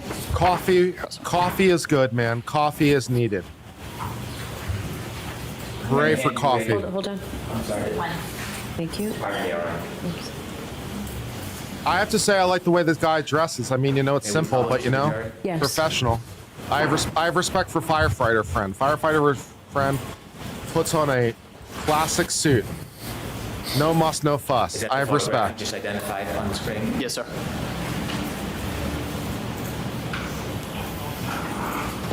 Showing you a second photograph, I'd like to ask you some questions about it. Can we take that one down, Mr. Brennan? Yes, of course. Please, Ms. Gilman. Thank you. Does that photograph, do you recognize that area? Yes, sir. Is that the same or substantially the same area where you helped try to treat John O'Keefe? Yes, sir. And does that look to be a fair and accurate representation of the area? It does. With the court's permission, I would introduce this as an exhibit, please. Okay, and there's no objection to any of these three? None. Okay, yes. Thank you. Me too. Thank you. With the court's permission, could I publish exhibit 2? Yes.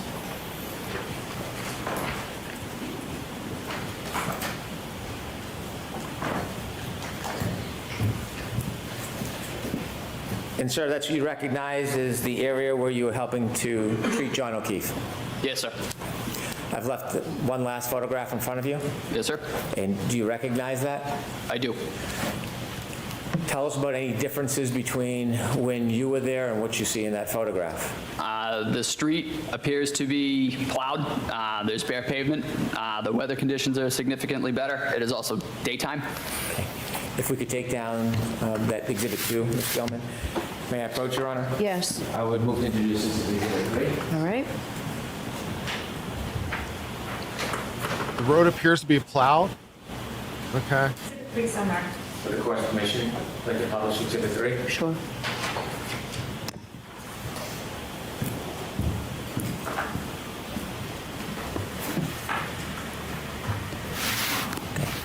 Is that the photo you just identified? Yes, sir. Okay, we can take that down, thank you.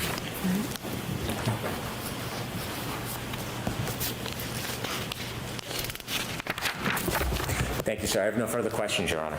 All right. Jackson?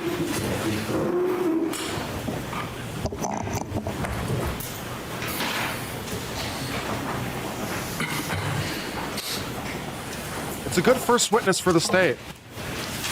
It's a good way to start this. It's a good way to start the show. You get the I hit him statement right out front. Primacy. Pretty effective witness for the state for starting. All right, let's see what you can do on cross. I'm sure you can do many, many things.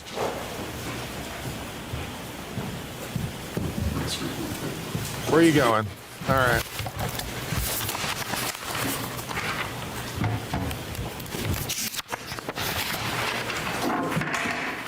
Thank you, Your Honor. May I? Yes, please.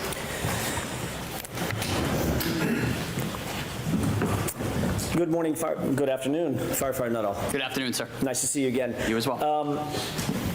Before your testimony this morning, how many conversations had you had with any member of the prosecution team in anticipation of your testimony today? I believe it was 3, sir. When were those? I could not give you dates off the top of my head. Give me a time frame. Within the last 3 weeks, within the last 3 months, last 3 days?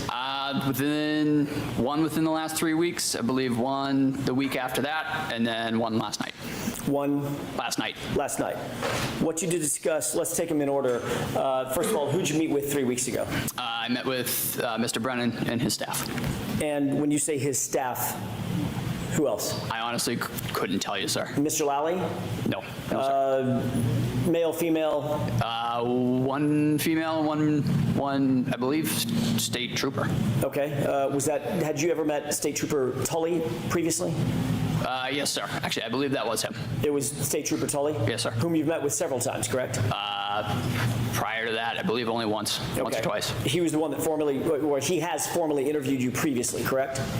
I believe he arranged the meetings with Mr. Brennan, but beyond that, I can't speak to. What did y'all discuss 3 weeks ago? The first meeting, going in order, it was mostly just kind of an introduction. I had not met Mr. Brennan yet. I really didn't know him. So it was mostly that, and then just kind of seeing where we were at with testimony, going over previous testimony and that sort of realm. Prior to today, how many times have you testified under oath concerning the incident on January 29th, 2022? Once at a grand jury hearing and once last year. All right. As a matter of fact, last year in this courtroom? Yes, sir. Okay. Did you look over your testimony at the grand jury 3 weeks ago during that meeting? No, sir. What about the testimony from last year? We did go over the testimony from last year, yes, sir. Were there any issues that Mr. Brennan or anybody else in that meeting brought up concerning any of your testimony? There was just a question of how many times the I hit him came up. It was 3 times. And were you advised that that's not what you said at your testimony last year? No, sir. 2 times? What was that? You said it was 2 times last year? I honestly can't recall, sir. Okay, but you just saw that, or you just read that and went over that 3 weeks ago? I believe so, sir, yeah. But you can't remember, as you sit here today, just 3 weeks ago, what y'all discussed in terms of how many times you previously testified that you heard the phrase, I hit him? So previously testified possibly to 2, but it was 3. Okay, your memory is clearer now than it was, for instance, a year ago when you testified? Repeat that? Sure. Your memory is clearer now, as you sit here, that it was 3 times you heard that, than it was a year ago when you testified that it was 2 times. Yes, sir. Okay. Does your memory get better with time generally? Your memory. I'm not talking about the royal you. I'm talking about you. In certain settings, I mean, there are certain things about different aspects that I recall better than others. Okay, and does your memory tend to get better, or does it fade over time? That's my question. It can fade over time, but it depends on the context. But in this case, you're telling this jury that your memory is better now than it was a year ago when you testified about the exact same circumstance, correct? Yes, sir. Okay. You then met about a week after that, which would be 2 weeks ago. Yes, sir. Who'd you meet with then? The same group. And what did you discuss at that meeting? Again, just prior testimony, and that was really the gist of it. And tell me the specifics of the prior testimony that you... Again, it was the how many times we had talked about saying I hit him. Again, it was 3 times. And then there was also the video that was just played for me. If, I'll take the video in just a second. If y'all had met 3 weeks ago and you indicated to Mr. Brennan that it was actually 3 times, not 2 times that you heard the I hit him, why did you need to discuss it again a week later to verify that 3 times versus 2 times? I'm not sure, sir. That was just the way that the conversation went. And I just, again, repeated what I said and what I remember from that morning. Well, I don't know if this is necessarily the best use of impeachment I've ever heard. I mean, I appreciate that you kind of did the impeachment, but it could be just me, but it feels like we're lingering a little bit too long on this point for not much, right? The difference between 2 and 3 is not really that big a difference, at least to me, to harangue the point, right? I mean, mentioning it and questioning about the memory, I make sense, but it feels like we've been asking this question a couple different ways for a while now, and I'm not really sure that the juice is worth the squeeze for what we're trying to do. But maybe it's just me. It feels a little thin for the level of effort we're putting in. Okay, pressing on. Tell me about that conversation. Did Mr. Brennan say anything like, well, are you really sure that she said it 3 times? It was that morning what was said to you, and I said, I hit him. That was how it went that morning, and that was how I remember it. Okay, and did Mr. Brennan say, well, that's not consistent with how you've testified previously concerning the number of times you heard the I hit him phrase? Yes, sir. I mean, also, to be fair to the prosecution, they only really need the number to be 1. Anything more than 1 is a bonus. You know, they really only need the number to be 1 to make their point. So, is it 1? Great. Then any number beyond that is just gravy. He did say that. He wanted to. He acknowledged that I had said it twice. However, again, as I mentioned, it was said 3 times to me. So now you do remember last year that you only said you only said that it was repeated twice. Jackson, I think you need to move along. I really do. So now you do recall that last year when you testified, it was inconsistent with how you're testifying today. Let me put it that way. Correct? I believe I said I hit him twice on the stand last year. Right. And if you're saying I hit him 3 times instead of twice. BeachNet says, why lie? It isn't necessarily a lie. A lie by definition means that you know you're saying something that's not true. And people, as Jackson himself pointed out, people's memories change. So if he said 2 and now he's saying 3, it doesn't necessarily mean either is a lie. His memory has changed, which I suppose is the point of what we were trying to do in the first place. But it feels like we made that point a while ago, and now it just feels like we're beating up on the guy. And I feel like you're at the risk of losing the jury because you're making much out of not much. I think this is a tactical mistake at this point. That Firefighter Nuttall is inconsistent with your testimony today, correct? You agree with that? But that is how it went that morning, though, sir. Okay, that's not my question. Let me see if I can do it again. Also, not for nothing, if someone tells the exact same story twice, it's also a pretty good indicator that they're not telling the truth. If you ask a witness to tell you a story, and then you go back at a later time and they tell you basically the exact same story, they're probably not telling you the truth because people don't remember things perfectly. People put things out of order. They misremember things. People are not machines. They're not perfect. So the inconsistencies is to be expected. We're all human. It's true, but it's true. Yeah. So I'm asking you, if you testified last year, yes, sir, that you heard the phrase twice, and now a year goes by and you're testifying in front of this jury this year that you heard it 3 times, those 2 statements are inconsistent with one another, correct? Yes, sir. Okay. Did you talk at the meeting 2 weeks ago about any other inconsistencies with your testimony? Not to my knowledge, sir. Well, you were there. You say not to my knowledge, meaning? No, sir, we did not. Okay. Not that I remember would be the right answer. The number of times that you heard the phrase, I hit him, correct? Yes, sir. All right. You cleared that up in the 2 meetings, 3 weeks ago and 2 weeks ago. What did you talk about last night? Mostly just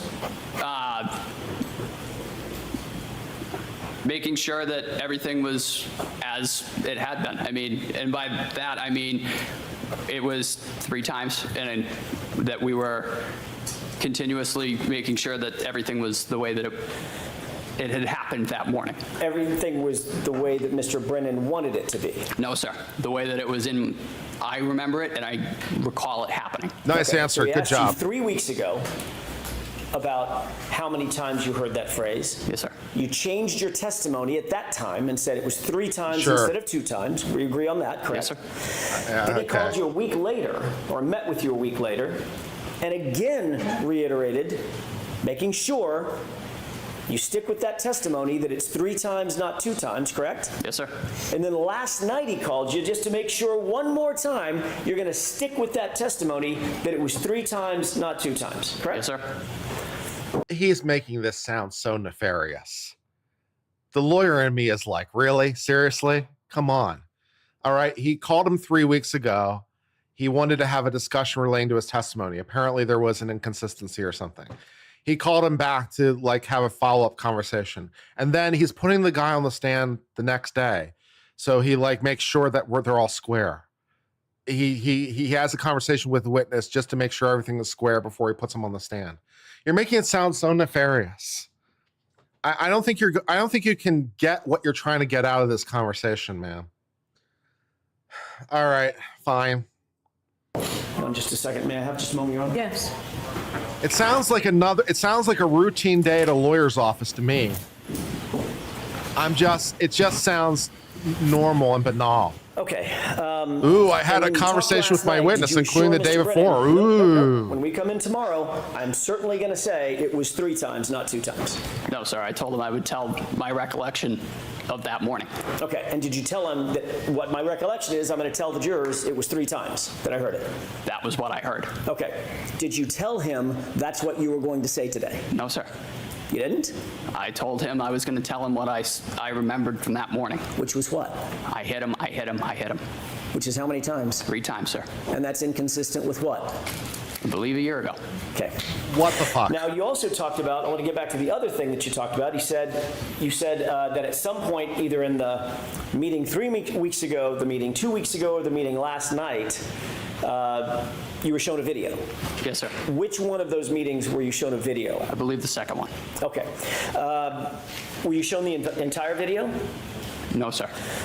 Just the clip that we saw? Yes, sir. Okay. What did y'all talk about in relation to that video? Mostly nailing down who was who in that video. Okay. Being the other personnel on scene, where I was, and that was about it. This is totally normal witness prep. He showed you the clip that you just seen. I'm waiting for the shoe to drop. This is totally normal witness prep. Where you were? Tell me something that's weird. Did Mr. Brennan ask you to define exactly where it was that you supposedly heard this phrase, "I hit him"? No, I was able to give that to him, sir. Okay. And what you told him was that moment when... Mr. Jackson, have you ever heard of witness prep before? I know you have. I know that you do this with your witnesses because of course you do. This is totally normal witness prep. What the hell are you doing, man? You're trying to extract something super nefarious out of it. It's just not there, man. Bail. Bail out, man. Bail out. And you see my client walk over sort of to the left of the screen, correct? Yes, sir. And you define... Jackson better have something. I'll tell you what, John, in chat, you say Jackson has something up his sleeve. You better be right. There better be a payoff for this. Because right now, it's like, this is totally normal. Today, it's a day that ends in Y. He better have something. There better be a reason we're doing all this prep work. Holy shit. Woof. That's the point at which she said, "I hit him, I hit him, I hit him." Yes, sir. And that's in response to your question. I want to make sure I'm clear about this. You asked, "Do you know him?" Yes, sir. And she repeated the phrase 3 times, "I hit him, I hit him, I hit him." Correct. Okay. We'll talk more about that in just a second. Wow, that was definitely worth it. Thanks for spending a half hour on that. Damn. Did Mr. Brennan ask anything else about that specific video? Nope. Like I said, he kind of asked me to point out different individuals on the scene, and that was really the extent of it. You saw that same video last year when you testified, correct? No, sir.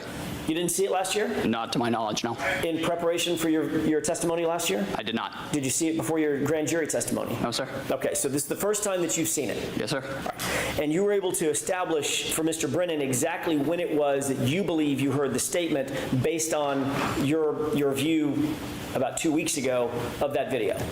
No, that was the way that I remember it. Right, not a trick question. My question is much more simple.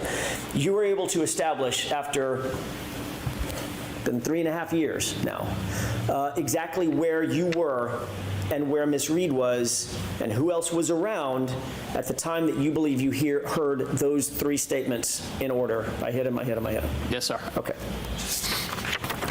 Okay. Great. Noted. You testified last year as well that there is a normal protocol for removing clothing from a patient, and it's essential to just discard it and get it away from the patient so that you can concentrate on the life-saving measures that you're undertaking, correct? Yes, sir. That could be done you said in the ambulance, it could be done in the hospital, it could be done in situ, out there in the field, correct? Yes, sir. But the point is you want to get as much clothing off of the person as possible so that you can assess that person's physiology. Yes, sir. There's not really a lot of care taken to preserve the clothing from an evidentiary standpoint, in your view, correct? We're trained to try and, just to take example of a shooting, try not to cut through the entrance wound of the clothing. Fair enough, fair enough. I mean, when you're literally trying to save someone's life, your job is to get the clothing off and get it out of the way. Yeah, basically. You're not sticking it in an evidence bag and sealing the evidence bag, things of that nature. No, sir. So it might end up on the ground. Yes. Right? Might end up with some debris on it. Yep. Might end up on the floor of the ambulance. Wow. Yes, sir. Could end up in the floor of the hospital, or on the floor of the hospital. Is that right? Yes, sir. Okay. Yeah. And if it's tossed in the floor of the ambulance, the clothing may well pick up debris from the ambulance.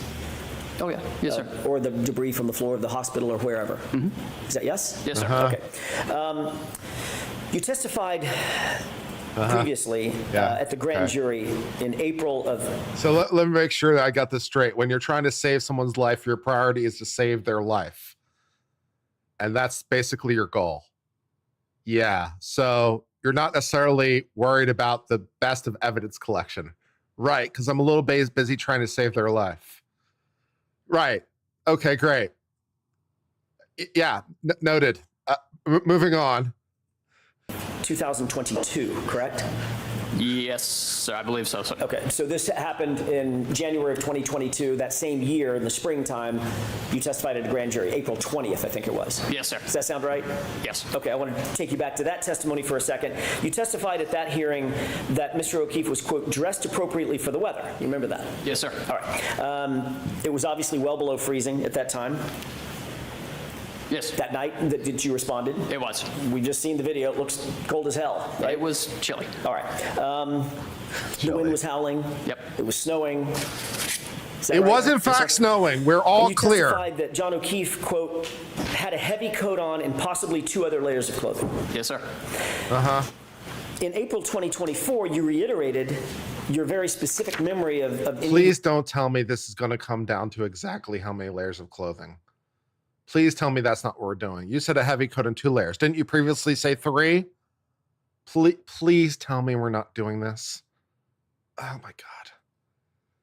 and called it a puffy heavy coat that he was wearing, which was then removed so that you could assess his injuries, correct? Yes, sir. All right. Not to get too colloquial, but a puffy coat is like, it's got down and stuff in it, right? Correct. Kind of like Stay Puft Marshmallow Man, right? Yes, sir. Okay. Pretty distinctive article of clothing. Yep. And you testified last year that Mr. O'Keefe was wearing that clothing, which you had to remove, or somebody had to remove, in order for him to be properly assessed. I did testify that way, yes, sir. Okay. And you mentioned that your memory of that big, heavy winter coat was as clear as your memory of other specifics in this case, correct? Yes, sir. I asked you that exact question, didn't I? You did. And I said, your memory of him having that big puffy coat on, which stood out in your mind, was just as clear as the other specifics that you've testified to about the case. Okay. Yes, sir. About that night. And turns out you were completely wrong about his clothing, correct? Correct. Matter of fact, he wasn't wearing a coat. Okay, all right. That one's a little bit more impactful than the 2 versus 3 thing. That goes to his powers of observation, and like that's a little bit more on point. So, okay, you thought it was a big puffy coat. You have a clear, distinct memory of it, but it wasn't true. Okay, that's potentially a little bit more impactful. All right, I pray that you make the point, get in, and please don't overstay your welcome. I beg you. All right, let's see if you can do this. No, sir. He wasn't wearing a winter coat. correct? Nope. He wasn't wearing a heavy winter coat, correct? Correct. And he wasn't wearing a puffy, heavy winter coat. He was not. Yet you testified that he was wearing all of that, and that was clear in your mind at the time. Yes, sir. Okay. Are you moving on? Did Mr. Brennan bring that up during the meeting 3 weeks ago? He asked about what I had meant when I said appropriately dressed. So you did talk about something other than just the I hit him, correct? Yes, sir. Okay. When I asked what y'all talked about, why didn't you tell us that? To be perfectly honest, sir, I did not remember until right now. So your memory is fading even after 3 weeks. Oh my Yes, God. Got it. Dude, man. Okay, look. Guys, I mean, if I asked you about a conversation, I asked you what you talked about, you would talk about the things that like came to mind, right? That's how you would, I mean, this is just ordinary conversation. And like, is there anything else you talked about, right? And then I said, okay, did you talk about this? Oh yeah, we talked about that too. But I mean, it's not that he's a liar. I mean, he's trying to point him out to be a liar, but people just don't work that way. They just don't work that way. Please don't overextend your point. Please move on. I beg you. The fact is, well, let me ask you a different question. Did Mr. Brennan tell you what Mr. O'Keefe was actually wearing? No, sir. Actually, I believe you did. Last year, didn't I? Yes, you did. It's a short sleeve t-shirt and a little thin wool hoodie, right? Yes, sir. Okay. Wasn't wearing a hat. No, sir. Wasn't wearing, as a matter of fact, didn't even have a shoe on, correct? Not to my knowledge. And obviously, goes without saying, but I'm going to ask it anyway, that's not being appropriately dressed for the winter. No, sir. Yeah. You indicated that you did notice certain injuries on... Now he's moving at a much faster pace. This is what he should have done with the question relating to the coat, or relating to, was it the coat? No, relating to the 2 to 3 times. See, even I made a mistake, and I just heard about it just now, and I made a mistake. Which goes to show you how people's minds work. But this is what he should have done with the 2 to 3 times, right? He wants to show inconsistencies. I totally get it. So we have an inconsistency related to the coat. We have an inconsistency related to some other things, inconsistency related to what he talked about. This is what he should have done with the 2 to 3 times. He should have made the point, gotten in, gotten out, and then strung it together. He wasn't going to get anywhere with 2 to 3 times. He tried to make it a thing. It wasn't a thing. None of these are a thing. What they are is accumulation, right? So what you wanted to do is you wanted to get in for each one, get out, and string them together. And if he goes back to doing that, it will be more effective. So please just keep doing that. That'll be fine. Mr. O'Keefe's person. Sir. Once you got him back in the ambulance, obviously it's lighter, meaning brighter lights. You have more equipment in the back of the ambulance. You can better assess somebody's well-being, correct? Yes, sir. And you indicated you had a, quote, much better picture of what we were dealing with, correct? Yes. You noticed once in the back of the ambulance that he had trauma to the right side of his head. Correct. And as a matter of fact, when you were pointing at it, I'm doing that on purpose because you pointed to the right side of your sort of forehead above your right eyebrow, correct? Yes, sir. Okay.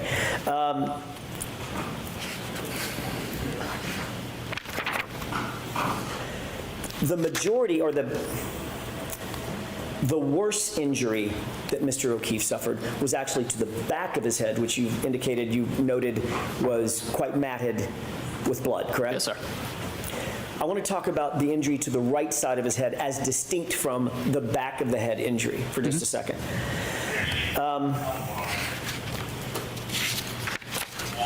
Before I get to that in detail, let me ask you, because I just sort of want to cover the bases. You noted the back of the head injury, correct? Is that yes? Yes, sir. You also noted the front right side of the head above the right eye, correct? We did. You noted some injury to his eyes. They looked blackened. Yes, sir. But primarily the right eye was blackened. Yep. And there was a golf ball sized egg, I think you put it, over his right eye, often called a hematoma. Correct. And you also noted when you got his shirt off that he had scratches along the right side of his arm. Is that right? Yes, sir. You indicated on direct examination today that you believe those scratches ended where? Meaning from top to bottom? And I'm not using anatomically correct language. So from shoulder to wrist, where were the scratches that you noted? There were several. As I noted, they were on his right humerus area. Tell me what a humerus is. The right arm. Biceps. Right about here. Okay. No, a little further, like between where your bicep and your tricep kind of meet. Right about in there. Okay. And what did the scratches look like? They were deep. They infamously referred to them as furrows, but they were quite deep. You could tell that there had been some material removed. Okay. Material meaning skin and flesh? Yes, sir. Okay. Some biological material? Mm-hmm. Okay. Is that yes? Yes, sir. And were they parallel? Meaning they were going in the same direction? Yes. Were there any scratches below the elbow as well? There were, yes. They were not as significant as the ones on the upper arm, but they were noted. Okay, and those were parallel as well? Yes, sir. And they looked like scratches to you, that's how you described them? They did. Okay. Good. Excellent. Next thing. Last year, when you described those scratches, you curled your fingers up, exposing sort of the nails, and drew it across your biceps. Is that what you were using to describe what the sort of scratches looked like? I just kind of used that as a landmark, to be honest with you, sir. It was just kind of how I quantified it in my mind. Okay, but what you did was you did this motion. Yes, sir. As you said, there were furrows, and remember there was an embarrassing moment for me. Both of us, sir.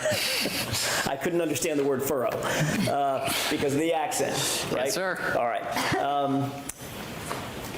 Let's talk a little bit about the hematoma above the right eye for a second. That's basically damage to subdural blood vessels that causes acute swelling, right? Correct. And a very common cause of a hematoma over one's eye could be being hit or punched in the face. We talked about that. There could be several causes for hematoma, such as that. Obviously. I mean, it could be a golf club, a baseball bat, or it could be a fist. It could be. Okay. We talked about that last year. I asked you if the injuries that you saw on Mr. O'Keefe's face, including the laceration over his right eye, was consistent or inconsistent with a physical altercation, and you said it was consistent with a physical altercation as well. Excuse me? Objection to referring to past testimony before a question is asked. So sustained. Sure. Do you remember a laceration, in addition to the hematoma, about a 0.8 centimeter laceration over his right eye? I do. Tell me I'm using a word that maybe not everybody understands. I didn't understand it when we first started this thing. What's a laceration? What's the difference between that and a cut? Is there a difference between a laceration and a cut? Does cut imply it was done with like a knife or something? I wouldn't think those are different, but are they different? A laceration is they're basically the same thing. A laceration is just a deep cut. Okay, so it's a... I mean, I would not characterize it that way. To me, they're just synonymous, but maybe to him, there's a difference. But, you know, fair enough. It's his testimony. So, okay. Parting of the skin. Correct. In other words, where the skin separates. Yes. And that can be from blunt force trauma, meaning something hits it rather than cuts it. You can get... Sustained. What are some of the causes of lacerations? You can get a laceration, as you noted, blunt force, but you can also get a laceration from a slashing movement, from a stabbing. I mean, that is still a laceration. What about a hematoma? That is primarily caused by blunt force trauma. Yep. And the hematoma and the laceration were right next to each other, correct? Yes, sir. Okay. And you indicated last year, or let me ask you this way, is that consistent or inconsistent with a physical altercation? Objection. Can you answer that? I could not say, Your Honor. Okay, next question. Well, last year, you indicate you can't answer that. Last year, you did answer it, didn't you? Objection. So I need to see counsel at sidebar for just a minute, please. Yeah. All right. Well, his cross is getting better. Jackson's cross started a little weak. Jackson's cross started a little haranguing, but it's getting better. But he's moving at a better pace now. So try to keep doing that. Yeah, he tried to milk more out of the difference between 2 and 3 that was really there. That was a mistake. He spent way too long on it, way too long. It's not about the difference between 2 and 3. It's that there is a difference between 2 and 3. And then he wants to make any difference notable. He wants to say any difference. And it's about the accumulation rather than any one thing, right? It's about the amount of it. Now, even still, like in my own head, I'm like, you know, those are perfectly understandable, but to a jury, they might seem more evasive, right? I mean, you know, when you count up all the mistakes that you make, you know, when you count them one by one, it seems like a lot. But if you count up, you know, if you think about the amount of mistakes you might make between one story and another, if you harangued every point, it's like it could be a lot. To me, it doesn't necessarily mean anything, but it's a worthy thing to show him to potentially be not necessarily at least observant, or that his memory is faulty. I mean, you know, fair enough as far as it goes. But you just want you want to allow the accumulation, and not also incidentally with respect to this witness, right? Because it's really the accumulation of all the differences for all the witnesses that, you know, really get you there, you know? So you don't really need to extract every bit out of this witness. The juice worth the squeeze kind of calculation. So yeah, he spent way too much time on the difference between 2 and 3, but since then is moving along at a better pace. Yeah, especially if the differences are on their own terms somewhat trivial, which, you know, the jacket issue may be less trivial, but the more trivial it is, the faster you want to get in and get out. You know, spend the amount of time that's worth it for the thing. You know, don't overextend. You don't want to come off as a bully. You don't want to come off as, you know, beating up on the guy. You know, you want to just kind of get in and get out, at least comparatively. And so far it's get better. I'm also not necessarily sure that you necessarily want to go down this road with every single witness. I'm not necessarily sure that it's necessarily the best strategy to find every discrepancy.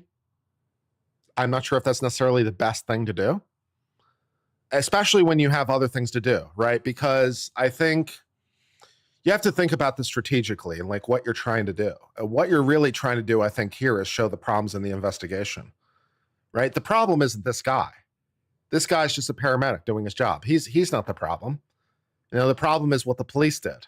You know, spend more time there with the solo cups and the leaf blowers and all the rest of it, and you know, the phone calls and the meetings and all the rest, right? That's Proctor, right there.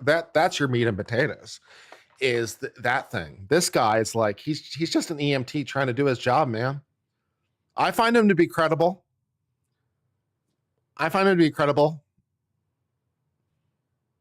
He seems relatively well put together. He's answering relatively directly. He's not fighting.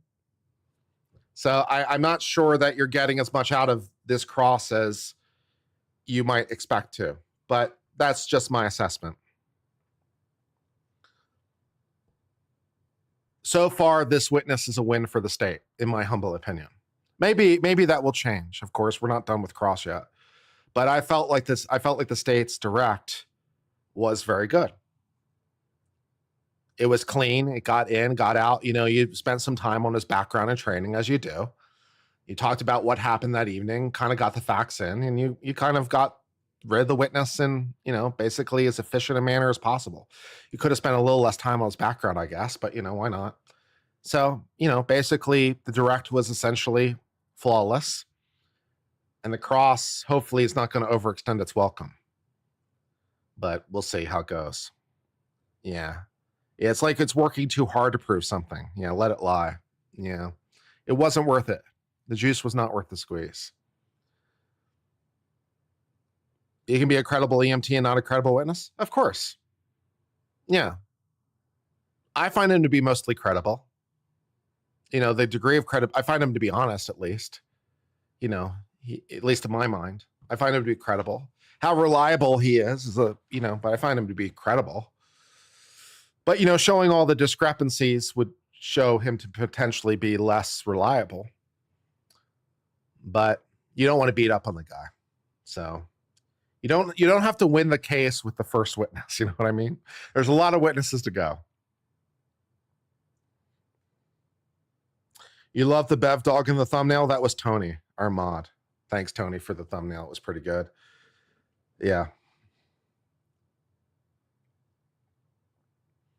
It's like also I was trying to say earlier, you know, if I asked you to tell me a story and then I asked you like 3 weeks later to tell me the same story. Yeah. Right. And then if I broke out the transcript and showed every discrepancy between those two stories, I could make you look like the biggest liar ever too. And you know it's true. You absolutely know it's true.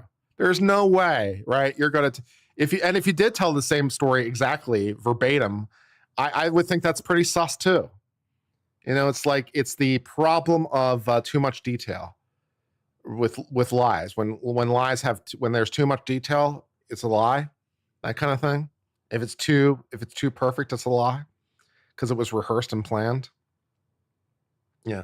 So either you're a liar because it's too perfect, or I make you look like a liar because you're a human being who doesn't necessarily tell the exact same story twice and, you know, leaves out details or switches details around or so forth and so on. It's like if I asked you what happened at a meeting with your boss, if I knew what happened at that meeting, right? And it's like, okay, what did you discuss? There's no way you're going to remember everything that's discussed. There's no chance in this world. Right? Is that everything you discussed? Well, didn't you discuss this as well? Oh, yeah, I guess you're right. Didn't you also discuss this? Oh, I guess you're right. Didn't you also discuss this? Oh, I guess you're right. Right, but that's just normal. But you know, we try to make him look like a liar. But yeah, human beings are human. Film at 11. Yeah, if I can make you look like a liar or win if I'm trying to get a reasonable doubt. Yeah, I understand that. But I don't necessarily think you necessarily have to make them look like a liar, just not necessarily reliable. You can have someone who's telling the truth and also not reliable. Right? I mean, they're telling you what they believe to be true, but not necessarily reliable. So credibility and reliability are not quite the same thing. You know, how truthful they are and how reliable they are, slightly different concepts. But yeah, show him to potentially be unreliable. I understand. Even still, just make the points one at a time and let the accumulation speak for itself. You don't have to drag every last bit out of it, because in attempting to drag every last bit out of it, you did more damage than good. The amount of energy that you expended in getting, you know, that last, you know, percentage point was not worth the expenditure. So in my humble opinion, and so far is going better in terms of things, but we'll see how it goes. Griff Fugin becomes an uncivilian. Thank you. Let me read some other super chats while we're waiting that came in. Griff Fugin became an uncivilian. Wendolyn Young became an uncivilian. Moniker has been an uncivilian for 54 months. John Nolan became an uncivilian. Dom Modger, LDM, became an uncivilian. And then we read all the other super chats that came in today so far. Thank you for your participation.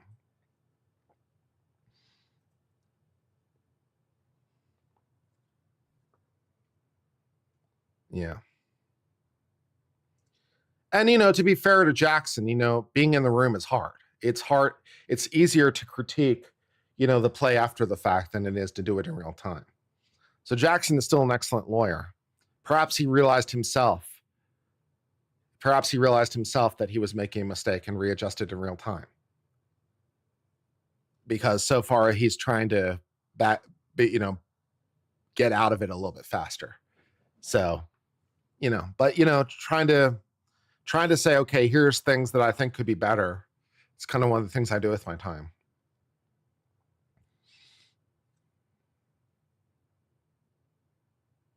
A moniker says moving from 2 to 3 times instead of saying I heard it a few times tells me he's not reliable. His recollection is too provably wrong. Fair. That's a fair opinion. Right? And then that goes to weight. Right? How reliable or not do you find him? Right? And reliability isn't necessarily on a continuum either. So you could discount his reliability by some appropriate factor. How much weight to give him is, of course, in the province of the jury. So to the extent they find him potentially less than fully reliable, doesn't necessarily mean they have to discount him completely. And his reliability, of course, is going to be judged, not for least of reasons, in context with other witnesses. But so far, it is what it is, but fair.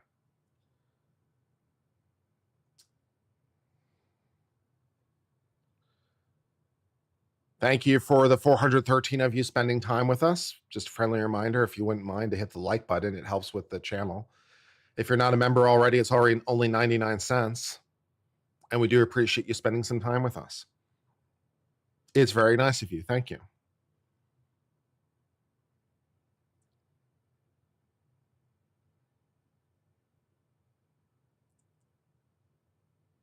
Try to bring you good commentary.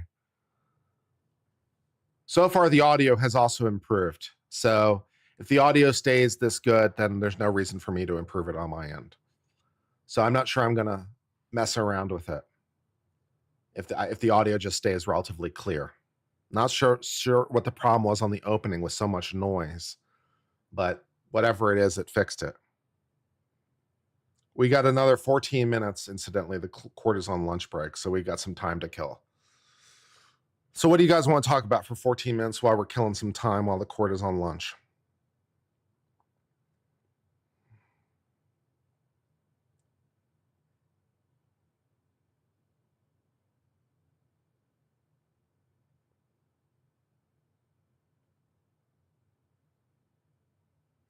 Am I jealous of AJ? I think AJ is an outstanding lawyer. I think he's got great presentation skills and great presence.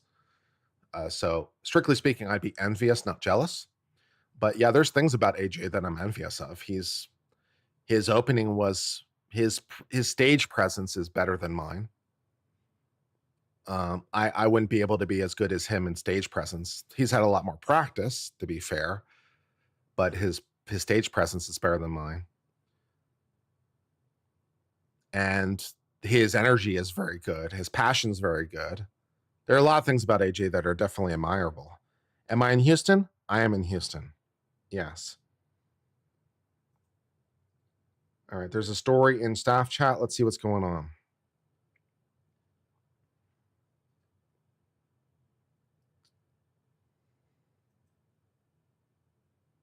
Okay, I'll deal with that at another time. Thank you, Kestrel.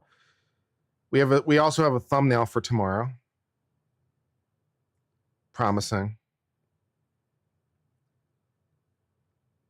And also there's some merch potentially for me to approve, I guess.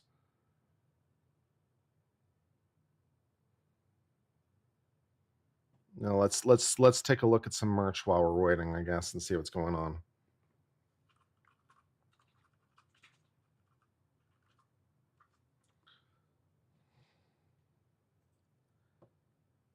To me, the prosecution lawyer is a bit boring. He's a bit monotone by comparison. The defense has been doing well so far. Yeah, the prosecution's stage presence is not as good as the defense lawyer's is. His storytelling, I think, is a little better, but his stage presence is not as good. He's a lot more monotone. He could use some help on vocal variety. But yeah, I broadly speaking agree.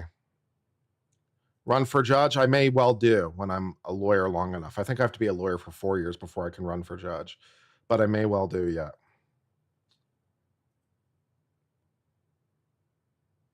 In Texas. I've been a lawyer longer than that. I have to be licensed in Texas for 4 years to run as a lawyer here. All right, so we got some stickers. Nice, let's take a look. House long kiss cut sticker. House long to die in cold. That's a good sticker. I like that sticker very much. All right, cool. We'll sell that for all right, we'll sell that for $7.95, I think. Oh, we'll sell for $6.95. What the hell? We'll sell for $6.95. That's a good sticker. Yeah, that's cool. All right. So we'll sell that sticker. So we now have a new item for you on our merch shop. As of right now, we have the house long kiss cut sticker. That's available in multiple sizes.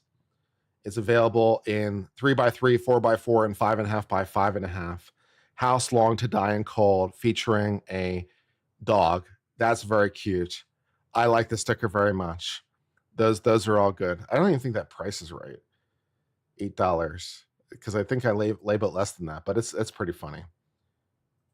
Yeah, I said, yeah. So I'm not even sure that price is right. That price might have to be updated, because I said for $6.95 and it says $8. So give it a second, but yeah, that sticker is available and you can get that sticker. That's fun. And let's see what else we got in terms of, save changes. Maybe I didn't save the change. Did I not save the change? Oh, okay. Yeah, there, I didn't save the change. Okay, now it's $6.95. Well, so yeah, we made it cheaper. So I made it a buck, and I make it $1.05. It was $8 and now it's $6.95. $1.05 cheaper. How nice of me. So yeah, okay, great. All right, then let's see what we've got. We've got a butt dial iPhone case. I don't know, man. Chronic butt dialer, free Karen Reed. That's someone's style. I'll put that for $19.95.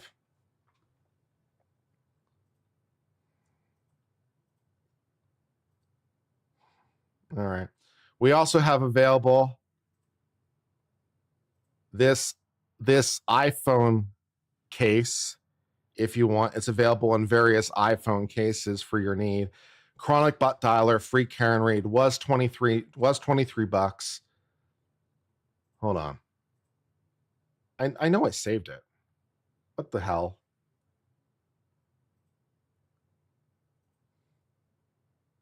Come on. Update, you son of a bitch. Okay, it was $23, now $19.95. So if you want the butt dial iPhone case, you can get the butt dial iPhone case. Plus, we have other Karen Reed stuff. We've got other stickers and other things that are available on our shop. We've got, of course, the Solo Cup, my personal favorite item in the shop, which you guys have bought the most of, is this glass evidence cup, available for $19.95. This is a 100% glass tribute, so you can have your glass evidence cup for all your needs. That's available for $19.95. That is my personal favorite item on the shop. Make sure to get it today.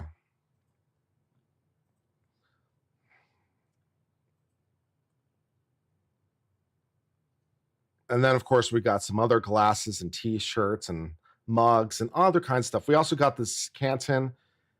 Oh, wait, should I make the CSI badge holographic sticker available again? It was a limited run item, but it is a new trial. We'll make it available later. I won't make it available now, but we'll make it available when the police start testifying. So an item that you will be able to purchase, but not right now, I think, is this sticker, the Canton CSI badge holographic sticker, which features, of course, a mug. It features a Solo Cup and a paper bag, so that you can have your official Canton CSI sticker. That's not available for purchase right now, but we will make it available for purchase at a later time. And we have other items there, so make sure to check out our merch shop. And here is a link to our merch shop so that you can check out our merch. All that good stuff.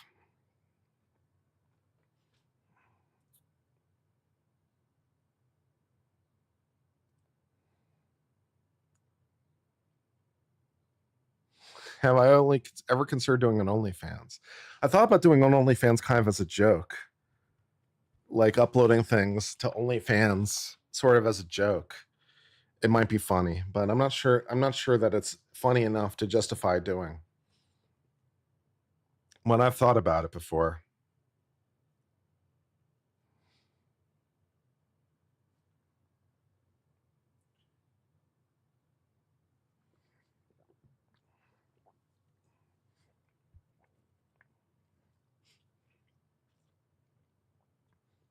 $410 or 410 concurrent viewers. Thank you, by the way, for being here.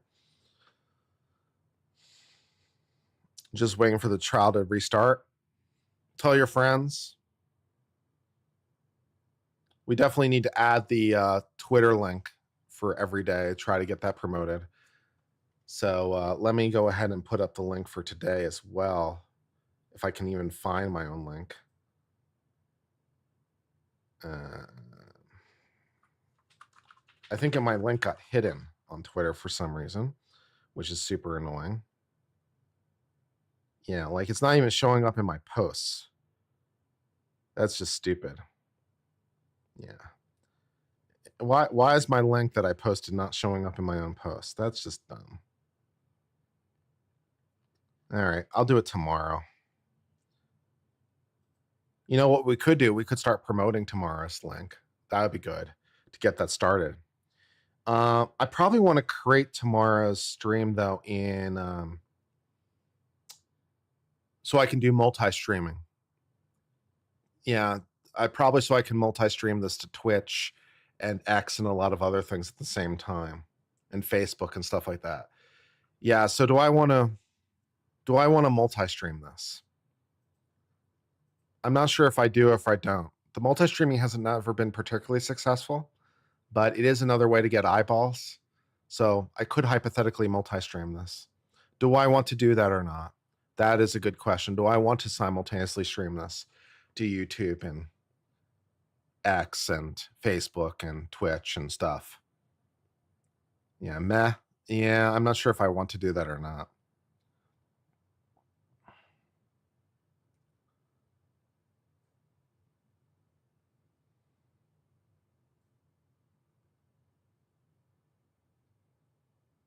I did sub to me on Twitch. Thank you. That's very nice of you.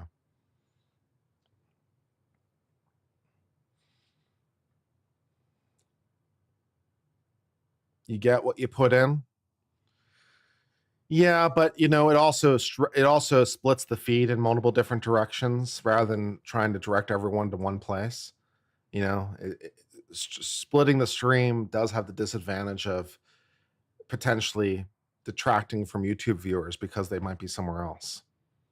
You know, and you know, YouTube is primarily the place where we live, and that's kind of the place we want to draw people's attention to. So it's like, is it worth the energy to try to split those context? Yeah. Yeah, it wouldn't mess up the YouTube.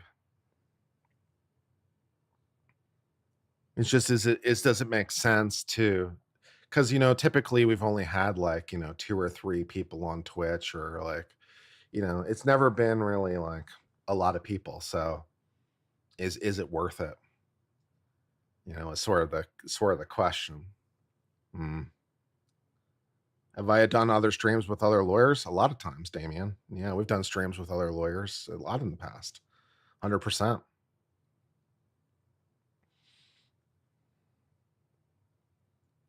It also splits up the mods. That's true too.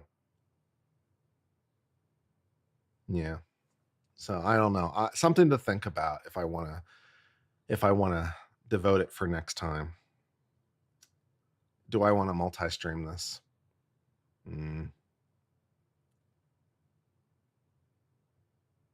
How about other multi-channel streams with other lawyers? Yeah, we could do that too. We've done that before, where we stream the same stream to multiple places at once. We've done that before. We did that with, what did we do that with? We did it with the Baldwin trial. We did it with Baldwin. We had the same stream streamed like 5 places at once. Yeah, we did that before. To some effect.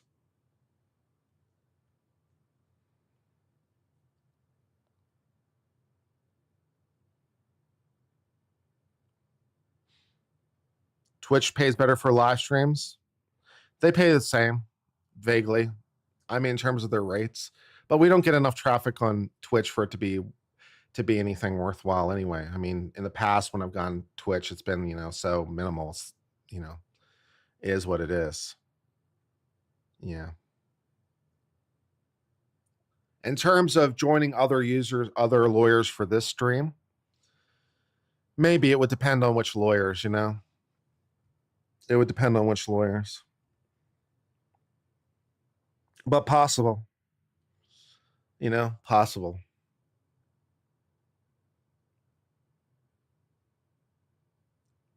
Do we have a link to merch? You better bet your ass we do. There's your link to your merch site.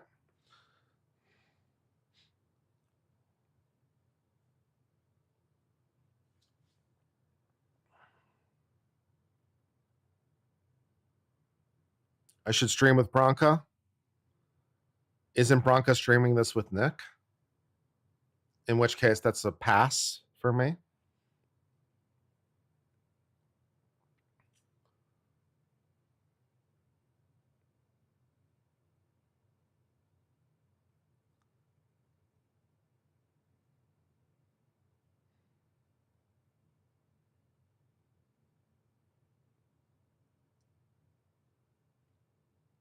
I'd stream it with Melanie Little or Andrea Burkhart, but I don't think they necessarily want to. You know, but I'd stream it with them. Candy Marie gives 10 gift memberships. Thank you very much. Appreciate it.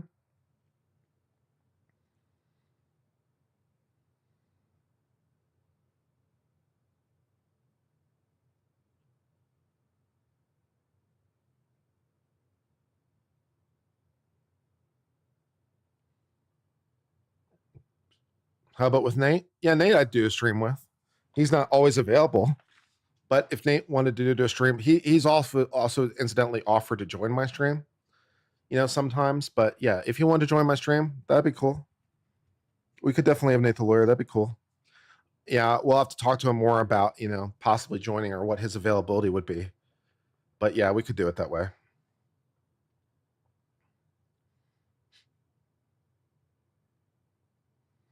Andrea was streaming with Ronkel. Yeah, in the evening, she was. It was good.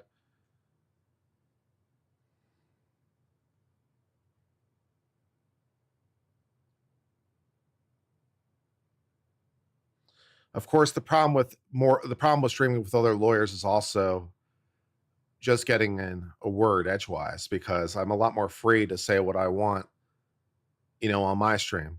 You know, I feel a bit more constrained by streaming on Melanie's chat. Melanie's chat is hardcore free Karen Reed, and I respect that. But if I said on Melanie's chat, like if I said to them, oh, I think the prosecutor's opening was near perfect, they'd have a revolt.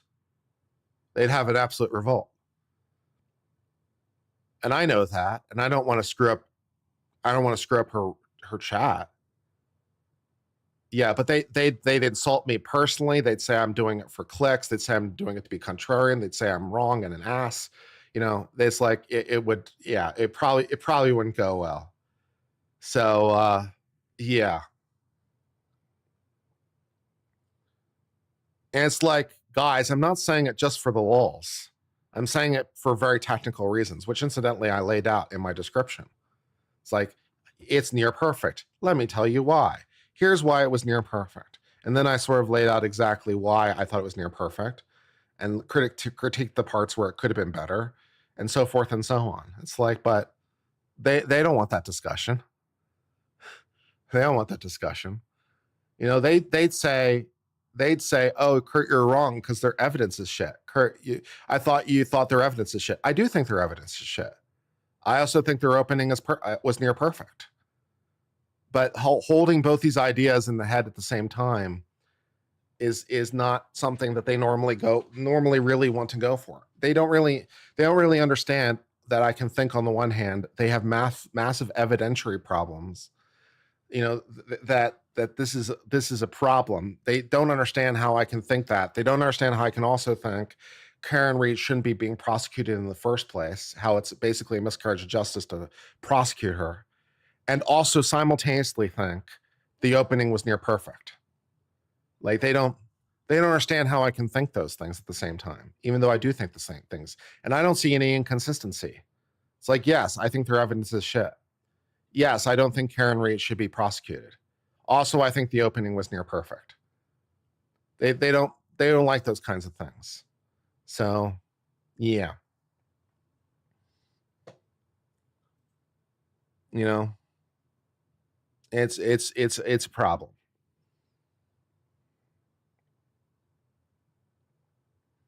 What about Legal Bites? Legal Bites is cool. I could see if she's interested in streaming it. I'll send her a message. I'll see if she's interested in possibly streaming sometime. Yeah. it's not even like an issue of groupthink. It's like, well, it's partially groupthink, but it literally doesn't occur to them how I can think things that seem contradictory at the same exact time. And to me, they're not contradictory. It's like they don't understand how on the one hand I can say, oh, I think the evidence is shit, and also turn right around and think, okay, the judge was correct to not dismiss this for extraordinary cause.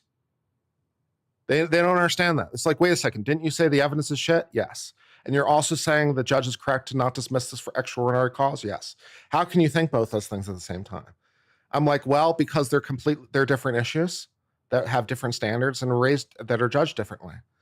It's like they don't understand how I can think, oh, the judge was correct in their media order. They don't understand how I can think the judge is biased and a bad judge.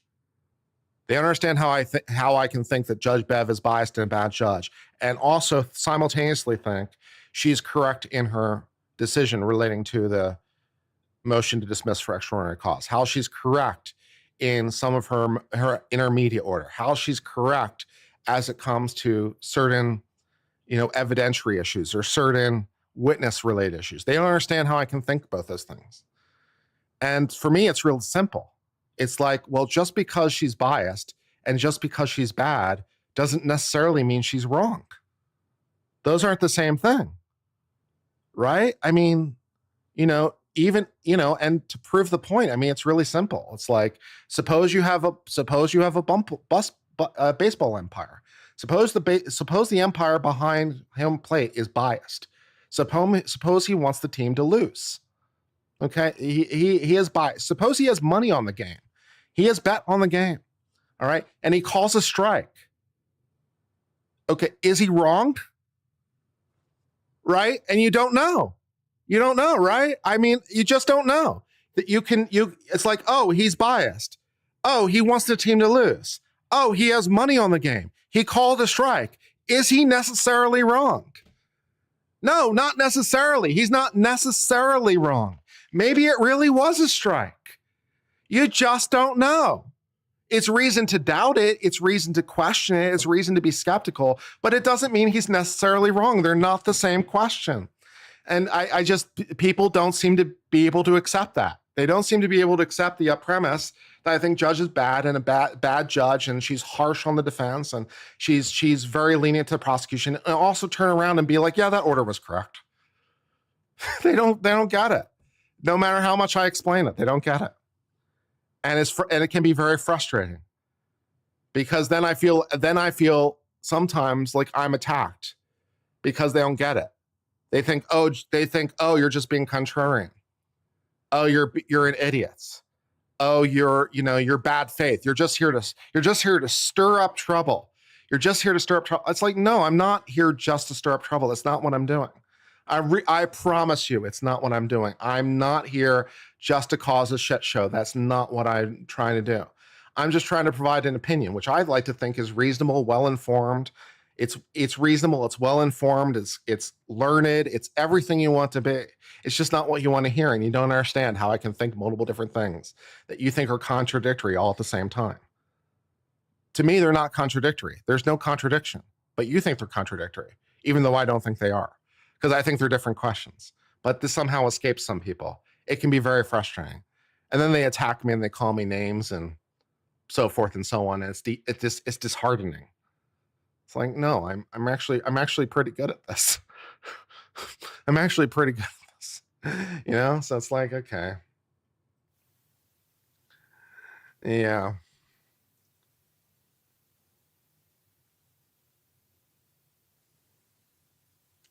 Or even me saying like, okay, there's a possibility, right? Like there is a possibility that somehow, some way, the state is going to fix its problems. It has evidentiary problems out the ass.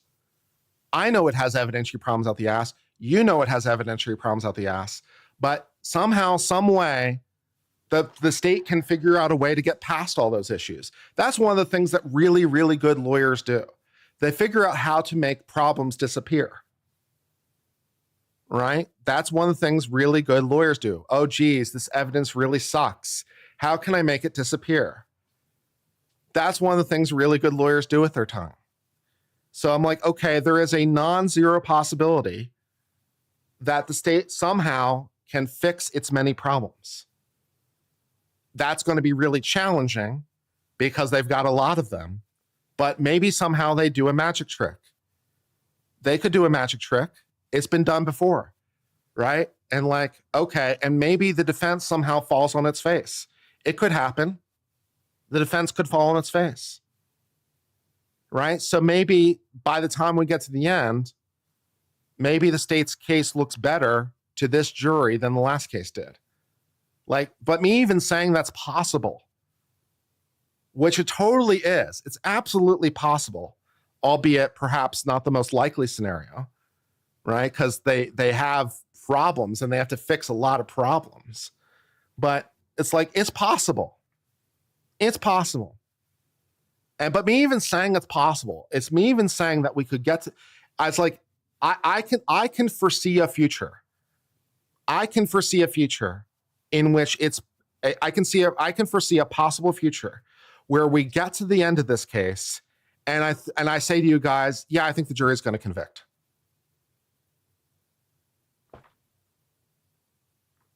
And, you know, and then you guys are like, what happened to you? I thought you were free Karen Reed. And I'm like, well, you know, that just didn't pan out. You know, that's not what happened. It's like, that's not the thing. And it's like, you know, so it's like, I can foresee that possibility. And I'm like already frustrated in advance because I can foresee the possibility and then everyone's going to question me and my loyalties. I was like, but I based my assessment, or will have based my assessment, because it's future past tense. I will have based my assessment on the, will have based my assessment based on the trial that actually happened. And yeah, so, but that possibility, yeah, it's a thing. It's a thing.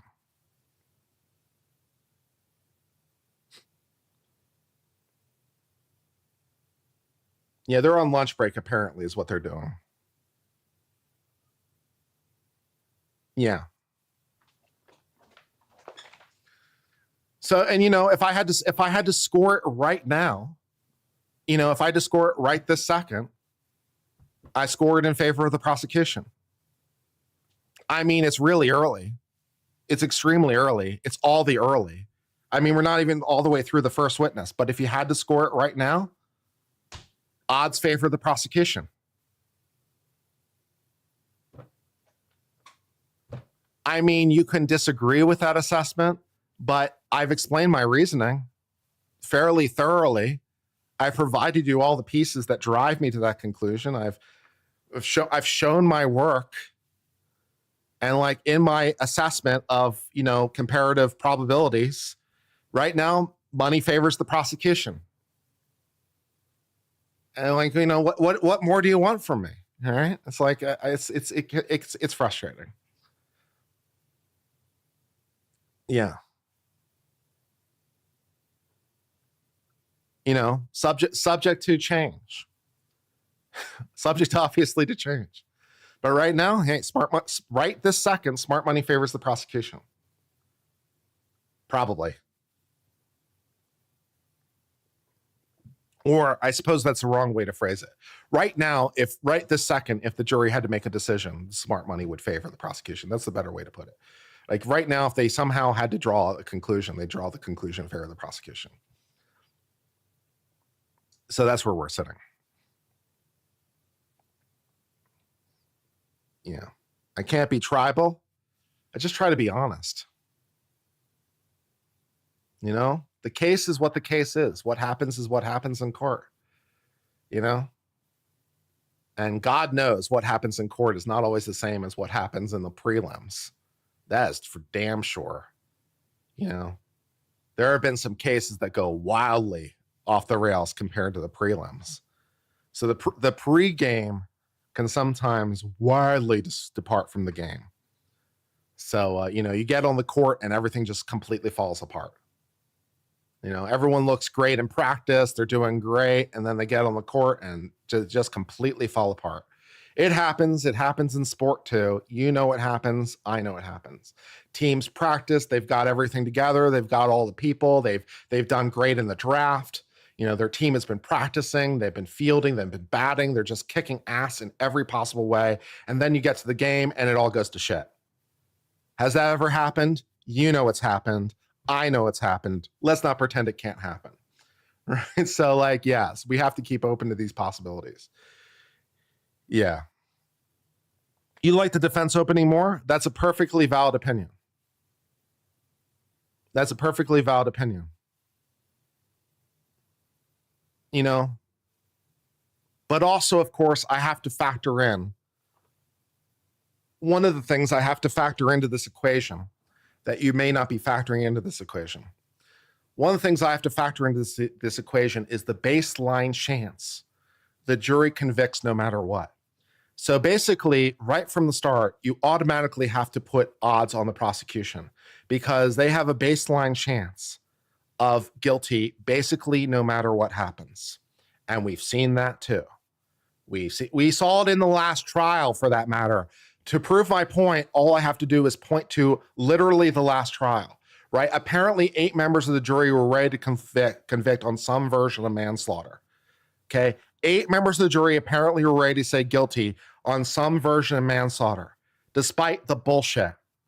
So you know I'm right, okay? There is a baseline chance of conviction. I say it's 5%. Andrew Branca has said 10%.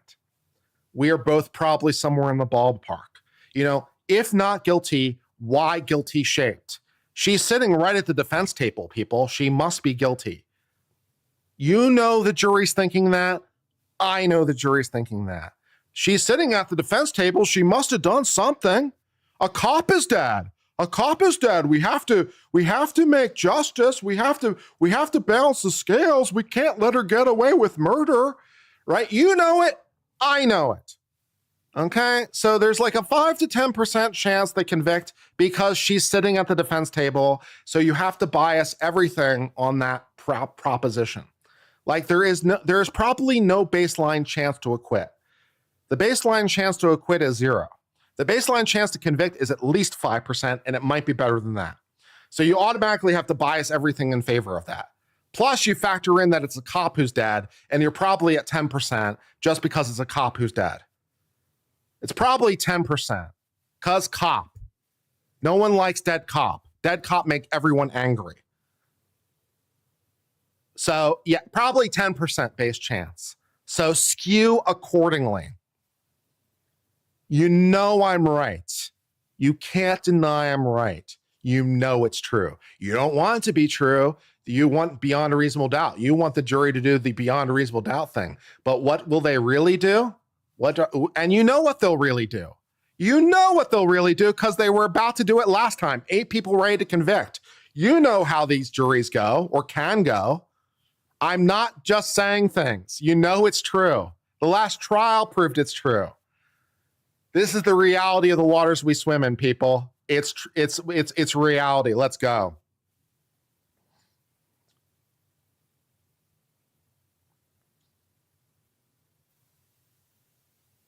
Yeah. Yeah, the 5% ham sandwich factor is real. Yep. 5 to 10%. Probably 10%. Probably 1 in 10. In this case. Probably 1 in 10. If 8 members of the jury being ready to convict on manslaughter is not proof of the 1 to 10 base chance, I don't know what is, people. If 8 members of that last jury being ready to hit guilty on manslaughter is not proof there's a baseline 10% chance, I don't know what is. I don't know how much more evidence I need. I feel like I'm there.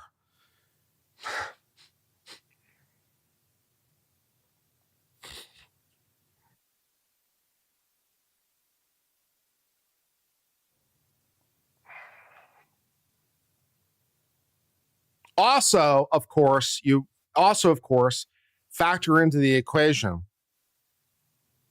You're dealing with the average person. right? That's what the jury is at the end of the day. That they're the average person. That's the idea. By their combined form, they become the average person. All right. So yeah, let's do this thought experiment. All right. Picture in your mind the intelligence, thoughtfulness, diligence, thoroughness of the average person. Picture that. Picture the average person. Consider their thoroughness, diligence, intelligentness, reasonableness. Like, are you imagining this person? How intelligent are they? How reasonable are they? How thorough are they? How diligent are they? Are you imagining this person? Are you there? Great. Now, remember, by definition, 50% of the people are less than that. 50% of people, by definition, are less than that. Welcome to reality. Yeah. And then you throw in some groupthink on top of it. Holy shit, dude. Holy shit. Yeah. So, yep. All those things. All those things, people.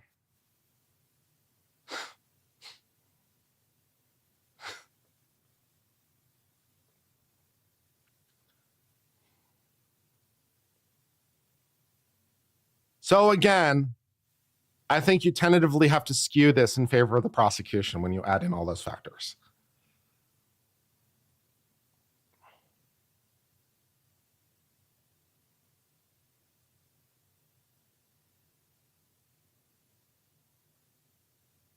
Yep.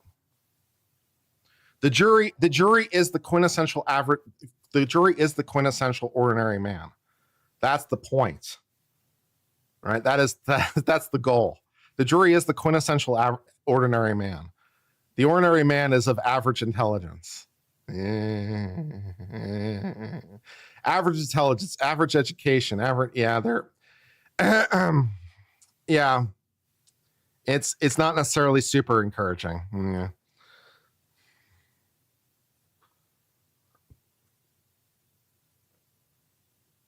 So yeah. But, I can't explain this to Melanie's chat because Melanie's chat is fervently pro Karen Reed and not for illegitimate reasons. I mean, they're not like inherently wrong. That I agree with them that the prosecution against Karen Reed is some bullshit. I agree with them. The evidence is some bullshit. So like their sense of justice, like they think that Karen Reed being convicted would be unjust. I'm like, okay, I get it. But they're so fervently of that view as a collective. As a collective, they're so fervently of that view. They can't seem to understand any possibility of anything beyond that.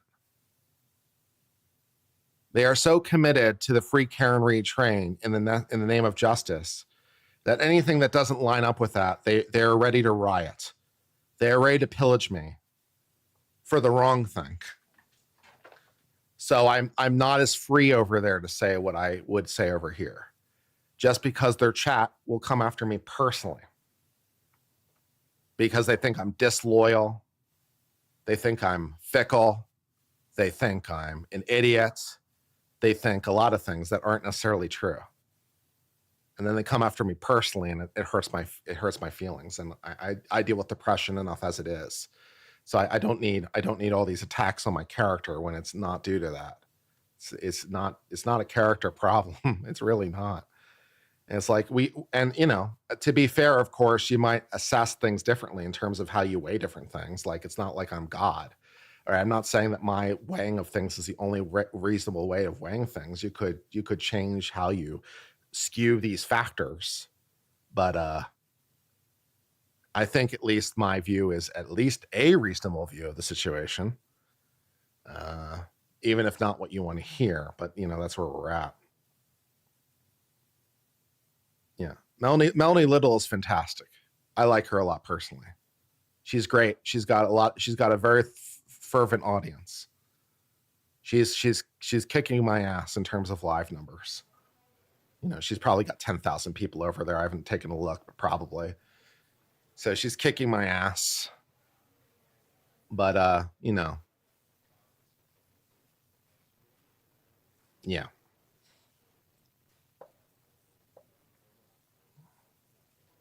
Yeah, it's like the Trump people going after me for following the Constitution. Yeah, or following the law, or following what I think is the best assessment of law, or with the like high school stabbing. You know, same problem. Same problem.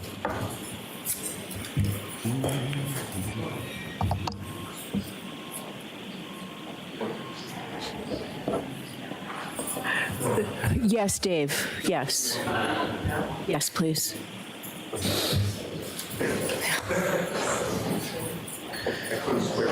Yeah.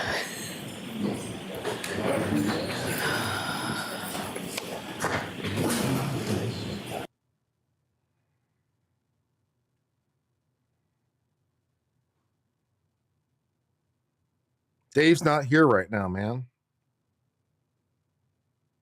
Yeah, most people would rather deal with emotions than logic. Yep, there's some of that for sure. Okay, we've got a nice purple nothing. We will put outside the background of a nice purple nothing. Hopefully it will come back. Baby, come back.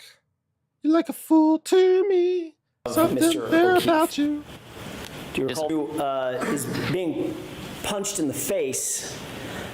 Can that lead to a small laceration like you saw and a hematoma like you saw? Objection. I'm going to allow it. You answer that question? I couldn't speak to how that injury occurred. Is it consistent? Are those injuries, just those injuries, are those consistent with being punched in the face? Those injuries could be sustained from numerous ways. And yes, it could be from that. It could be from others as well. Okay, so that's what I'm asking you. It could be, in other words, it's consistent Yes, sir. with being punched in the face, correct? Correct. Thank you.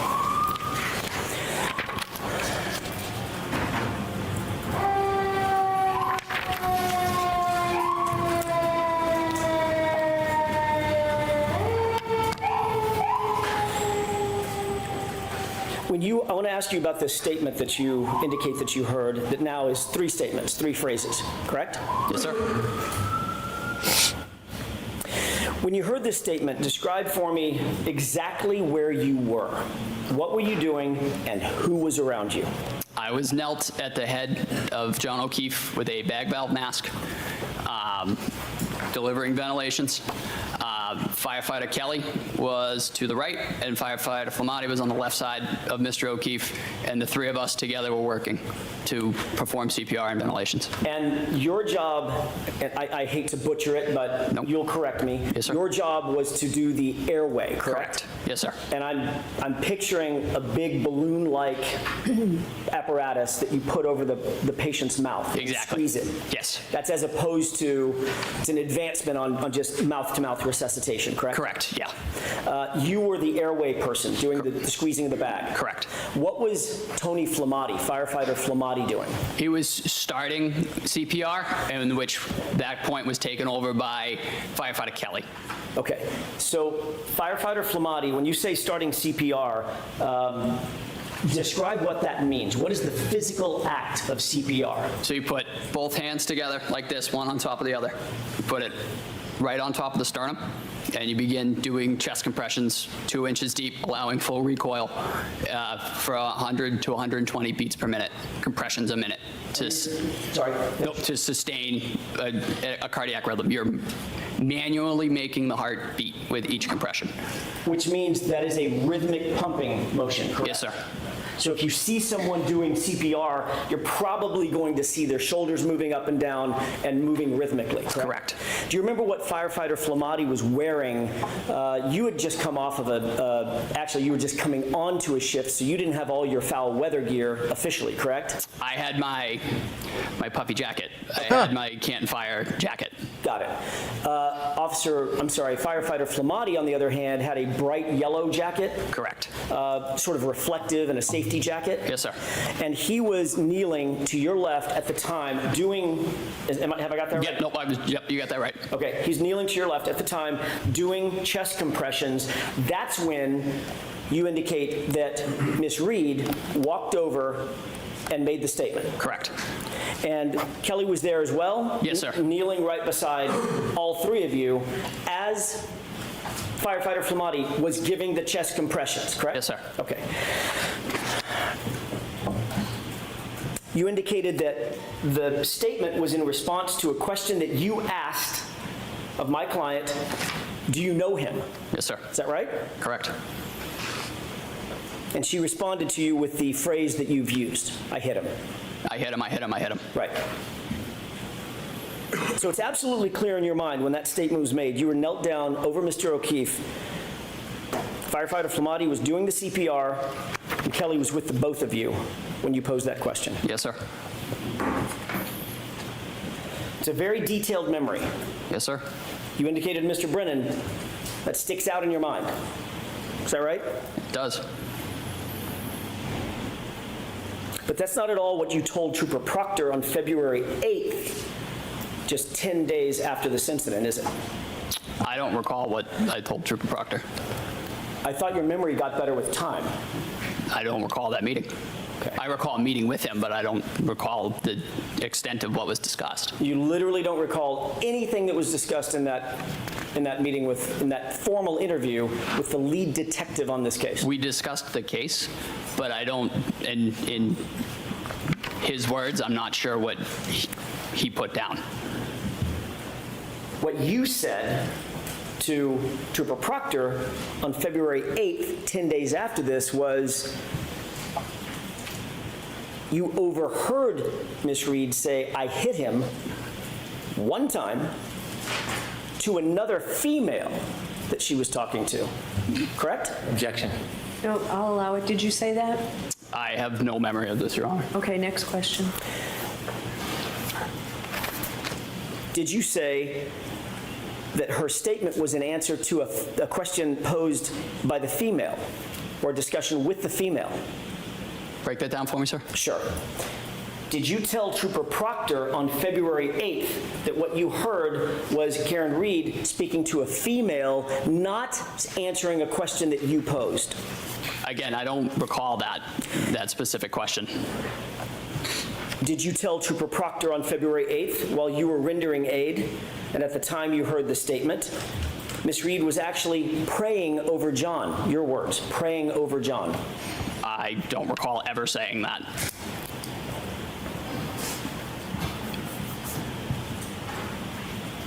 May I have just a moment, Your Honor? Yes.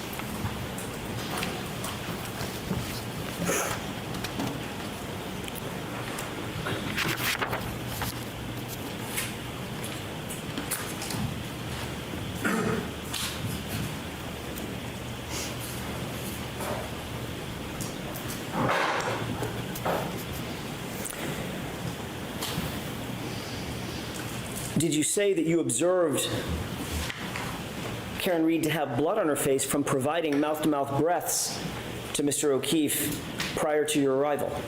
I remember Ms. Reed having blood on her face, presumably from attempting CPR. Do you remember telling Trooper Proctor on February 8th that you saw her with blood on her face from CPR? I do. So you remember that portion of your conversation with Trooper Proctor, correct? Yes, sir. But the praying over John, praying over the victim, you don't remember. I don't remember ever saying that, ever. And the statement, I hit him to another female, you also don't remember that? No, sir. Would it refresh your recollection if you were to look at a report authored by Trooper Proctor? No one. May I? Yes.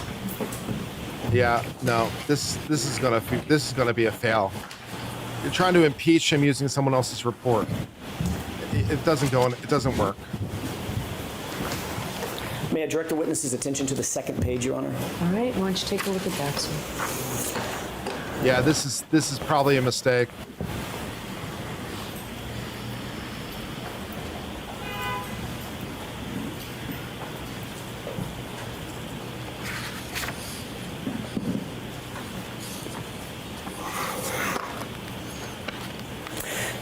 I approach, Your Honor? Yes. Thank you. Sir, did you have an opportunity to glance at the report that you were just shown? Yes, sir. Does that refresh your recollection about your conversation with Trooper Proctor that he put in a report? It does not, sir. So as you sit here, you have no memory of what you just read in this report from Trooper Proctor, the lead investigator on the case? I have no recollection of ever saying that anybody prayed over anybody ever in this case. You did see it in his report, though. Sustained. Yeah, that was an improper question. Under oath that your memory of the events at that time, from that time frame, January, February 2022, is faulty, correct? No, sir. In your April 2024, it's April 30th, 2024 testimony from last year.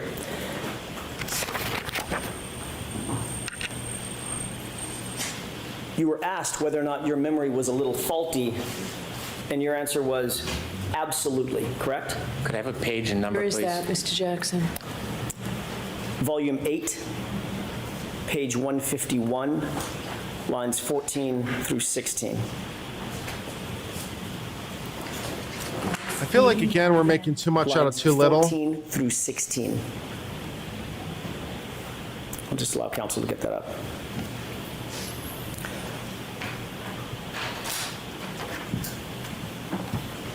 If we could pose the entire question and give content to it, please. Okay. May I? Yeah, so do you intend to show the whole question? The whole question that I asked and his answer, yes. All right, and I'll give you the opportunity on redirect, Mr. Brennan, if it's not. Go ahead. Is it true that in answer to the question, quote, so it's fair to say your memory is a little bit faulty as it pertains to that time frame, your answer was absolutely. Correct? I mean, of course it is. From last year? What you testified to last year about conversations that you had with Trooper Proctor around February 8th of 2022. Yes, sir. And you would. Of course his memory is faulty. There are not many people with perfect memory. It's pretty unusual to have a perfect memory. So, you know, the vast majority of us, our memories are faulty. It's like you're trying to prove, yeah, his memory, the only other alternative is that his memory is perfect, which would be absurd. That's a very unusual thing to have a perfect memory. Too much over too little, man. Agree, as you sit here, that your memory is still faulty about your conversation with him, correct? With Trooper Proctor? Yes, sir.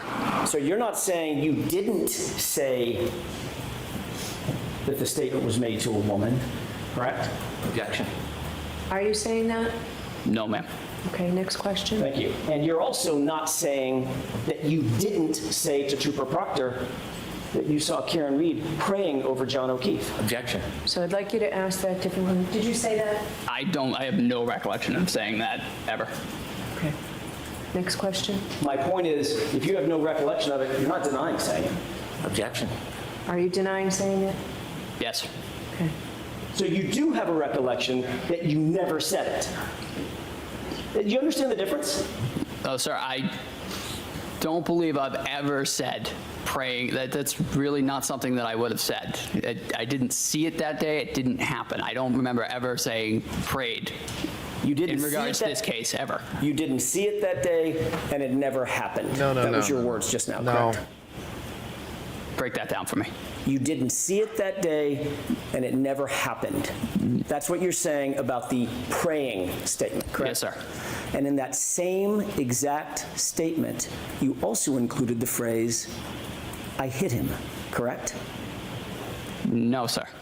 In the statement that you made to Trooper Proctor? The report that Trooper Proctor wrote? Correct.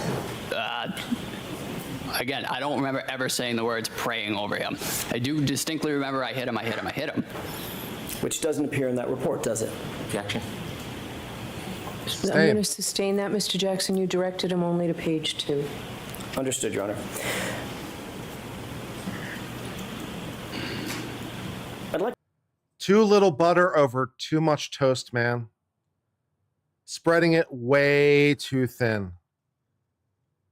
This cross is overall not working for me. Overall, I find it to be ineffective. To show you a short portion of a video, the same video that you were asked to look at on direct examination.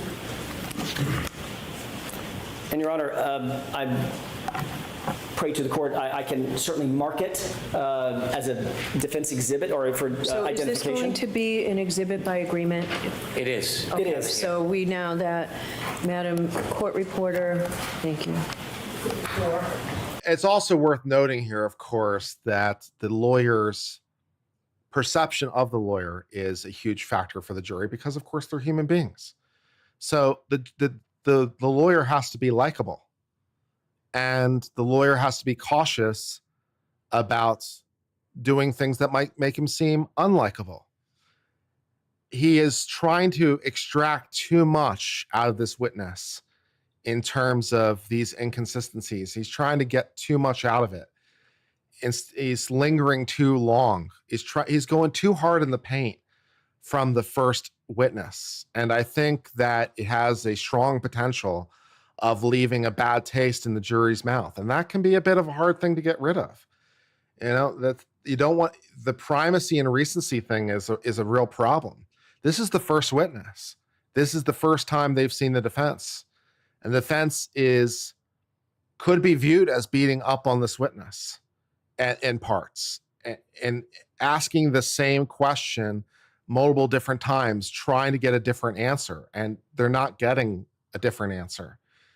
It's redundant. It's just not. It's not working, and I think it's potentially leaving a bad taste in the juror's mouth.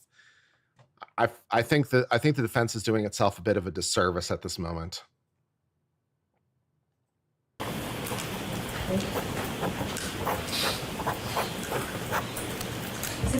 How's that for an unpopular hot take? With the court's permission, may I play a portion of that video for the jurors, publish it? Okay. Which portion so people know? I'm going to start it at about, I want to say 6:55. Mr. Wall, could cue that up? I look forward to when I edit this Before you down play it, today. This is going to be interesting. can we have it on that screen as well, or is it only playing to this screen? I don't know. When Ms. Gilman did it, it was both. Great. There we go. All right. Before we play it, can I ask you a quick question about this? Sure. It appears that this is paused. Do you recognize this as being the same video that you were shown this morning by Mr. Brennan? I do. All right. Describe the scene. So that is 34 Fairview Road. The lights in the background, I believe it is either right as we pulled up or right as we're pulling up. Okay. Same dash cam video. Yes, sir.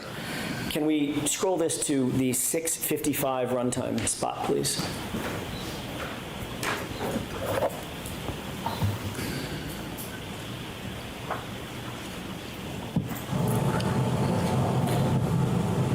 Pause it. Okay. Do you see the individual on the left? Far left. Yeah, the jacket? Correct. Yes, sir. Who's that? I believe that's Firefighter Flamati. You previously indicated that when you heard Ms. Reed make this statement, that firefighter Flamati was on his knees providing CPR at the same time you were knelt down providing the airway. This isn't when it was That's stated. not my question. Is that what you said? Can you repeat the question, please? Sure. You indicated earlier when you heard this statement by my client, you were very detailed. Firefighter Flamati was knelt down providing chest compressions at the same time you were knelt down providing airway support for Mr. O'Keefe, correct? I had also said that at some point, That's a Firefighter yes or no Flamati question. had So I'm going to let the witness answer the question. transferred CPR to Firefighter Kelly. Firefighter Kelly did take over compressions at one point. Okay. That's not my question. Okay. My question's an easy one. Is it? Did you say that when Ms. Reed walked over to you and you had this dialogue with her, she made that statement, that firefighter Flamati was on his knees providing chest compressions at the same time you were knelt down providing airway support? Yes, sir. Okay. Firefighter Flamati, your testimony, appears to be standing up right there, correct? Yes, sir. Let's play the video forward for just a second. Stop it. What did you see firefighter Flamati do just now? I believe he just knelt down. Okay. So at this point, he's kneeling for the first time, correct? Yes, sir. And he's about to provide chest compressions as your memory serves, correct? Yes, sir. All right. Let's go ahead and play it forward.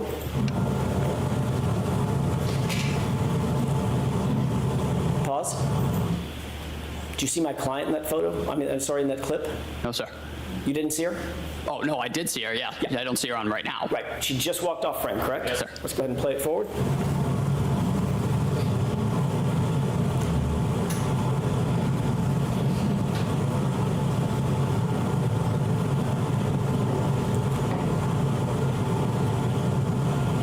Stop it. You see my client walk back into the frame? Yes, sir. At this point, you were watching firefighter Flamati. He appears to be now providing CPR, correct? Yes, sir. Okay. And my client is nowhere near you, correct? At least for this clip. No, sir. Okay. Correct. And the clip that I just played before, the few seconds that I played before, nowhere near you, correct? Is that right? Yes, sir. Let's go ahead and play it forward.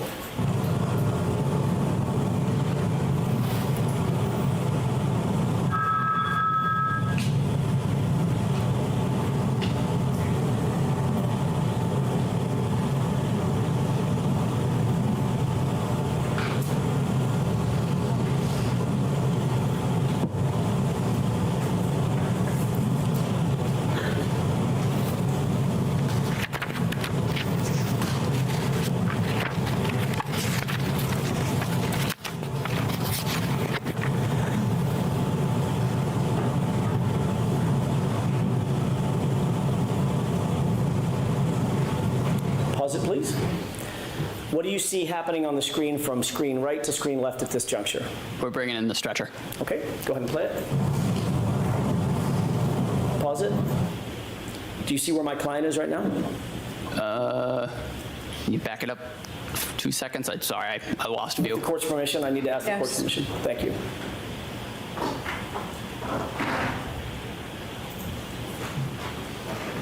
Okay, let's go ahead and play it. Pause. Did you see my client? Yes, sir. Where is she in the frame?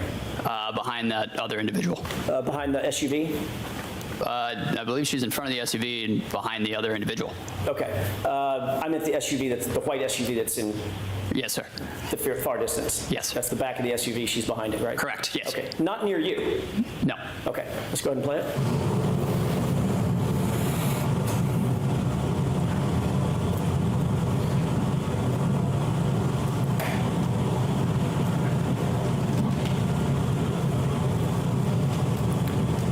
Go ahead and pause it.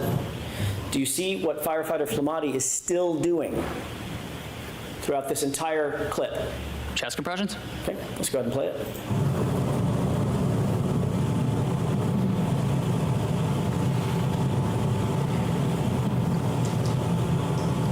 Pause. What's happening now? Where Mr. O'Keefe's on the scoop stretcher and he's being transferred to the ambulance stretcher. So that's the entire time Mr. Flamati, firefighter Flamati, was giving chest compressions. It's captured right here on this video, correct? Yes, sir. Okay. And now Mr. O'Keefe is up on the stretcher, and you are no longer knelt down? No, sir. And firefighter Flamati is no longer knelt down? No, sir. And you're now following the stretcher with, it looks like, 2 or 3 other EMTs, correct? I am not in that frame, sir. Okay, so you've walked away. Yes, sir. All right. Let's go ahead and play it forward. Pause it. You see where my client is? Yes, sir. Go ahead and play it.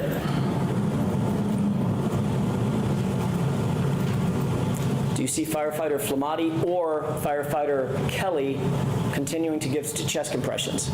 Yes, sir. Which one is that? Do you know? I believe it's firefighter Flamati. Flamati? I believe so. Okay, so he's still doing all the chest compressions from start to finish? Yes, sir. Okay.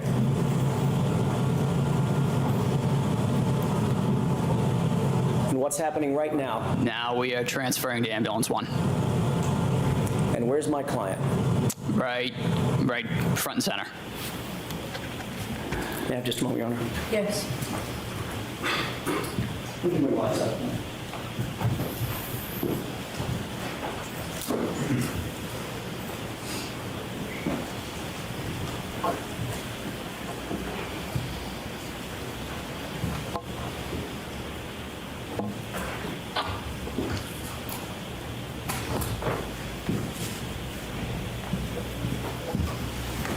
If I may have just a second.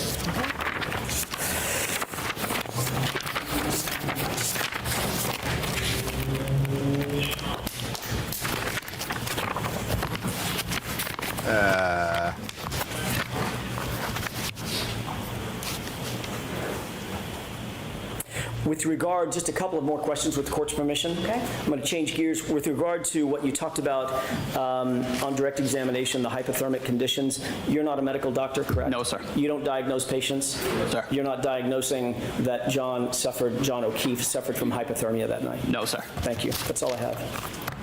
That felt very ineffective.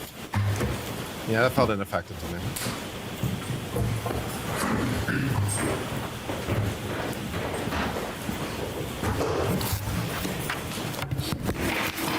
Firefighter Nuttall, the video the defense just showed you, did you notice any differences between that video and when I showed it to you, and that it doesn't have the time on it?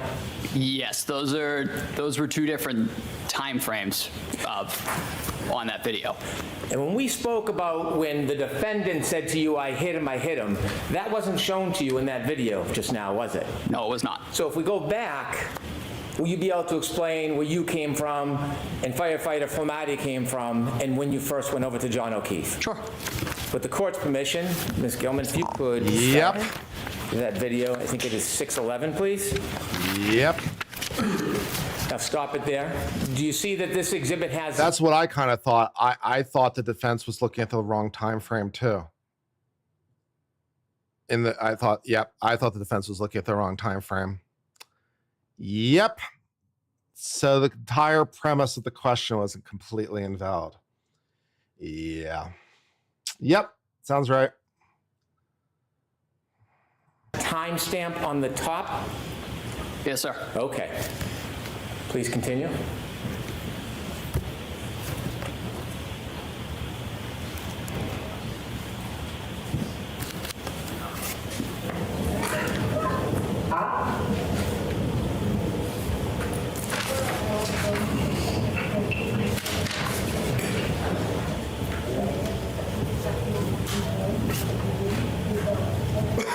Could you stop, please? Do you see the red lights on the left? Yes, sir. Is that when you believe that you first arrived? Yes, sir. And that note says 6:11:05. Could you continue, please, Ms. Gilman?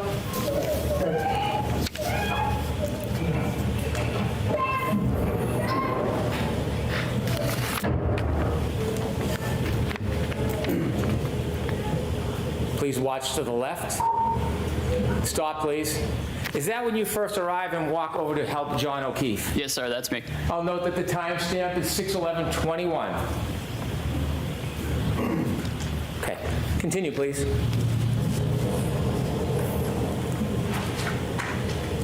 Yep. Yep, this is entirely consistent with his testimony. This is entirely consistent with his testimony. Yep. Defense was at the wrong place. Yep, defense made a mistake. Stop, please. Did you see Firefighter Flamati come after you? Yes, sir. Was any of this shown to you during those questions? No, sir. No. Continue, please. Yep.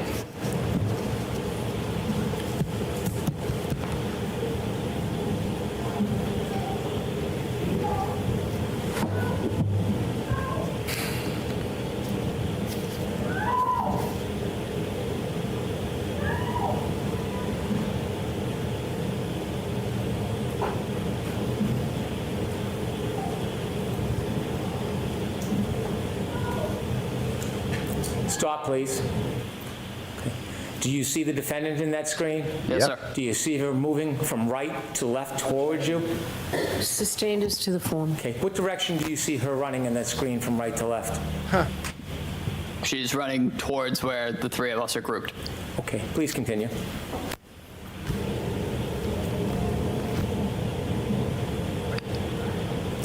Stop, please.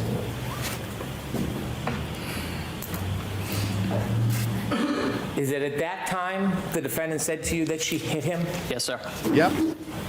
And you remember that? That is 100% consistent with what he said on the stand. 100% consistent. Defense's attempt to impeach was a total fail. I don't know what the defense was thinking in terms of what they were looking at, but they were completely in the wrong time frame. This is a prosecution win. I do. Okay. I'm done with the tape. Thank you very much. Yep. Yep, that's a defense fail. You were asked questions about your memory? Yes, sir. Okay. When you were asked the questions about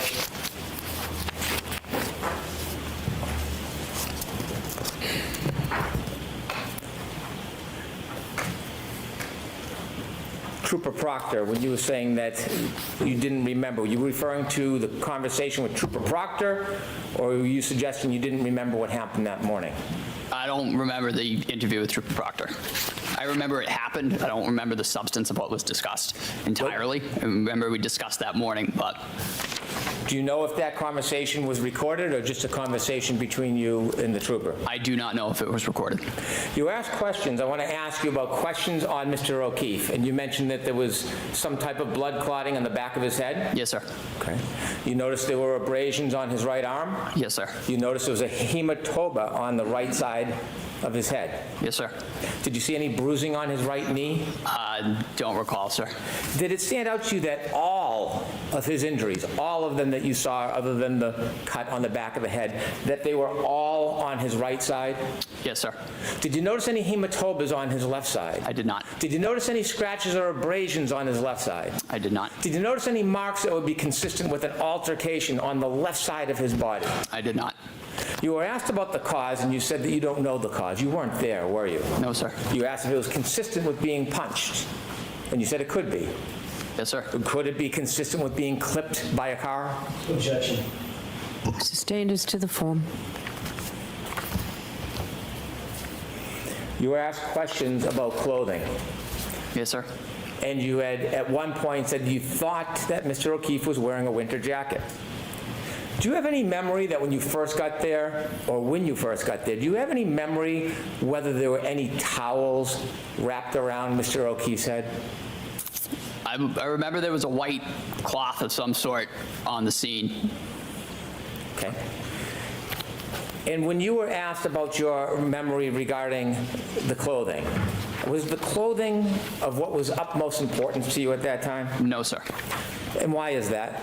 I was, again, focused on Mr. O'Keefe's airway and ventilation. Okay.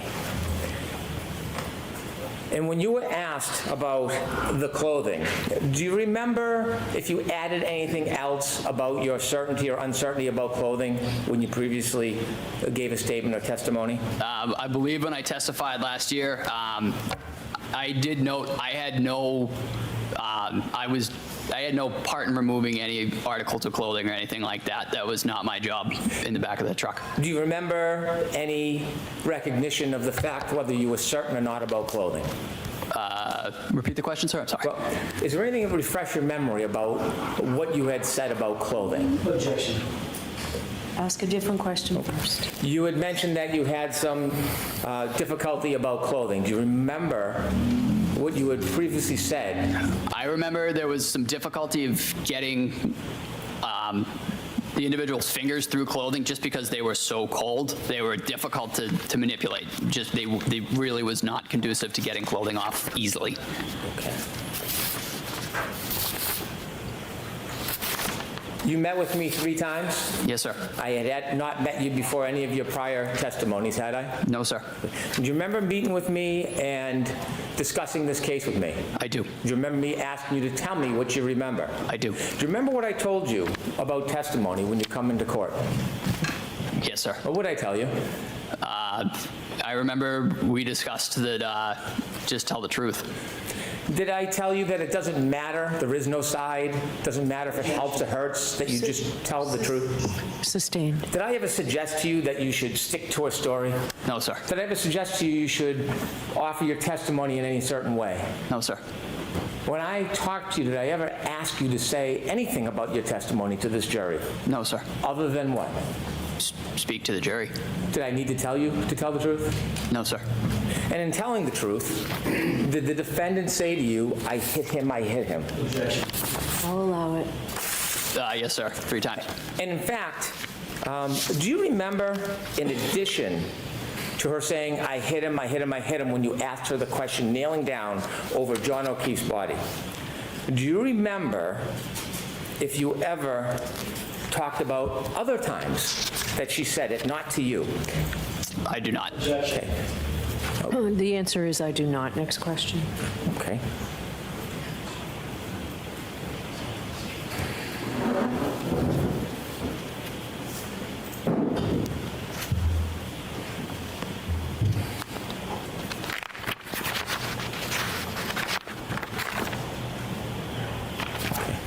Do you remember testifying previously in this case? Yes, sir.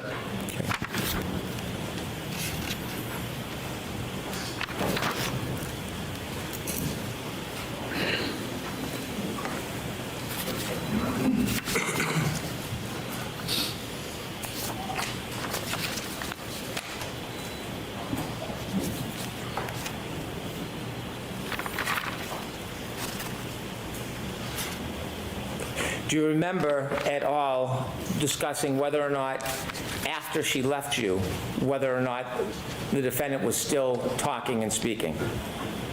I'm sorry, sir. Repeat the question. Do you remember, after the defendant left you and made that statement to you, do you remember talking, did you hear her speak to other people after you?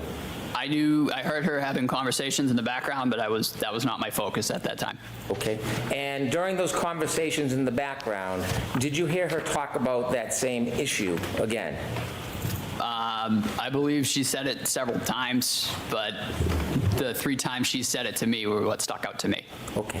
And when she said it to other people, it wasn't directly to you? No, sir. So watch the form of the question, Mr. Brennan. And when she said it to, Stating the objection. when she said it to other people, do you know who she said it to? I do not. I'll allow it. So the answer is I do not. I'm sorry. Do you remember when she said it other times who she said it to? I'm going to see counsel at sidebar for this. Sidebar. Several other times, again, not directed to me, just kind of off in the background. I'd like to reiterate, we were really focused on the patient at that point. We were trying to provide care. Thank you, sir. Okay. This better be the best recross ever, I swear. This had better be the best recross of all time.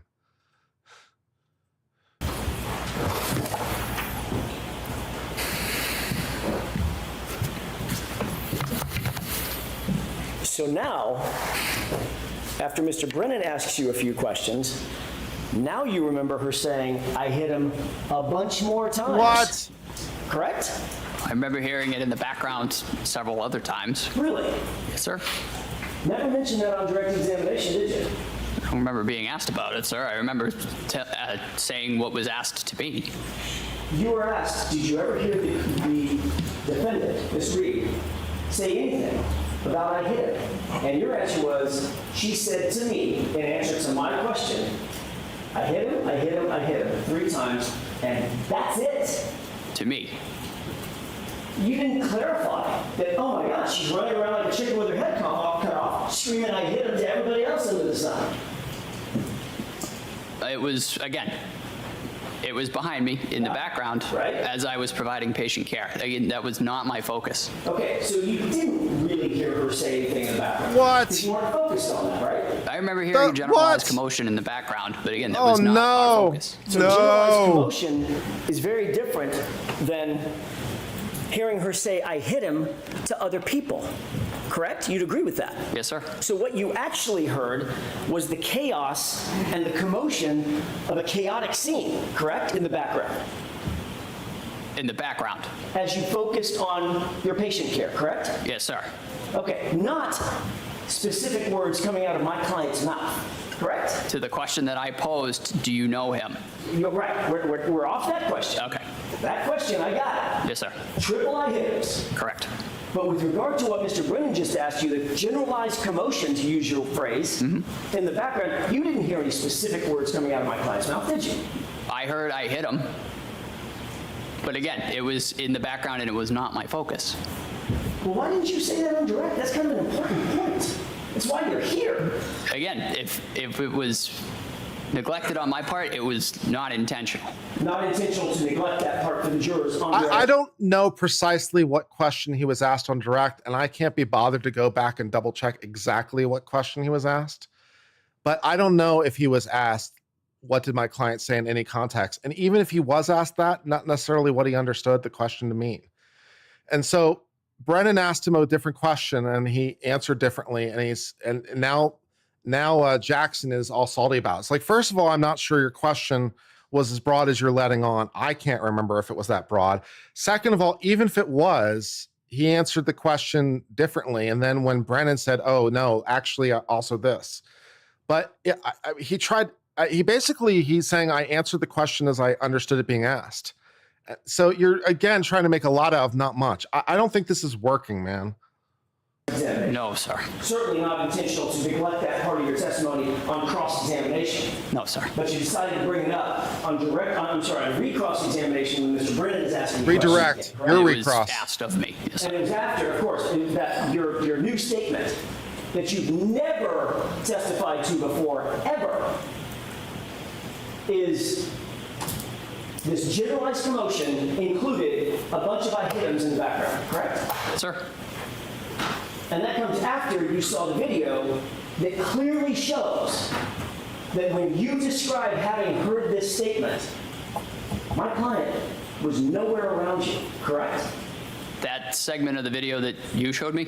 Yes. That was not the time frame in which she said that to me. Well, that was the time frame when Flamati was giving CPR, correct? He was doing CPR down prior to that as well. Really? Yes, sir.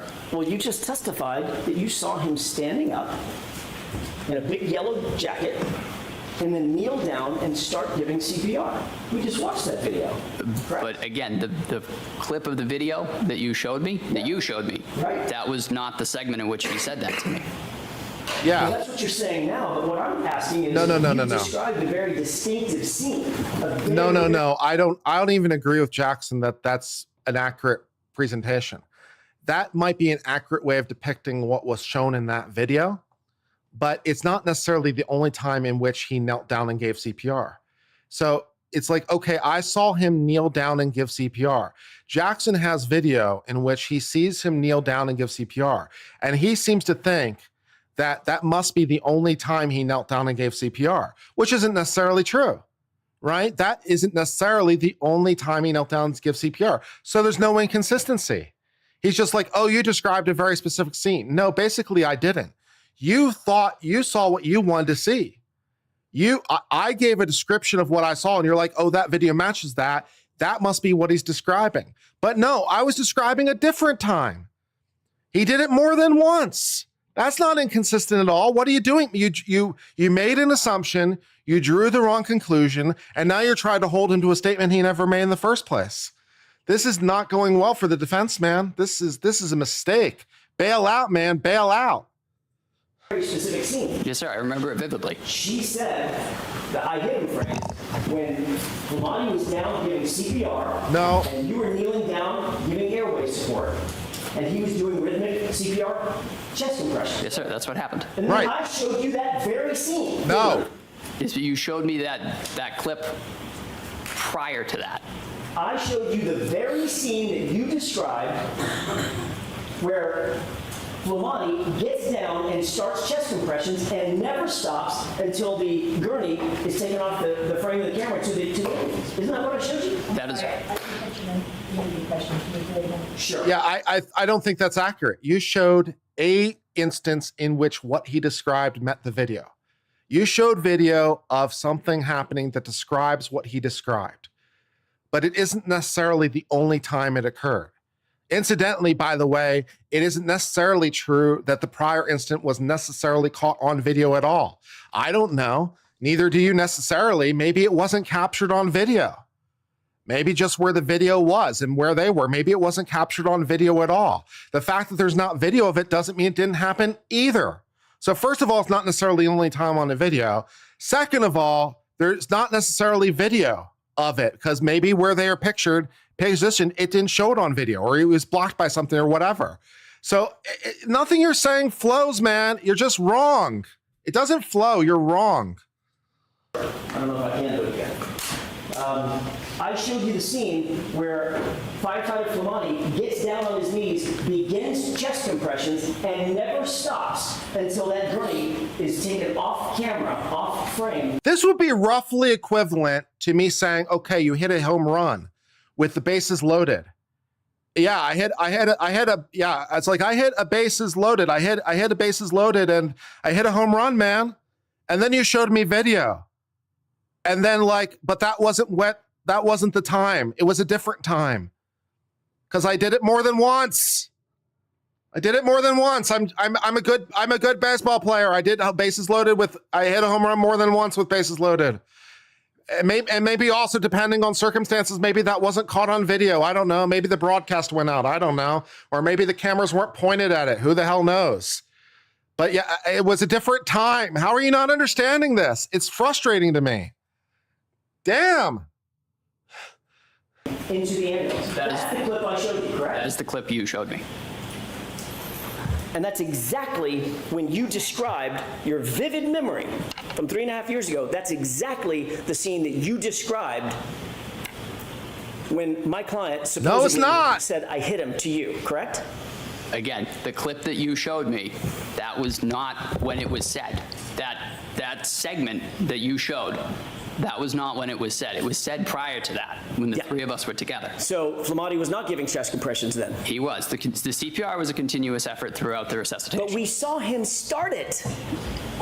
Firefighter Nuttall, we saw him start it.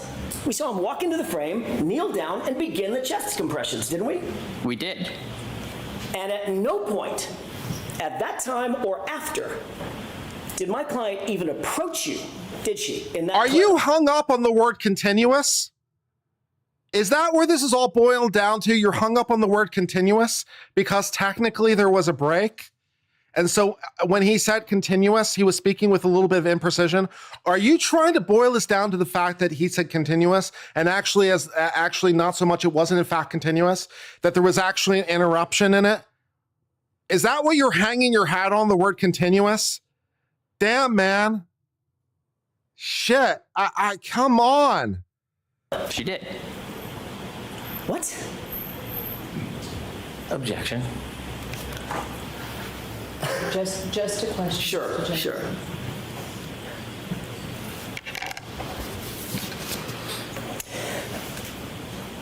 You don't break for CPR for a bit? First of all, maybe you do. I don't know how CPR is done in every single instance, and neither do you. You can't imagine any scenario in which they're moving them from place A to place B. They moved him for a while and then they put him back on the ground and gave him more CPR. I don't know. Maybe that's what happened. I don't know, neither do you. Maybe there was a break in the CPR as they were moving him from one place to another. I don't know. Who knows? I wasn't there. See You start CPR and you never stop? Ever? Never? It never happens ever?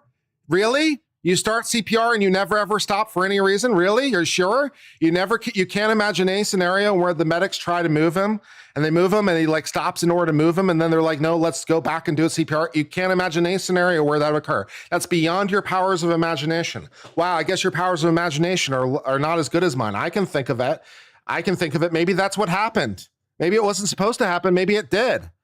You can't think of any scenario. You can't think of it in the real world, where things happen and they don't necessarily happen exactly like the textbooks say it's supposed to. Jesus Christ. Maybe your imagination isn't very good. Damn. One CPR does not stop. You start and you keep going until you're tapped out. Are you sure? You sure that never ever happens? Really? You can't imagine. Never ever would it ever happen that CPR would start and would ever stop for any reason. That would never happen, including in the real world. You're that sure about that? Really? All the CPRs in all the world, no person would ever start CPR, then stop for any reason and then restart it. That would never ever happen. It would never ever occur. Really? You're sure? Wow, that's amazing. It's done the same way every goddamn time. That's fucking amazing. Unfucking believable. Wow. That clip again? Yes, please. We're not going to show a video again. We've seen 2 videos. Which one is marked? The The one Commonwealth. with the timestamp at Right. the top? It's the exact same video. One has timestamp, one doesn't.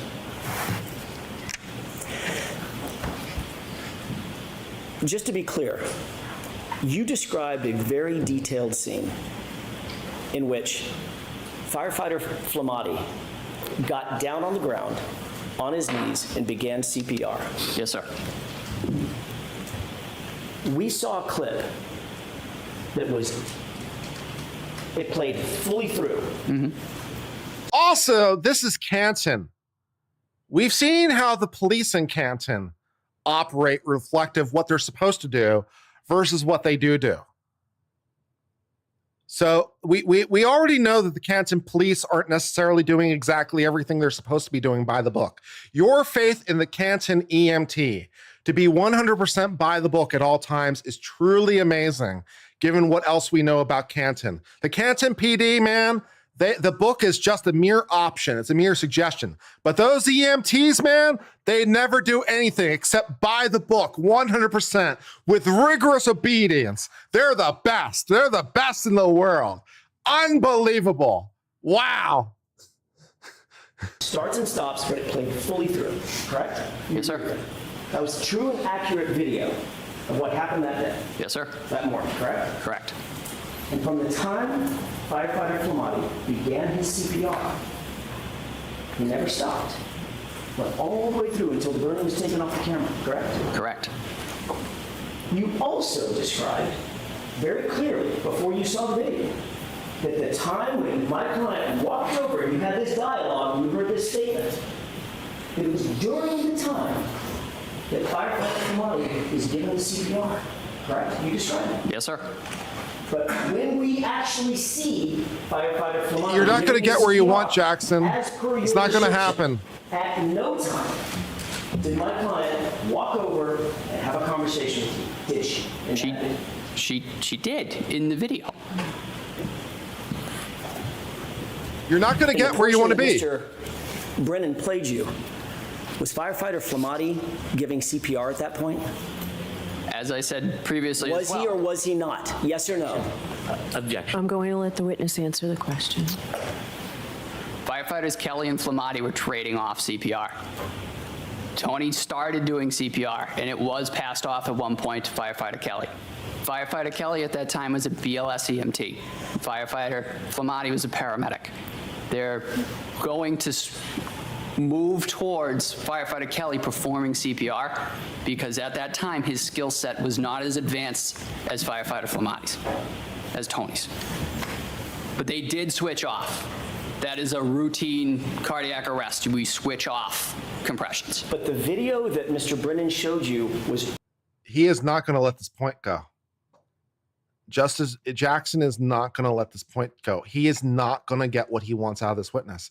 There is no chance in this world. He is not going to get what he wants out of this witness. This witness is not going to say what you want him to say. It's just not going to happen. And every time you give him an opportunity to just reiterate what he said before, he just comes off as more and more credible. You give him another opportunity to say the exact same thing. You're not going to get it, Jackson. It's not going to happen. Fletch is not going to happen. There is no way it's going to happen. You are making a mistake. earlier in time, a few seconds or a minute or two earlier. Yes, sir. And incidentally, for me, maybe I'm misinterpreting it, maybe I'm wrong, but I understand. I don't even see the inconsistency. Maybe I'm wrong. But the way it hears to my ear, the way I hear it, the way I'm hearing him say it, the witness is being consistent.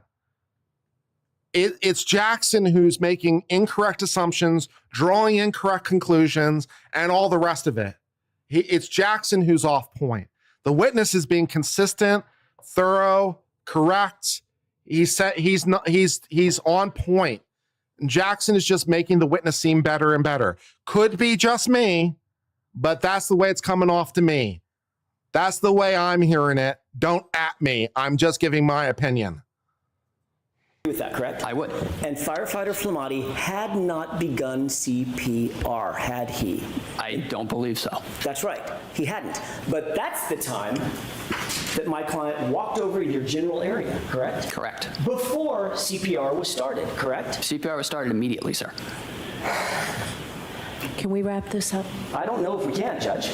I would object asked and answered. As the judge at this point, I would put a stop to it. And I'd be right for doing so. I would be right for doing so. This is asked and answered multiple different ways. You've asked the same question multiple different ways. It's been answered the same way multiple different ways. This is repetitive. Your time for cross is over. Sit the fuck down. Sit the fuck down would be what I would do as a judge, and I'd be 100% right for doing so. I would have been 100% right for doing so several questions ago. I'd definitely be right now. This is asked and answered, repetitive. You're done. Your Recross is over. Sit the fuck down. And I'd be right. Unfucking believable. This is where we're at. Couple more minutes. Do you understand the confusion? Objection. Sustained. All right, a couple more questions on this. Oh my God. It's not going to get any better. The video that Mr. Brennan showed. As the prosecutor at this point, if not before, I would have said, I would stand up and be like, I object. I object. We've been down this line of inquiry multiple times. This entire line of inquiry is asked and answer. I ask that we put this to a stop. And I'd be right. I'd get it too. I'd get it. But maybe I don't want to do that because I just want him to say the same thing over and over because it just sounds more and more credible. But as a prosecutor, I'd be 100% in my rights to say stand up and be like, this is fucking bullshit. Time for it to end. And I'd be right. I'd win the objection too. Damn. Showed you. Yes, sir. And you pointed to and said, oh, that's the time when she walked over and said the statement. Yes, sir. Remember that? I do. Firefighter Flamati. What is this, the fifth time I've asked this question? Kneeling down, giving CPR, was he at that point? No, The answer is yes or no? No. Okay, he was not. Later, as the video continues to run, at some point, we see Firefighter Flamati enter the screen, kneel down in that bright, reflective yellow jacket, and begin CPR, correct? Yes, sir. It's not going to happen, Jackson. You had previously said that when you heard the statement and she walked over to you, it was when Firefighter Flamati was giving CPR, correct? Yes, sir. And at no point, you'll agree with me, we just played the video, at no point after he started giving CPR did my client come anywhere. That's not what he said. That was the segment that you showed me. You're not going to get there. It's not happening. On Recross, I'm sorry, on redirect. Please put a stop to this. The judge really should step in and stop this. I would have stopped this long ago. I would have told him to sit the fuck down. And I'd be right every day of the week. The appeal court would back my play every goddamn day. I'd be 100% right. This is some bullshit.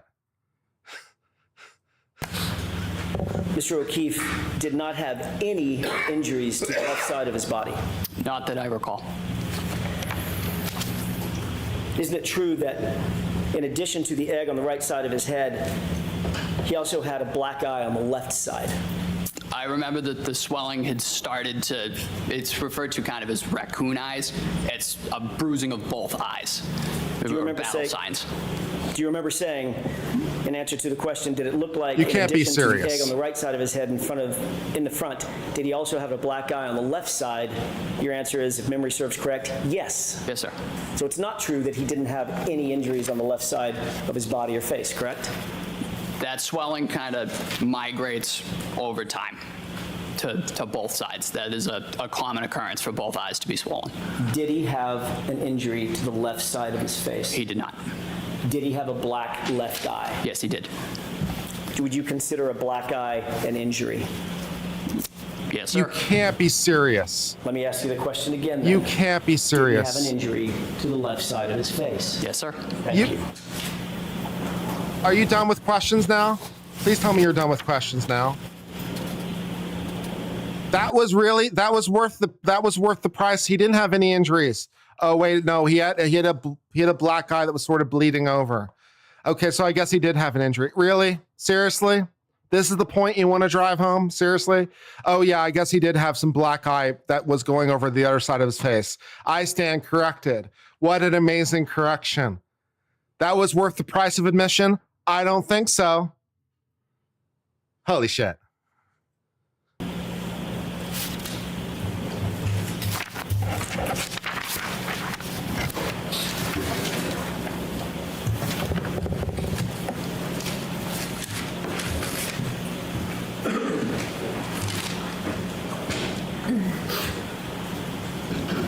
What a shit day for the defense, man. One last question. Really? You indicated that it was a chaotic scene outside on that front yard. Yeah. Fire engines, ambulances. I mean, I would think most EMT scenes could be described as chaotic. I mean, that's just kind of, describe to me a non-chaotic EMT scene. Well, I suppose, I guess it can happen, but it's probably not the norm. Patrol vehicles, engines running, diesel engines, flashing lights, people screaming, people talking over the howling wind, correct? Yes, sir. Did you ever see the homeowner come out the front door? Don't recall. You don't recall, or you didn't? I have no idea who the homeowner is. And you never saw anybody come out the front of the house? No, sir. That's all I have. Well, that was a waste of time. One issue. Briefly. I want to see counsel at sidebar. Sidebar. This is what a waste. What a waste.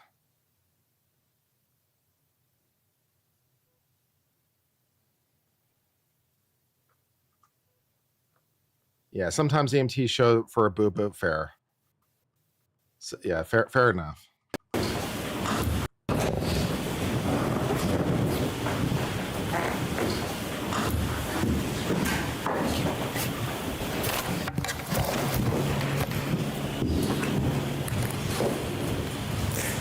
Sir, in Mr. Jackson's questions, he asked if you had ever said that you heard the defendant say, "I hit him,"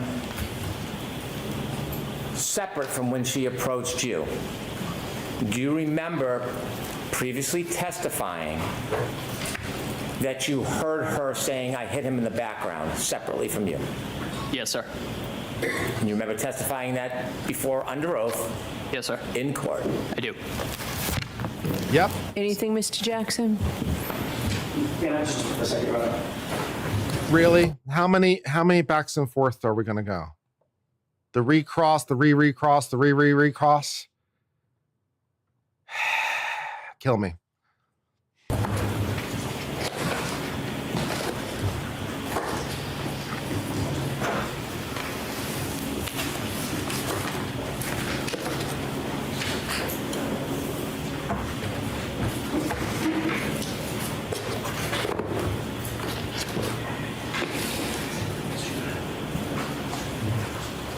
I swear, I swear in the name of all that's holy, if Mr. Jackson asked any version of the question that he's asked 6 or 7 times already, if he so much as alludes to the question, I'm going to lose whatever is left of my shit. I'm sorry.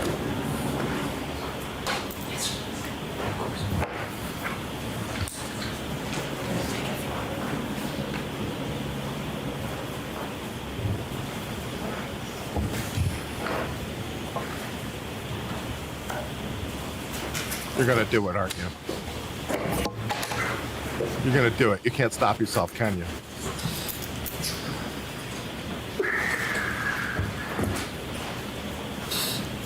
Thank you, Your Honor. If I may? Yes. Just a quick question, Firefighter Nuttall. When you were asked to recite your memory of that day on February 8th, 2022, just 10 days after this incident, did you ever say that you heard in the background, I hit him over and over again? I don't recall. All right. When you testified at the grand jury, last question, when you testified at the grand jury, did you ever say that? I don't recall. But again, your memory is better now than it was then. Right? Yes, sir. Sit the fuck down. Thank you, ma'am. Just sit the fuck down. Well, that was a disastrous witness for the defense, in my humble opinion. That was a total win for the prosecution and an absolute and complete fail for the defense. That was trash. That was trash for the defense. Jackson just can't help himself. He just can't help himself. And he drew the wrong conclusion. This witness comes off as credible, correct, honest, everything else. It's okay. So what a nice witness what a nice win for the prosecution. Their first witness out of the gate testifies, I hit him, comes off credible, believable. And what was your grand impeachment? Oh, maybe in the previous time I said it 2, and maybe it was 3. Ooh, right? I mean, come the fuck on. Holy shit. All right, your next witness, Mr. Brennan. Thank you. The Commonwealth calls Kerry Roberts.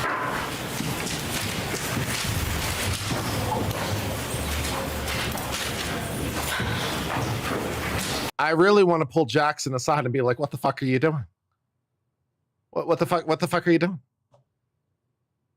Did you not know you weren't going to get it? Did you not know that the third or fourth time? Did you not know you weren't going to get it? You weren't going to get him to say it? Did you not know that? Oh my God. Chrissy, could I have anything?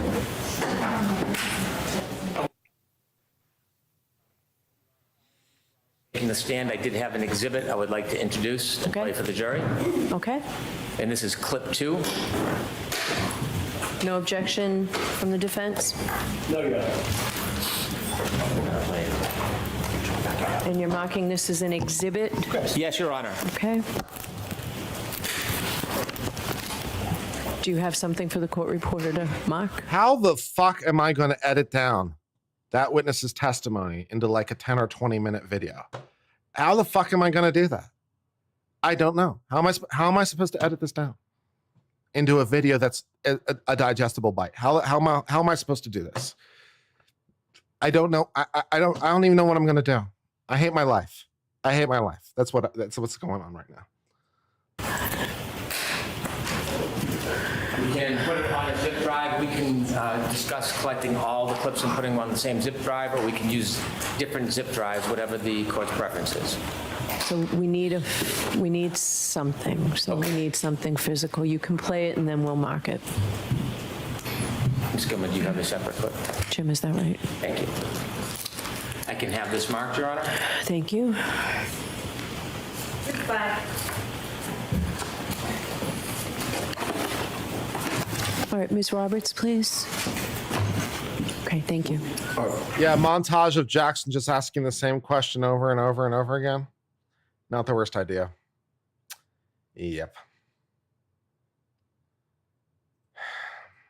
We'd like to play this first and then call Ms. Oh, Roberts. okay, I'm sorry. Thank you, Your Honor.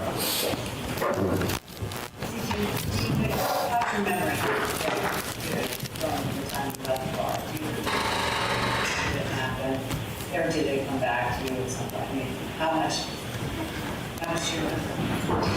I remember it, but I question, do I remember it because it's been relived so much? I mean, when I see the video of me driving from the waterfall, like what I just described, tapping the brakes when I crossed the intersection, Washington over Sherman Street, do I actually remember that I kind of slowly proceeded through that green light? No, I don't actually remember that. But I've seen the video so many times that you then question, did I remember on my own? Or was my memory jogged? But I also wondered, did I say, could I have hit him? Or was it told to me that I said I hit him? And I knew I never could have said that, so the closest I must have said was, did I hit him? I know I said I hit him, but did I really say it as many times as law enforcement's claiming I said it? Oh, so you admit to saying it? Oh. Oh, you admit to saying it. Oh. Oh. Oh. Oh. Oh.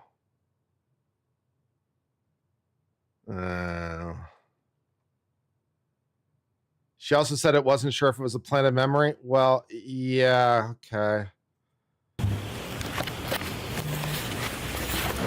Thank you. I now call Kerry Roberts.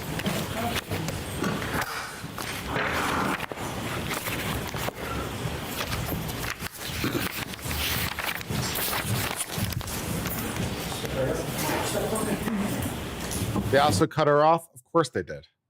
Of course they cut her off. But they got what they wanted. It's up to the defense to, you know, object or something. So they got what they wanted. Yep. And stand and face the court. Raise your right hand. Do you solemnly swear the evidence given to the court and jury in the case down here to the truth, the whole truth, and nothing but the truth, so help you God? Yes. Thank you. You may take this.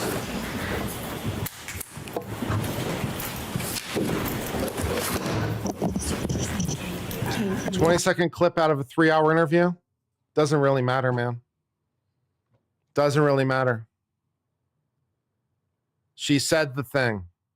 She said the thing. It's coming from her mouth. Juries eat that shit up. This is why the lawyers tell you to keep your mouth silent. This is why they tell you, man. There's just no way you're not going to slip up, man. 20 seconds out of 3 hours. If you don't think that's enough to damn you, you are just not paying attention, man. I don't know what to tell you, man. And can the defense explain it? Yeah, but if you're explaining, you're losing. How many things can you explain? You know? Yeah, it's a problem. All right, Mr. Brennan, whenever you're ready. Thank you, Your Honor. Ms. Roberts. Good afternoon, ma'am. Good afternoon. Could you please introduce yourself to this jury? Hi, my name is Carrie Roberts. Hi, Carrie. Ms. Roberts, where do you live? I live in Canton, Massachusetts. How long have you lived in the area for? I was raised in the Boston area, North Shore, South Shore. I went to high school in Braintree, and I moved to Canton about 12 years ago. Do you live alone? No, I live with my husband and 2 children. How old are your children presently, this day? My son is 13, my daughter's 15. Do you work? Yes, I do. Without identifying specifically where, can you share with us a little bit about what you do? I'm an executive assistant, and I've been with my company for 18 years. Ma'am, if you could just move the microphone just a tiny bit closer. Thank you very much. You have 2 children, you're Yes. married, Yes, and you live in the area. yes. I want you to tell us whether you know a person by the name of John O'Keefe. Yes, I do. Would you be willing to share with us when you first met Mr. O'Keefe? Well, I went to high school with John in Braintree. He played soccer, I played soccer, so we probably hung out in middle school, but we went to 2 different middle schools. And then I hung out with him more in high school. He was a year older than me. His sister was 2 years older than him in school, and his brother was younger, so at some point I was in high school with each of his siblings. Did you at some point become friendly with John O'Keefe? Yes. Could you tell us about that? When his sister Kristen passed away, and then her husband Steve passed away, they lived in my neighborhood. John took over for the children and moved into my neighborhood as well. When John took in the children, did you offer any assistance or any help to him? Yes, before John was even going to take over, he was going to potentially move in with his brother-in-law and the children to help out. And then when his brother-in-law passed away unexpectedly, John took over, and I jumped in because I was a friend from high school that he knew, and he had all kinds of people helping, but he sort of said, I'm going to lean on you for right now because I know you best. And I knew his parents and his siblings, and so I introduced him to my husband, and we jumped in. It was, preschool drop-offs, preschool pickups for my son and his son, and just from then until the time of his death, we were just friends, very close friends, and we hung out all the time. The children hung out all the time, and he was the emergency contact list at my children's school to call if something had happened. Were you close friends before he took over the care of the children? No, I wasn't very close friends with him then. Were you close with his family before he took over care of the children? No. Did your friendship with him develop after he took care of the children? Yes. You mentioned you have a son? Yes, I do. And is your son the same age as John's nephew? Yes. Was there any common interests or activities that engaged your son with John's nephew? Well, they went to in-home daycare together. They went to preschool together. They went to pre-K together. Then they went to elementary school. They played baseball together since they were T-ball. My son plays hockey. Patrick tried hockey. He didn't like that. So we spent a lot of time at the baseball fields together. As you spent a lot of time together and had mutual care of children, did your relationship with him grow closer? Yes. And can you share a little bit with the jury how close you became? Well, John was a bachelor, and he didn't have any children of his own, so when he took over for the children, he sort of, leaned on us to kind of guide him and, all the things to do if someone has a headache and, if there's an ear infection, or, he had his mom and dad also helping as well, but I was right up the street. So if I would go to BJ's, I would call and say, can I grab you anything? If I would go to Walmart, any of the places I would go, I would call and say, do you need anything? Can I help you? Can I grab something for you? And he did the same. We just sort of all chipped in and helped. As your friendship grew, could you tell us a little bit about your relationship with John? John and I were very close. We spoke on the phone and hung out. He became very close with my husband as well because he was right down the street. But we just had a friendship, a very close friendship. Tell us about the day-to-day activities and how you would try to assist John with the children. Well, John moved across town. I don't remember when. I forget how many. Patrick, I think, was in 5th grade or 4th grade, and I would take him home with me on Wednesdays because John would be working. So it was more of a, if he was at my house and my daughter needed a ride the other side of town, he would take her with him. We were just very close friends. We did a lot together. We would do baseball tournaments together. We would have drinks together. We would, all the things friends do. As you grew closer to John and helped with the children, did you become closer with his family? Yes. And who specifically did you become closer with? Mrs. O'Keefe. Apparently, there's a big opinion now of the Supreme Court as of like 1 second ago. All right, hold on. Let me see what's going on in the Supreme Court. Oh my God. What's going on?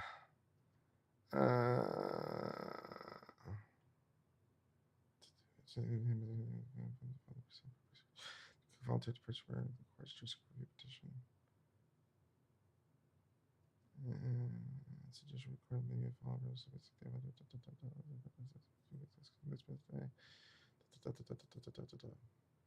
So yeah, someone was trying to be deported, and the Supreme Court's like, "How about no?" Okay, we'll deal with that at some point. Holy shit! Okay, it's fine. I hate my life. Okay, it's fine. And Mr. O'Keefe, his parents, and Paul, I would see from time to time, but not a lot. He doesn't live in Canton. But Mr. and Mrs. O'Keefe would be there all the time to help as well. And Mr. O'Keefe would take my son and Patrick, the nephew, out to Dunkin' Donuts all the time. Can you tell us a little more about the collective effort of other people, including his family, helping John raise these children? There was a lot of us that jumped in to help. It was not just me. There was a lot of Kaylee's friends' parents that jumped in and helped out for Kaylee, his niece, and Patrick. There was a lot of us that helped out with Patrick. All of the community all came together to help him because there was this guy that just lost his sister and brother-in-law, and he stepped in to take care of these two kids, and he didn't really know what he was doing at first, but he got the hang of it pretty quickly. You have a son that shared a lot of interests with his nephew. Yes. He also had a niece. Yes. Did you spend more time helping with his nephew or with his niece? With his nephew. Were there other people in the community you knew of who spent more time helping with his niece? Yes. And who was that? Jen McCabe. Did you know Jen McCabe? I had met her once.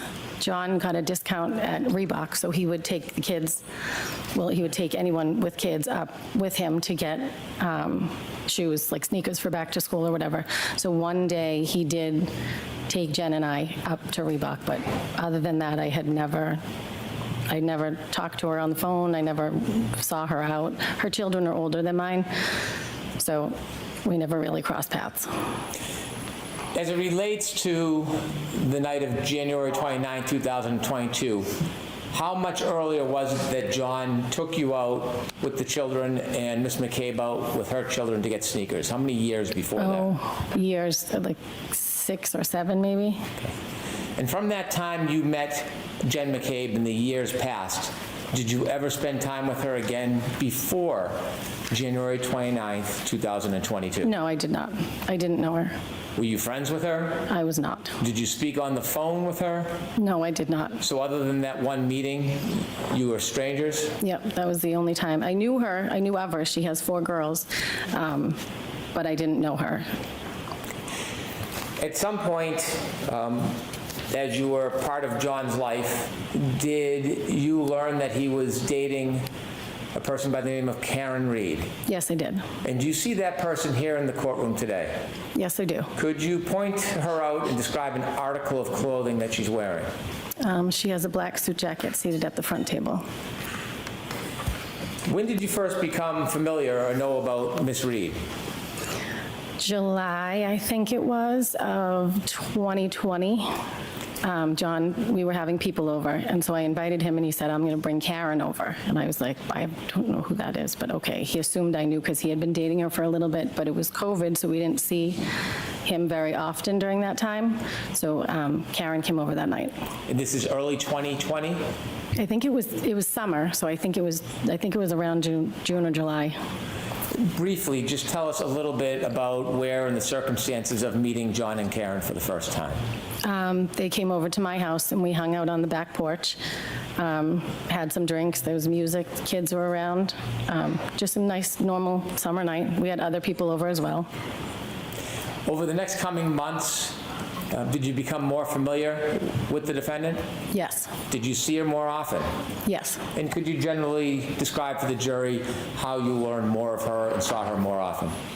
She would take care of the kids a lot, mainly, well, not mainly Patrick, but not mainly Kaylee either. She helped out a lot with the kids, so if we were at baseball, she would come to all the baseball games, or she would drop off or pick up my son or Patrick if they were going to the golf course or the driving range.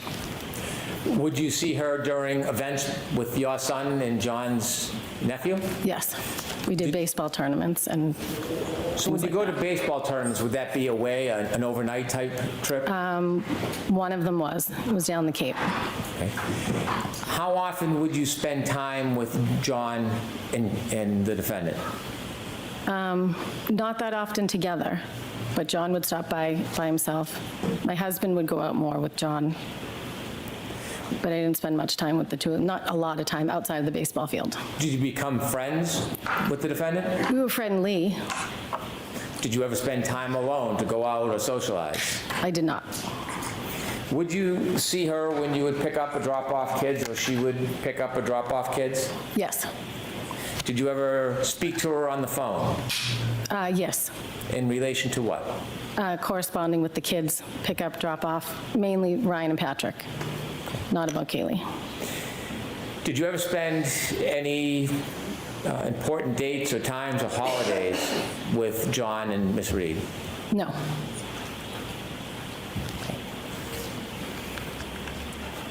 I want you to take us ahead to January 28th, 2022.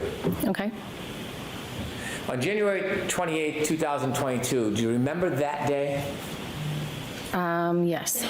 Generally, what do you remember about the day of January 28th, 2022? There was a blizzard coming, and it was my daughter's friend's birthday, so we were going to be going out celebrating that night, but we did it on the early side because there was a blizzard coming. What was your plan for that evening? We went bowling. We got dinner, then we went bowling, and then I came home because I wanted to be in before the snow started. Had you communicated in any way with John that day? Yes, he texted me. My son had had an issue at school. Patrick had been dismissed, I think, for a doctor's appointment. So he did text me to see how my son was doing. Did you simply text, or did you get a chance to speak to him that day? I believe we just texted. Did you go out that night after bowling? No, I did not. Was your husband home? Yes. Did he go out that night? He did. He went out with John. And do you know where he was planning on going? They went to McCarthy's, a bar in Canton Center. Had you been to McCarthy's before? Yes. Can you just briefly describe what McCarthy's is? It's a restaurant bar. There's a large bar in the middle, the seating on the left and the right. It's right in the center of town. Do you remember about what time your husband went out? I do not remember exactly. I don't know if I got home and then he went out, or if he was already gone when I got home. I don't remember. But it was he went out around the same time that I arrived home, which was on the earlier side. How many times had you been to John's home, would you say, over the past couple of years before this night? Oh, many. Many times? Many times. Were you familiar with the house and the driveway? Yes. May I approach, Your Honor? Yes.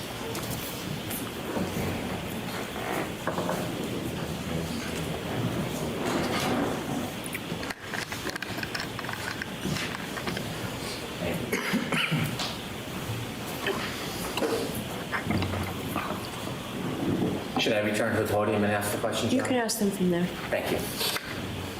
Ma'am, I'd ask you to take a look at that photo in front of you. Do you recognize what is in that photo? That is John's house.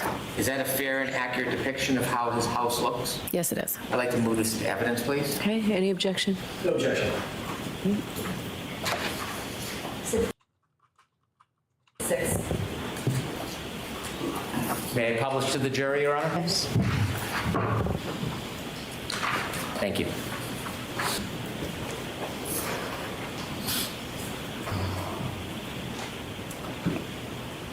Thank you. You can take it down.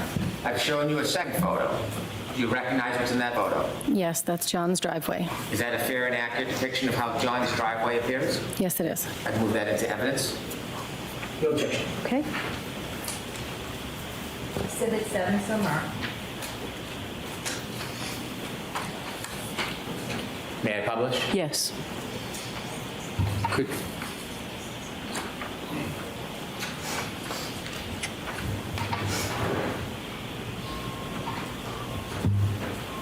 Thank you. I'm showing you a third photo. Do you recognize what's in that photo? Yes. And could you share with the jury what's in that photo? It's the side of John's house looking up from the driveway.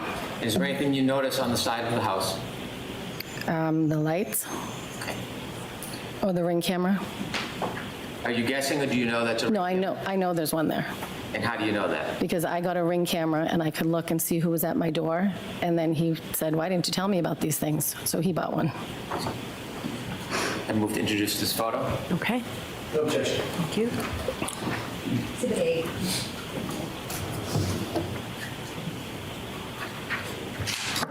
May I publish, Your Honor? Yes. Ms. Roberts, with the laser pointer, could you just point at the picture and show where the ring camera is? On this screen? Yes, please. Whichever one you can do. Okay. Why isn't it working? Nope. It's on. Okay, well, you know what, rather than use the pointer, why don't we can you describe where you see the ring camera on that picture? It's in where the two lights are under the top window. Okay, thank you. We could take that down, please.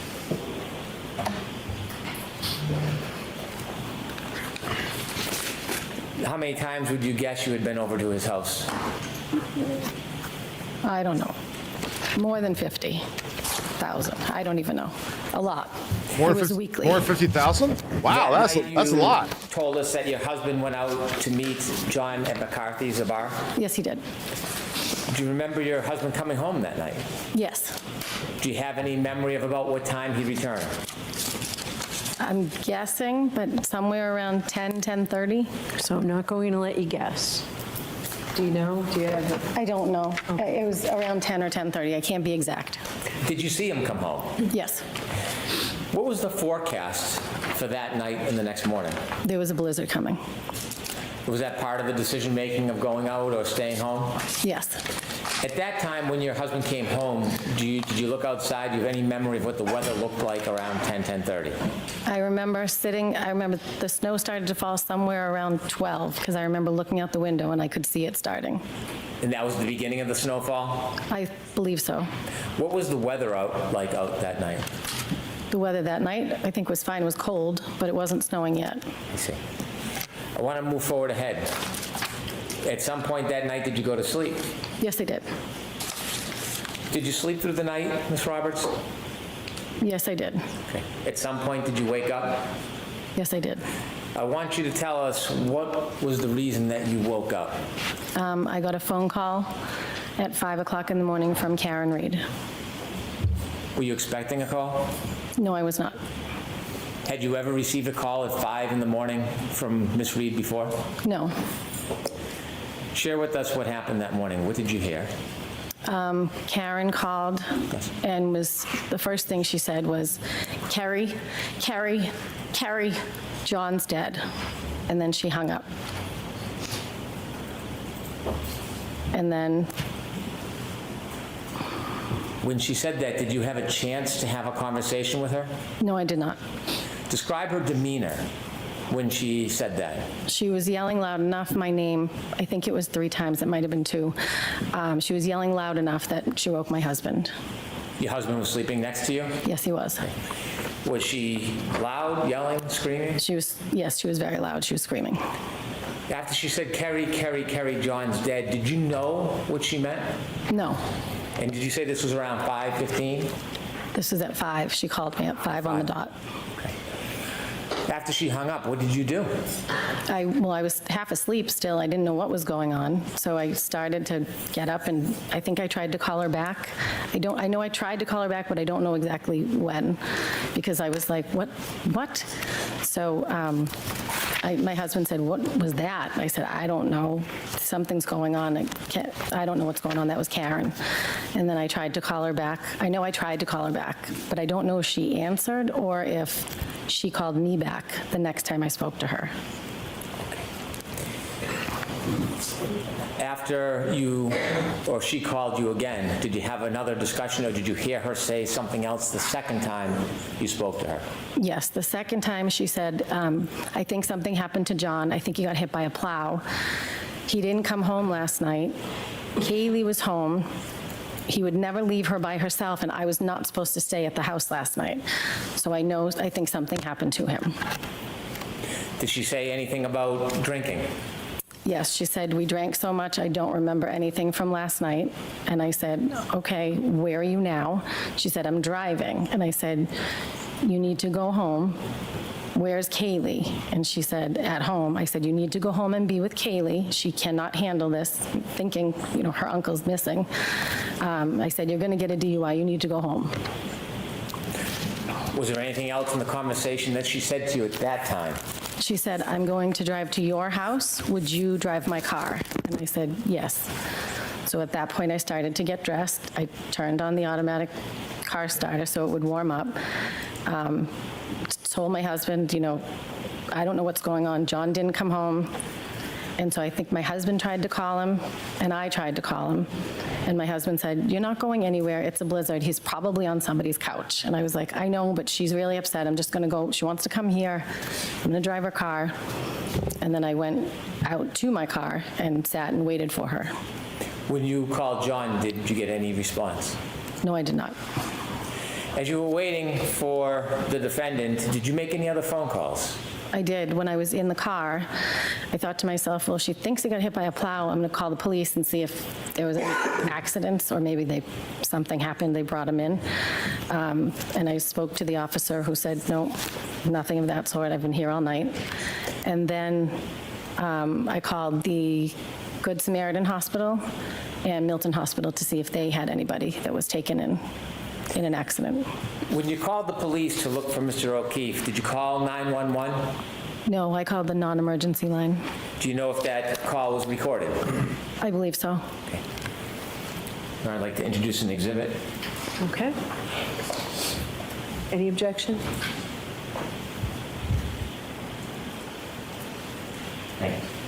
No objection, no. Okay. Exhibit 9.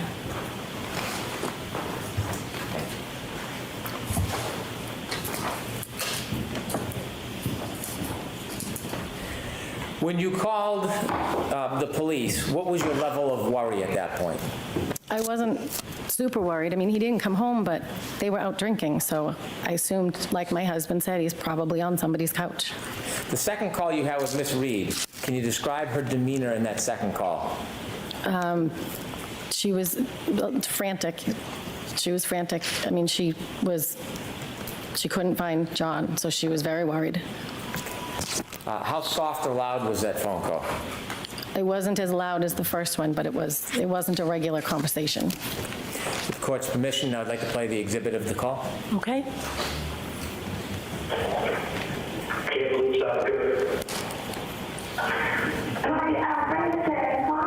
My friend's boyfriend did not come home last night. We were at Waterfall, and now she is calling me hysterical because she doesn't know where he is. You didn't take anybody outside the name of John O'Keefe, did you? John O'Keefe? Yeah, he's the Boston cop, and it would be on film, No. and he probably got a ride and passed out at someone's house. I don't know, but... Yeah, no, we didn't lock anybody up or anything like that. And where does he live? He lives on Meadow, Grand Pleasant. He lives on Meadow, Pleasant. Okay, and where? So back home, you said your girlfriend? His girlfriend, yeah, they were out having drinks, and then she left and expected him to come home at some point, and he never did. Yeah. And so I said to her, you know, my husband had been out with him earlier in the night, but then he obviously came home, and he has custody with me to nephew because their parents passed away. Okay. And so she goes with the niece and nephew, and they're old enough to be home. And so she's nervous because he never even called me. Yeah. So she's like, I feel like something happened, and I said, okay. Well, so call the area hospital and you'll be happy. I personally think he probably picked him up and he passed out. I don't know. Yeah, where did he didn't drive last night? No. No. Okay. Again, it's more, it would be driven by you. You would have to, call in, come to the station, and talk to us. But I mean, as of right now, it's more, he didn't come home last night. Is this common sometimes happen with him? No, that's why. He didn't call me. That's kind of why she's more freaking out. So I think I called the area hospital and then I called Kansas police just to make sure he didn't get picked up. Like I said, he's not complete out of any of those people. If anybody could pick him up, Yeah. please pick him up. Okay. I can't believe they're not going to the party or something. Yeah, no. Unfortunately, I wasn't there. I was stuck here. But we haven't get any calls, anything like that.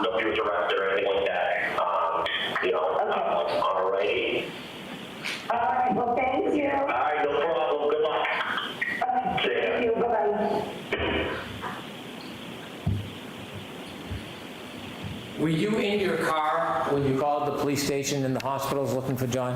Yes, it was. Do you know at that point whether anybody else had called the police station? No, I don't know. Do you know at that point if anybody else had called any hospitals? I don't know. How long did you wait in your driveway? I don't know. I'm sorry. Maybe like 7 minutes, 8 minutes. What were the conditions like out that morning? It was bad. It was in the middle of a blizzard. When you were outside in your car in the driveway waiting, describe the lighting conditions for us. It was still dark out. It was 5 o'clock in the morning and it was snowing, so it was not great. How was the visibility? Not great. It was coming down really fast at that point. You said that night when you went to bed, the snow just started. Had snow accumulated at that point? No, I don't think so. It was just starting to stick. I'm sorry, that was the night before, but at this point when you were in the driveway, had the snow accumulated? Oh, yes. Do you know how many inches it was? No, I don't. Okay. Enough that the plows are out. As you were waiting for the defendant, did she arrive at your house? She did not. What happened? Again, I don't know if I called her or she called me, but eventually we connected on the phone and she said, I said, where are you? I'm waiting. And she said, I'm at Jen's house. And I said, Jen who? And she said, McCabe, she's gonna drive my car. And I said, okay, well listen, they don't want cars on the road because it's so bad. I'm already in my car. I'll come there to Jen's house, stay there, and we'll follow each other and we'll go back and drop your car off. Did you look in the house for John? Could he just be in the house, passed out somewhere? And she said, no, she hadn't looked in the house. So I said, okay, now I'm gonna come to Jen's, we're gonna take the car home, drop it off, we'll check around the house, and then I don't know what the next step at this point was. I just wanted to check the house. At the time you directed that you were going to meet at Jen McCabe's house and then drive to John's house, was there any suggestion by the defendant where she wanted to go? I didn't know where Jen's house was. I knew the street. I had dropping Kaylee off or picked her up a few times.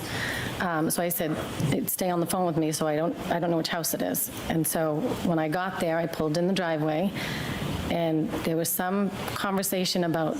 Can I back you up and just ask you a little bit about the drive there? I don't mean to interrupt. When you left your house, you talked a little bit about the weather conditions. How long did it take you to get from your home to Jen McCabe's? Oh, it's quick, probably 4 minutes. What was the driving like? It was not good driving. That's why I didn't want 2 cars on the road. Did you have any difficulty driving through that storm? No, I mean, it was treacherous. But I was in 4-wheel drive. I have an SUV. You mentioned you didn't know exactly where Jen McCabe lived. Had you been there to drop off John's niece before? Yes, but I didn't know which house it was because when I picked her up before, she was either getting out of the car at the driveway or waiting at the end of the driveway. So I didn't know which house it was. I think I interrupted you, but were you telling us that as you drove to Jen McCabe's house, you were on a Bluetooth, on an open conversation with her to help with directions? Yes, Jen and Karen were in Karen's car, and I was on the phone essentially with both of them. Do you know what type of vehicle the defendant was driving at that time? A Lexus SUV. As you drove over to Jen McCabe's home and you had some guidance finding it, did you hear any conversations in that open line with, or even any statements by the defendant? I remember when I pulled in behind her car in Jen's driveway, and at some point Karen said, my taillight, and I looked, and Jen she must have had the brake done because you could see that there was missing taillight. When you say missing taillight, was it merely cracked? No, there was a piece missing. Could you see that as you were parked right behind the defendant's SUV or Lexus? She must have been applying the brakes because you could see it, but there was a lot of snow. When you saw that the taillight had a missing piece, did you say anything? No. Did you think anything of it? No. How long were you parked behind the defendant's Lexus while it was parked in Ms. McCabe's driveway? Not long. We were just, I pulled in and then we stopped, and then the next plan, at some point in that conversation as well, or maybe on the ride, because now we're heading to John's house to drop a car off. I pulled out of the driveway, Jen pulled out, and I followed behind all the way to John's house. And at some point, Karen said, I left him at Waterfall. And I heard Jen say, no, I saw you pull up in front of my sister's. Was anything else said about the broken taillight? No. You followed Ms. McCabe? Yes. Where did you go? To John's house. Did you arrive? Yes. I want to ask you some questions about when you arrived and what you did next. Okay. When you arrived at Mr. O'Keefe's home, you're in two separate cars. Who pulled into Mr. O'Keefe's driveway first?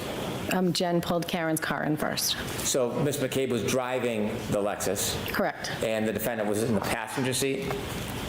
Yes. After you both pulled in, tell us what happens next. We went, I wasn't sure if it was, at some point Karen showed us the taillight up close, but I didn't know if it was when we arrived or when we left. But we went into the house to look for John.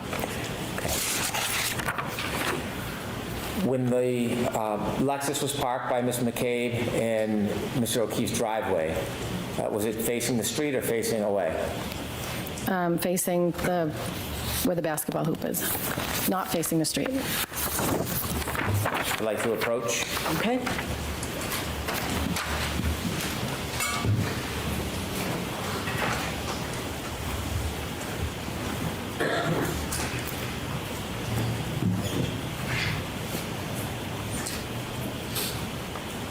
I'm going to show you a photograph. Do you recognize what's in that photograph? Yes, that's John's driveway. That's Karen's car on the left and John's car on the right. Do you recognize both those cars? Yes, I do. Do you recognize that photo as a fair depiction of his driveway? Yes. Do you recognize it as a fair depiction of the motor vehicles? Yes. Now, when you went there that night and you pulled in behind Ms. McCabe and the defendant, is there any differences between how that area looked when you pulled in as opposed to that photo?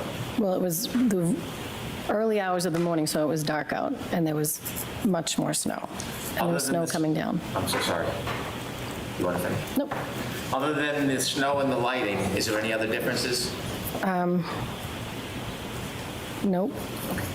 I'd like to introduce this as an exhibit, please. All right. There's no objection, Mr. Jackson? No objection. With the court's permission, I'd like to publish. Okay.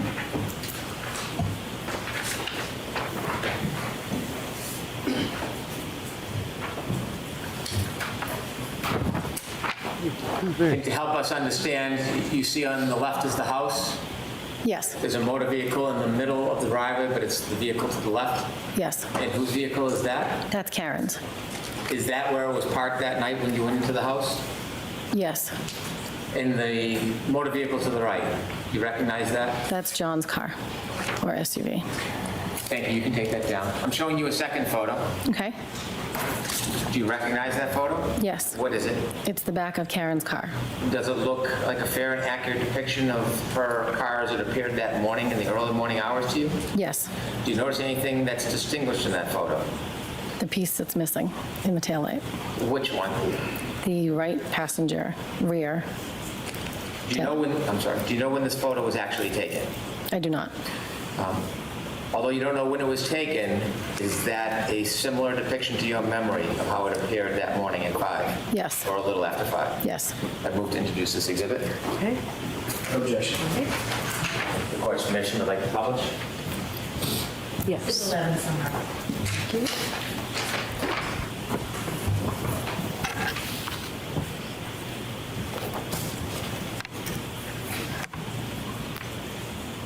We could take that down, please. I can't really tell very much from that picture, but After okay. you arrived at Mr. O'Keefe's house, what was the plan to go inside? What were you looking to do? To go inside and look and see if he was passed out somewhere. So we went in through the garage, and I started looking I think Jen ran upstairs to Kaylee's bedroom, and I just started looking through the living room. Basement door was locked from the inside, so I knew he wasn't in the basement. And then I checked the other living room. He has a big house. Then I went to the top of the stairs to check his bedroom. As you looked around, what was your mood? What was my mood? Yes, were you calm? I mean, I was worried, so we were, at this point, Jen had already established that they went to her sister's. Sustained. Okay. Jen had already. Hold on, Ms. I'll Roberts. ask the question better. My apologies. How many rooms did you look through in John's house?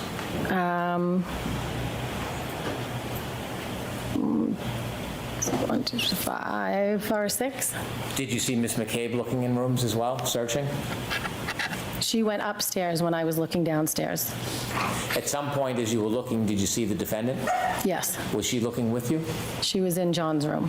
What was she doing? She was just standing there when I came up to the top of the stairs. Did she say anything? No. Did she do anything? No. Was she searching? I don't know. She was in the room. What happened next?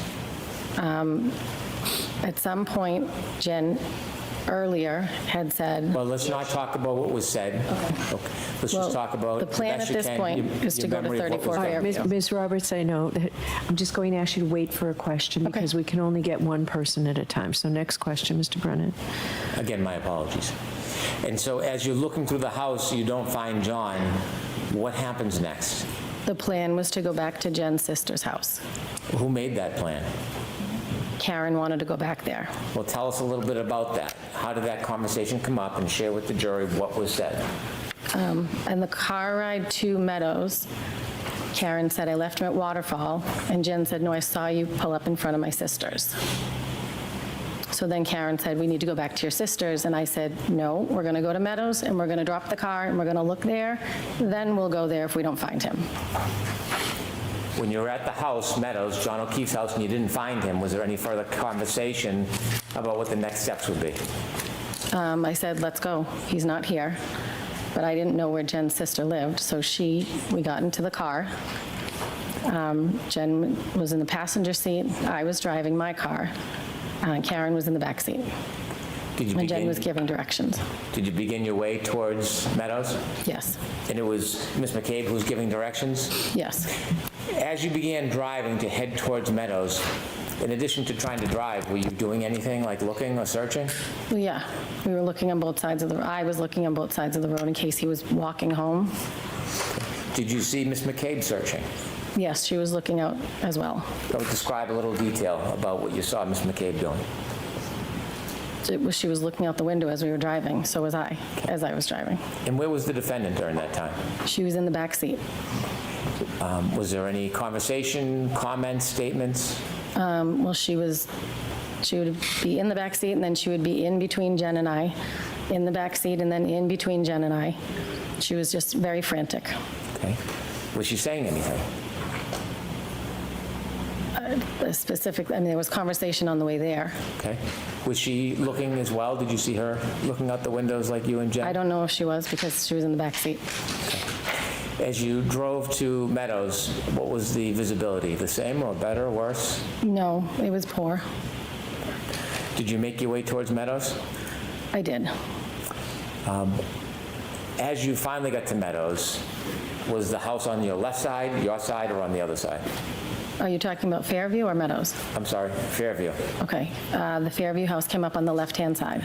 Before you got to the house, is there a tree line between that house and the house before it? Yes. There's a cluster of trees and bushes. All right, take us back. I want to talk about that morning. As you're driving and approaching Fairview, tell us what you hear, what you see, what's happening.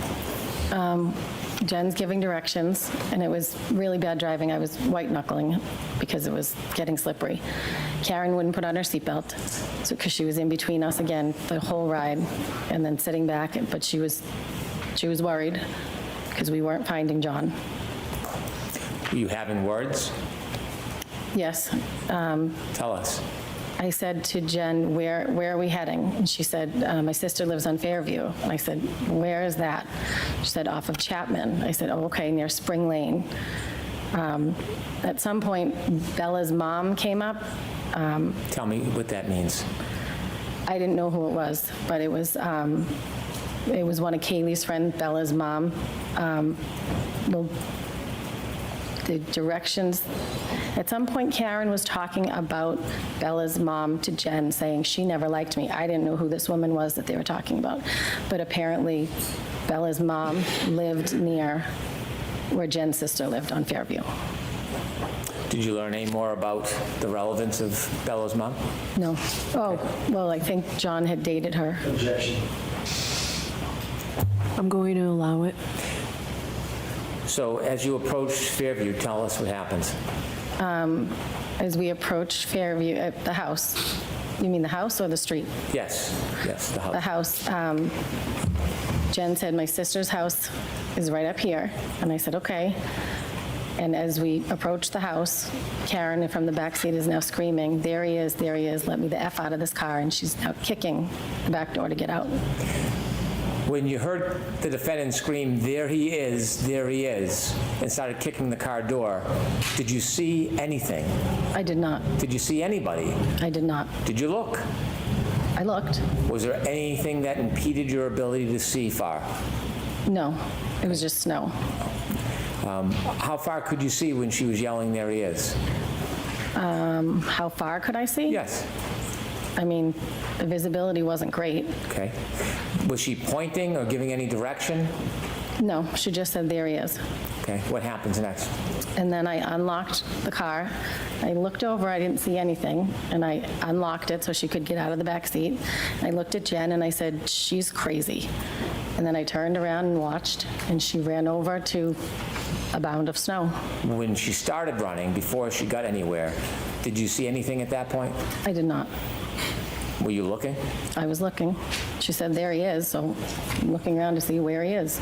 And you could see nothing? I did not. Did you see her run around or directly? She ran right over to the mound of snow.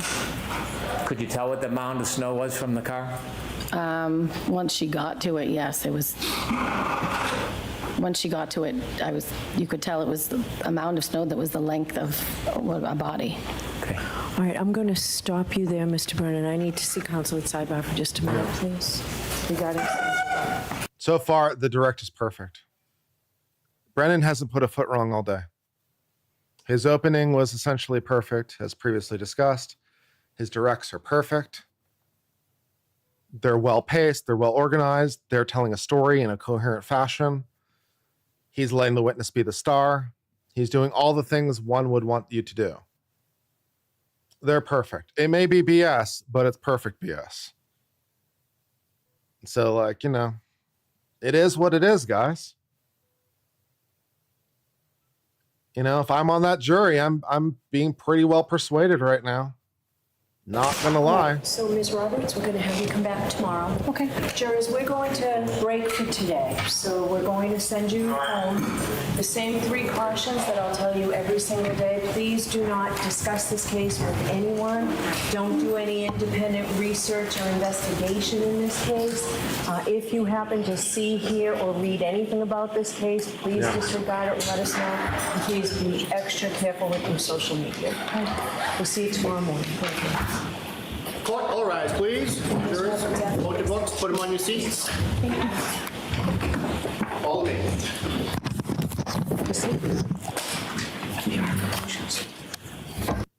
All right, guys. I guess that concludes us for today. And now I got to do editing or something. I don't know what I'm doing, but we got to do editing, I guess. So I'm just going to go ahead immediately and I'm going to pause recording of my stream. I'm going to stream for just a second longer. I'll pause the recording because I don't need more recording. And now I've got to try to figure out how to edit this down. And I don't know what I'm going to do in terms of editing it down. So, well, I mean, you guys could stay on with me. We could just keep the stream going. And is there more?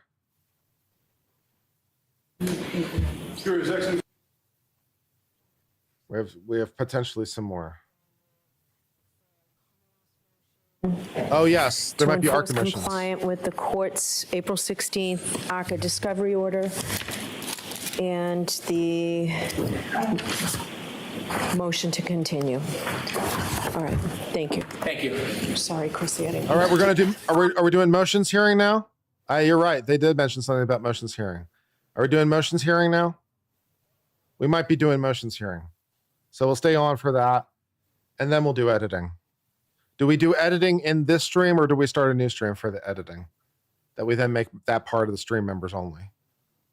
Yeah, I probably need to do a new stream for the sake of editing and then like redirect people that way. I guess makes most sense. So I guess I'm going to do that. I'll schedule a stream. We call it the Karen Reed editing stream.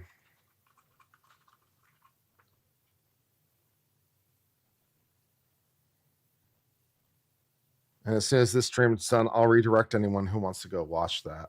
And we'll try to edit that down. We're going to try to edit down today at least the Prosecutor's opening. So our goal for today. And if we can get more than that, then we'll do more than that. But that is our goal.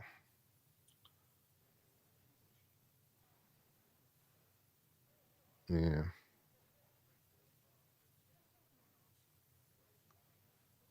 We're going to wait a second, and by the way, and see if this,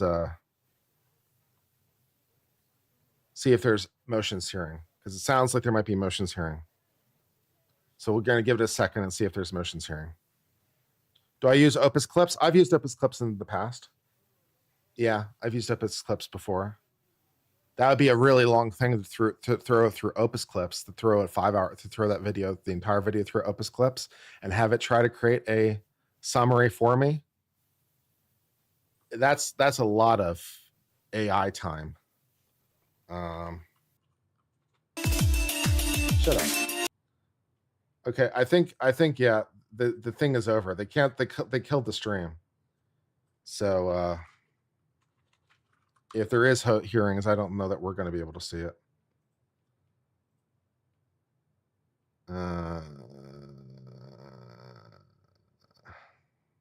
Yeah, it looks like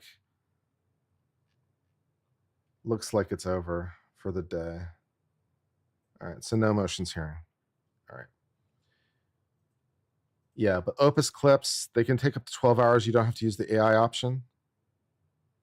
Yeah, but if I don't use the AI option, I'm not quite sure how it helps me to use the tool.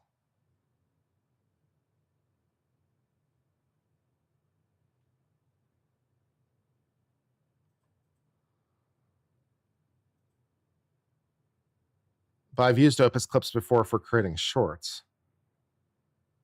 I've never tried to use it for, yeah. Yeah, I'm not sure how I can like, yeah, how I can, yeah, I'm not sure that just like using it for a video editor, just trim it. Oh yeah, in that case, I'll just use DaVinci Resolve or something. That makes sense. All right, so let's go ahead and end the stream for now, and we'll just open it up in DaVinci Resolve and see what we can do, and go from there. All right, guys, I will see you in a little bit. I've been on civil law. I'll see you for a second. Yeah, just basically immediately I'll see you, and we'll start a new stream for people who want to watch editing and for all the pain it's going to take. All right, guys, I'll see you in a second.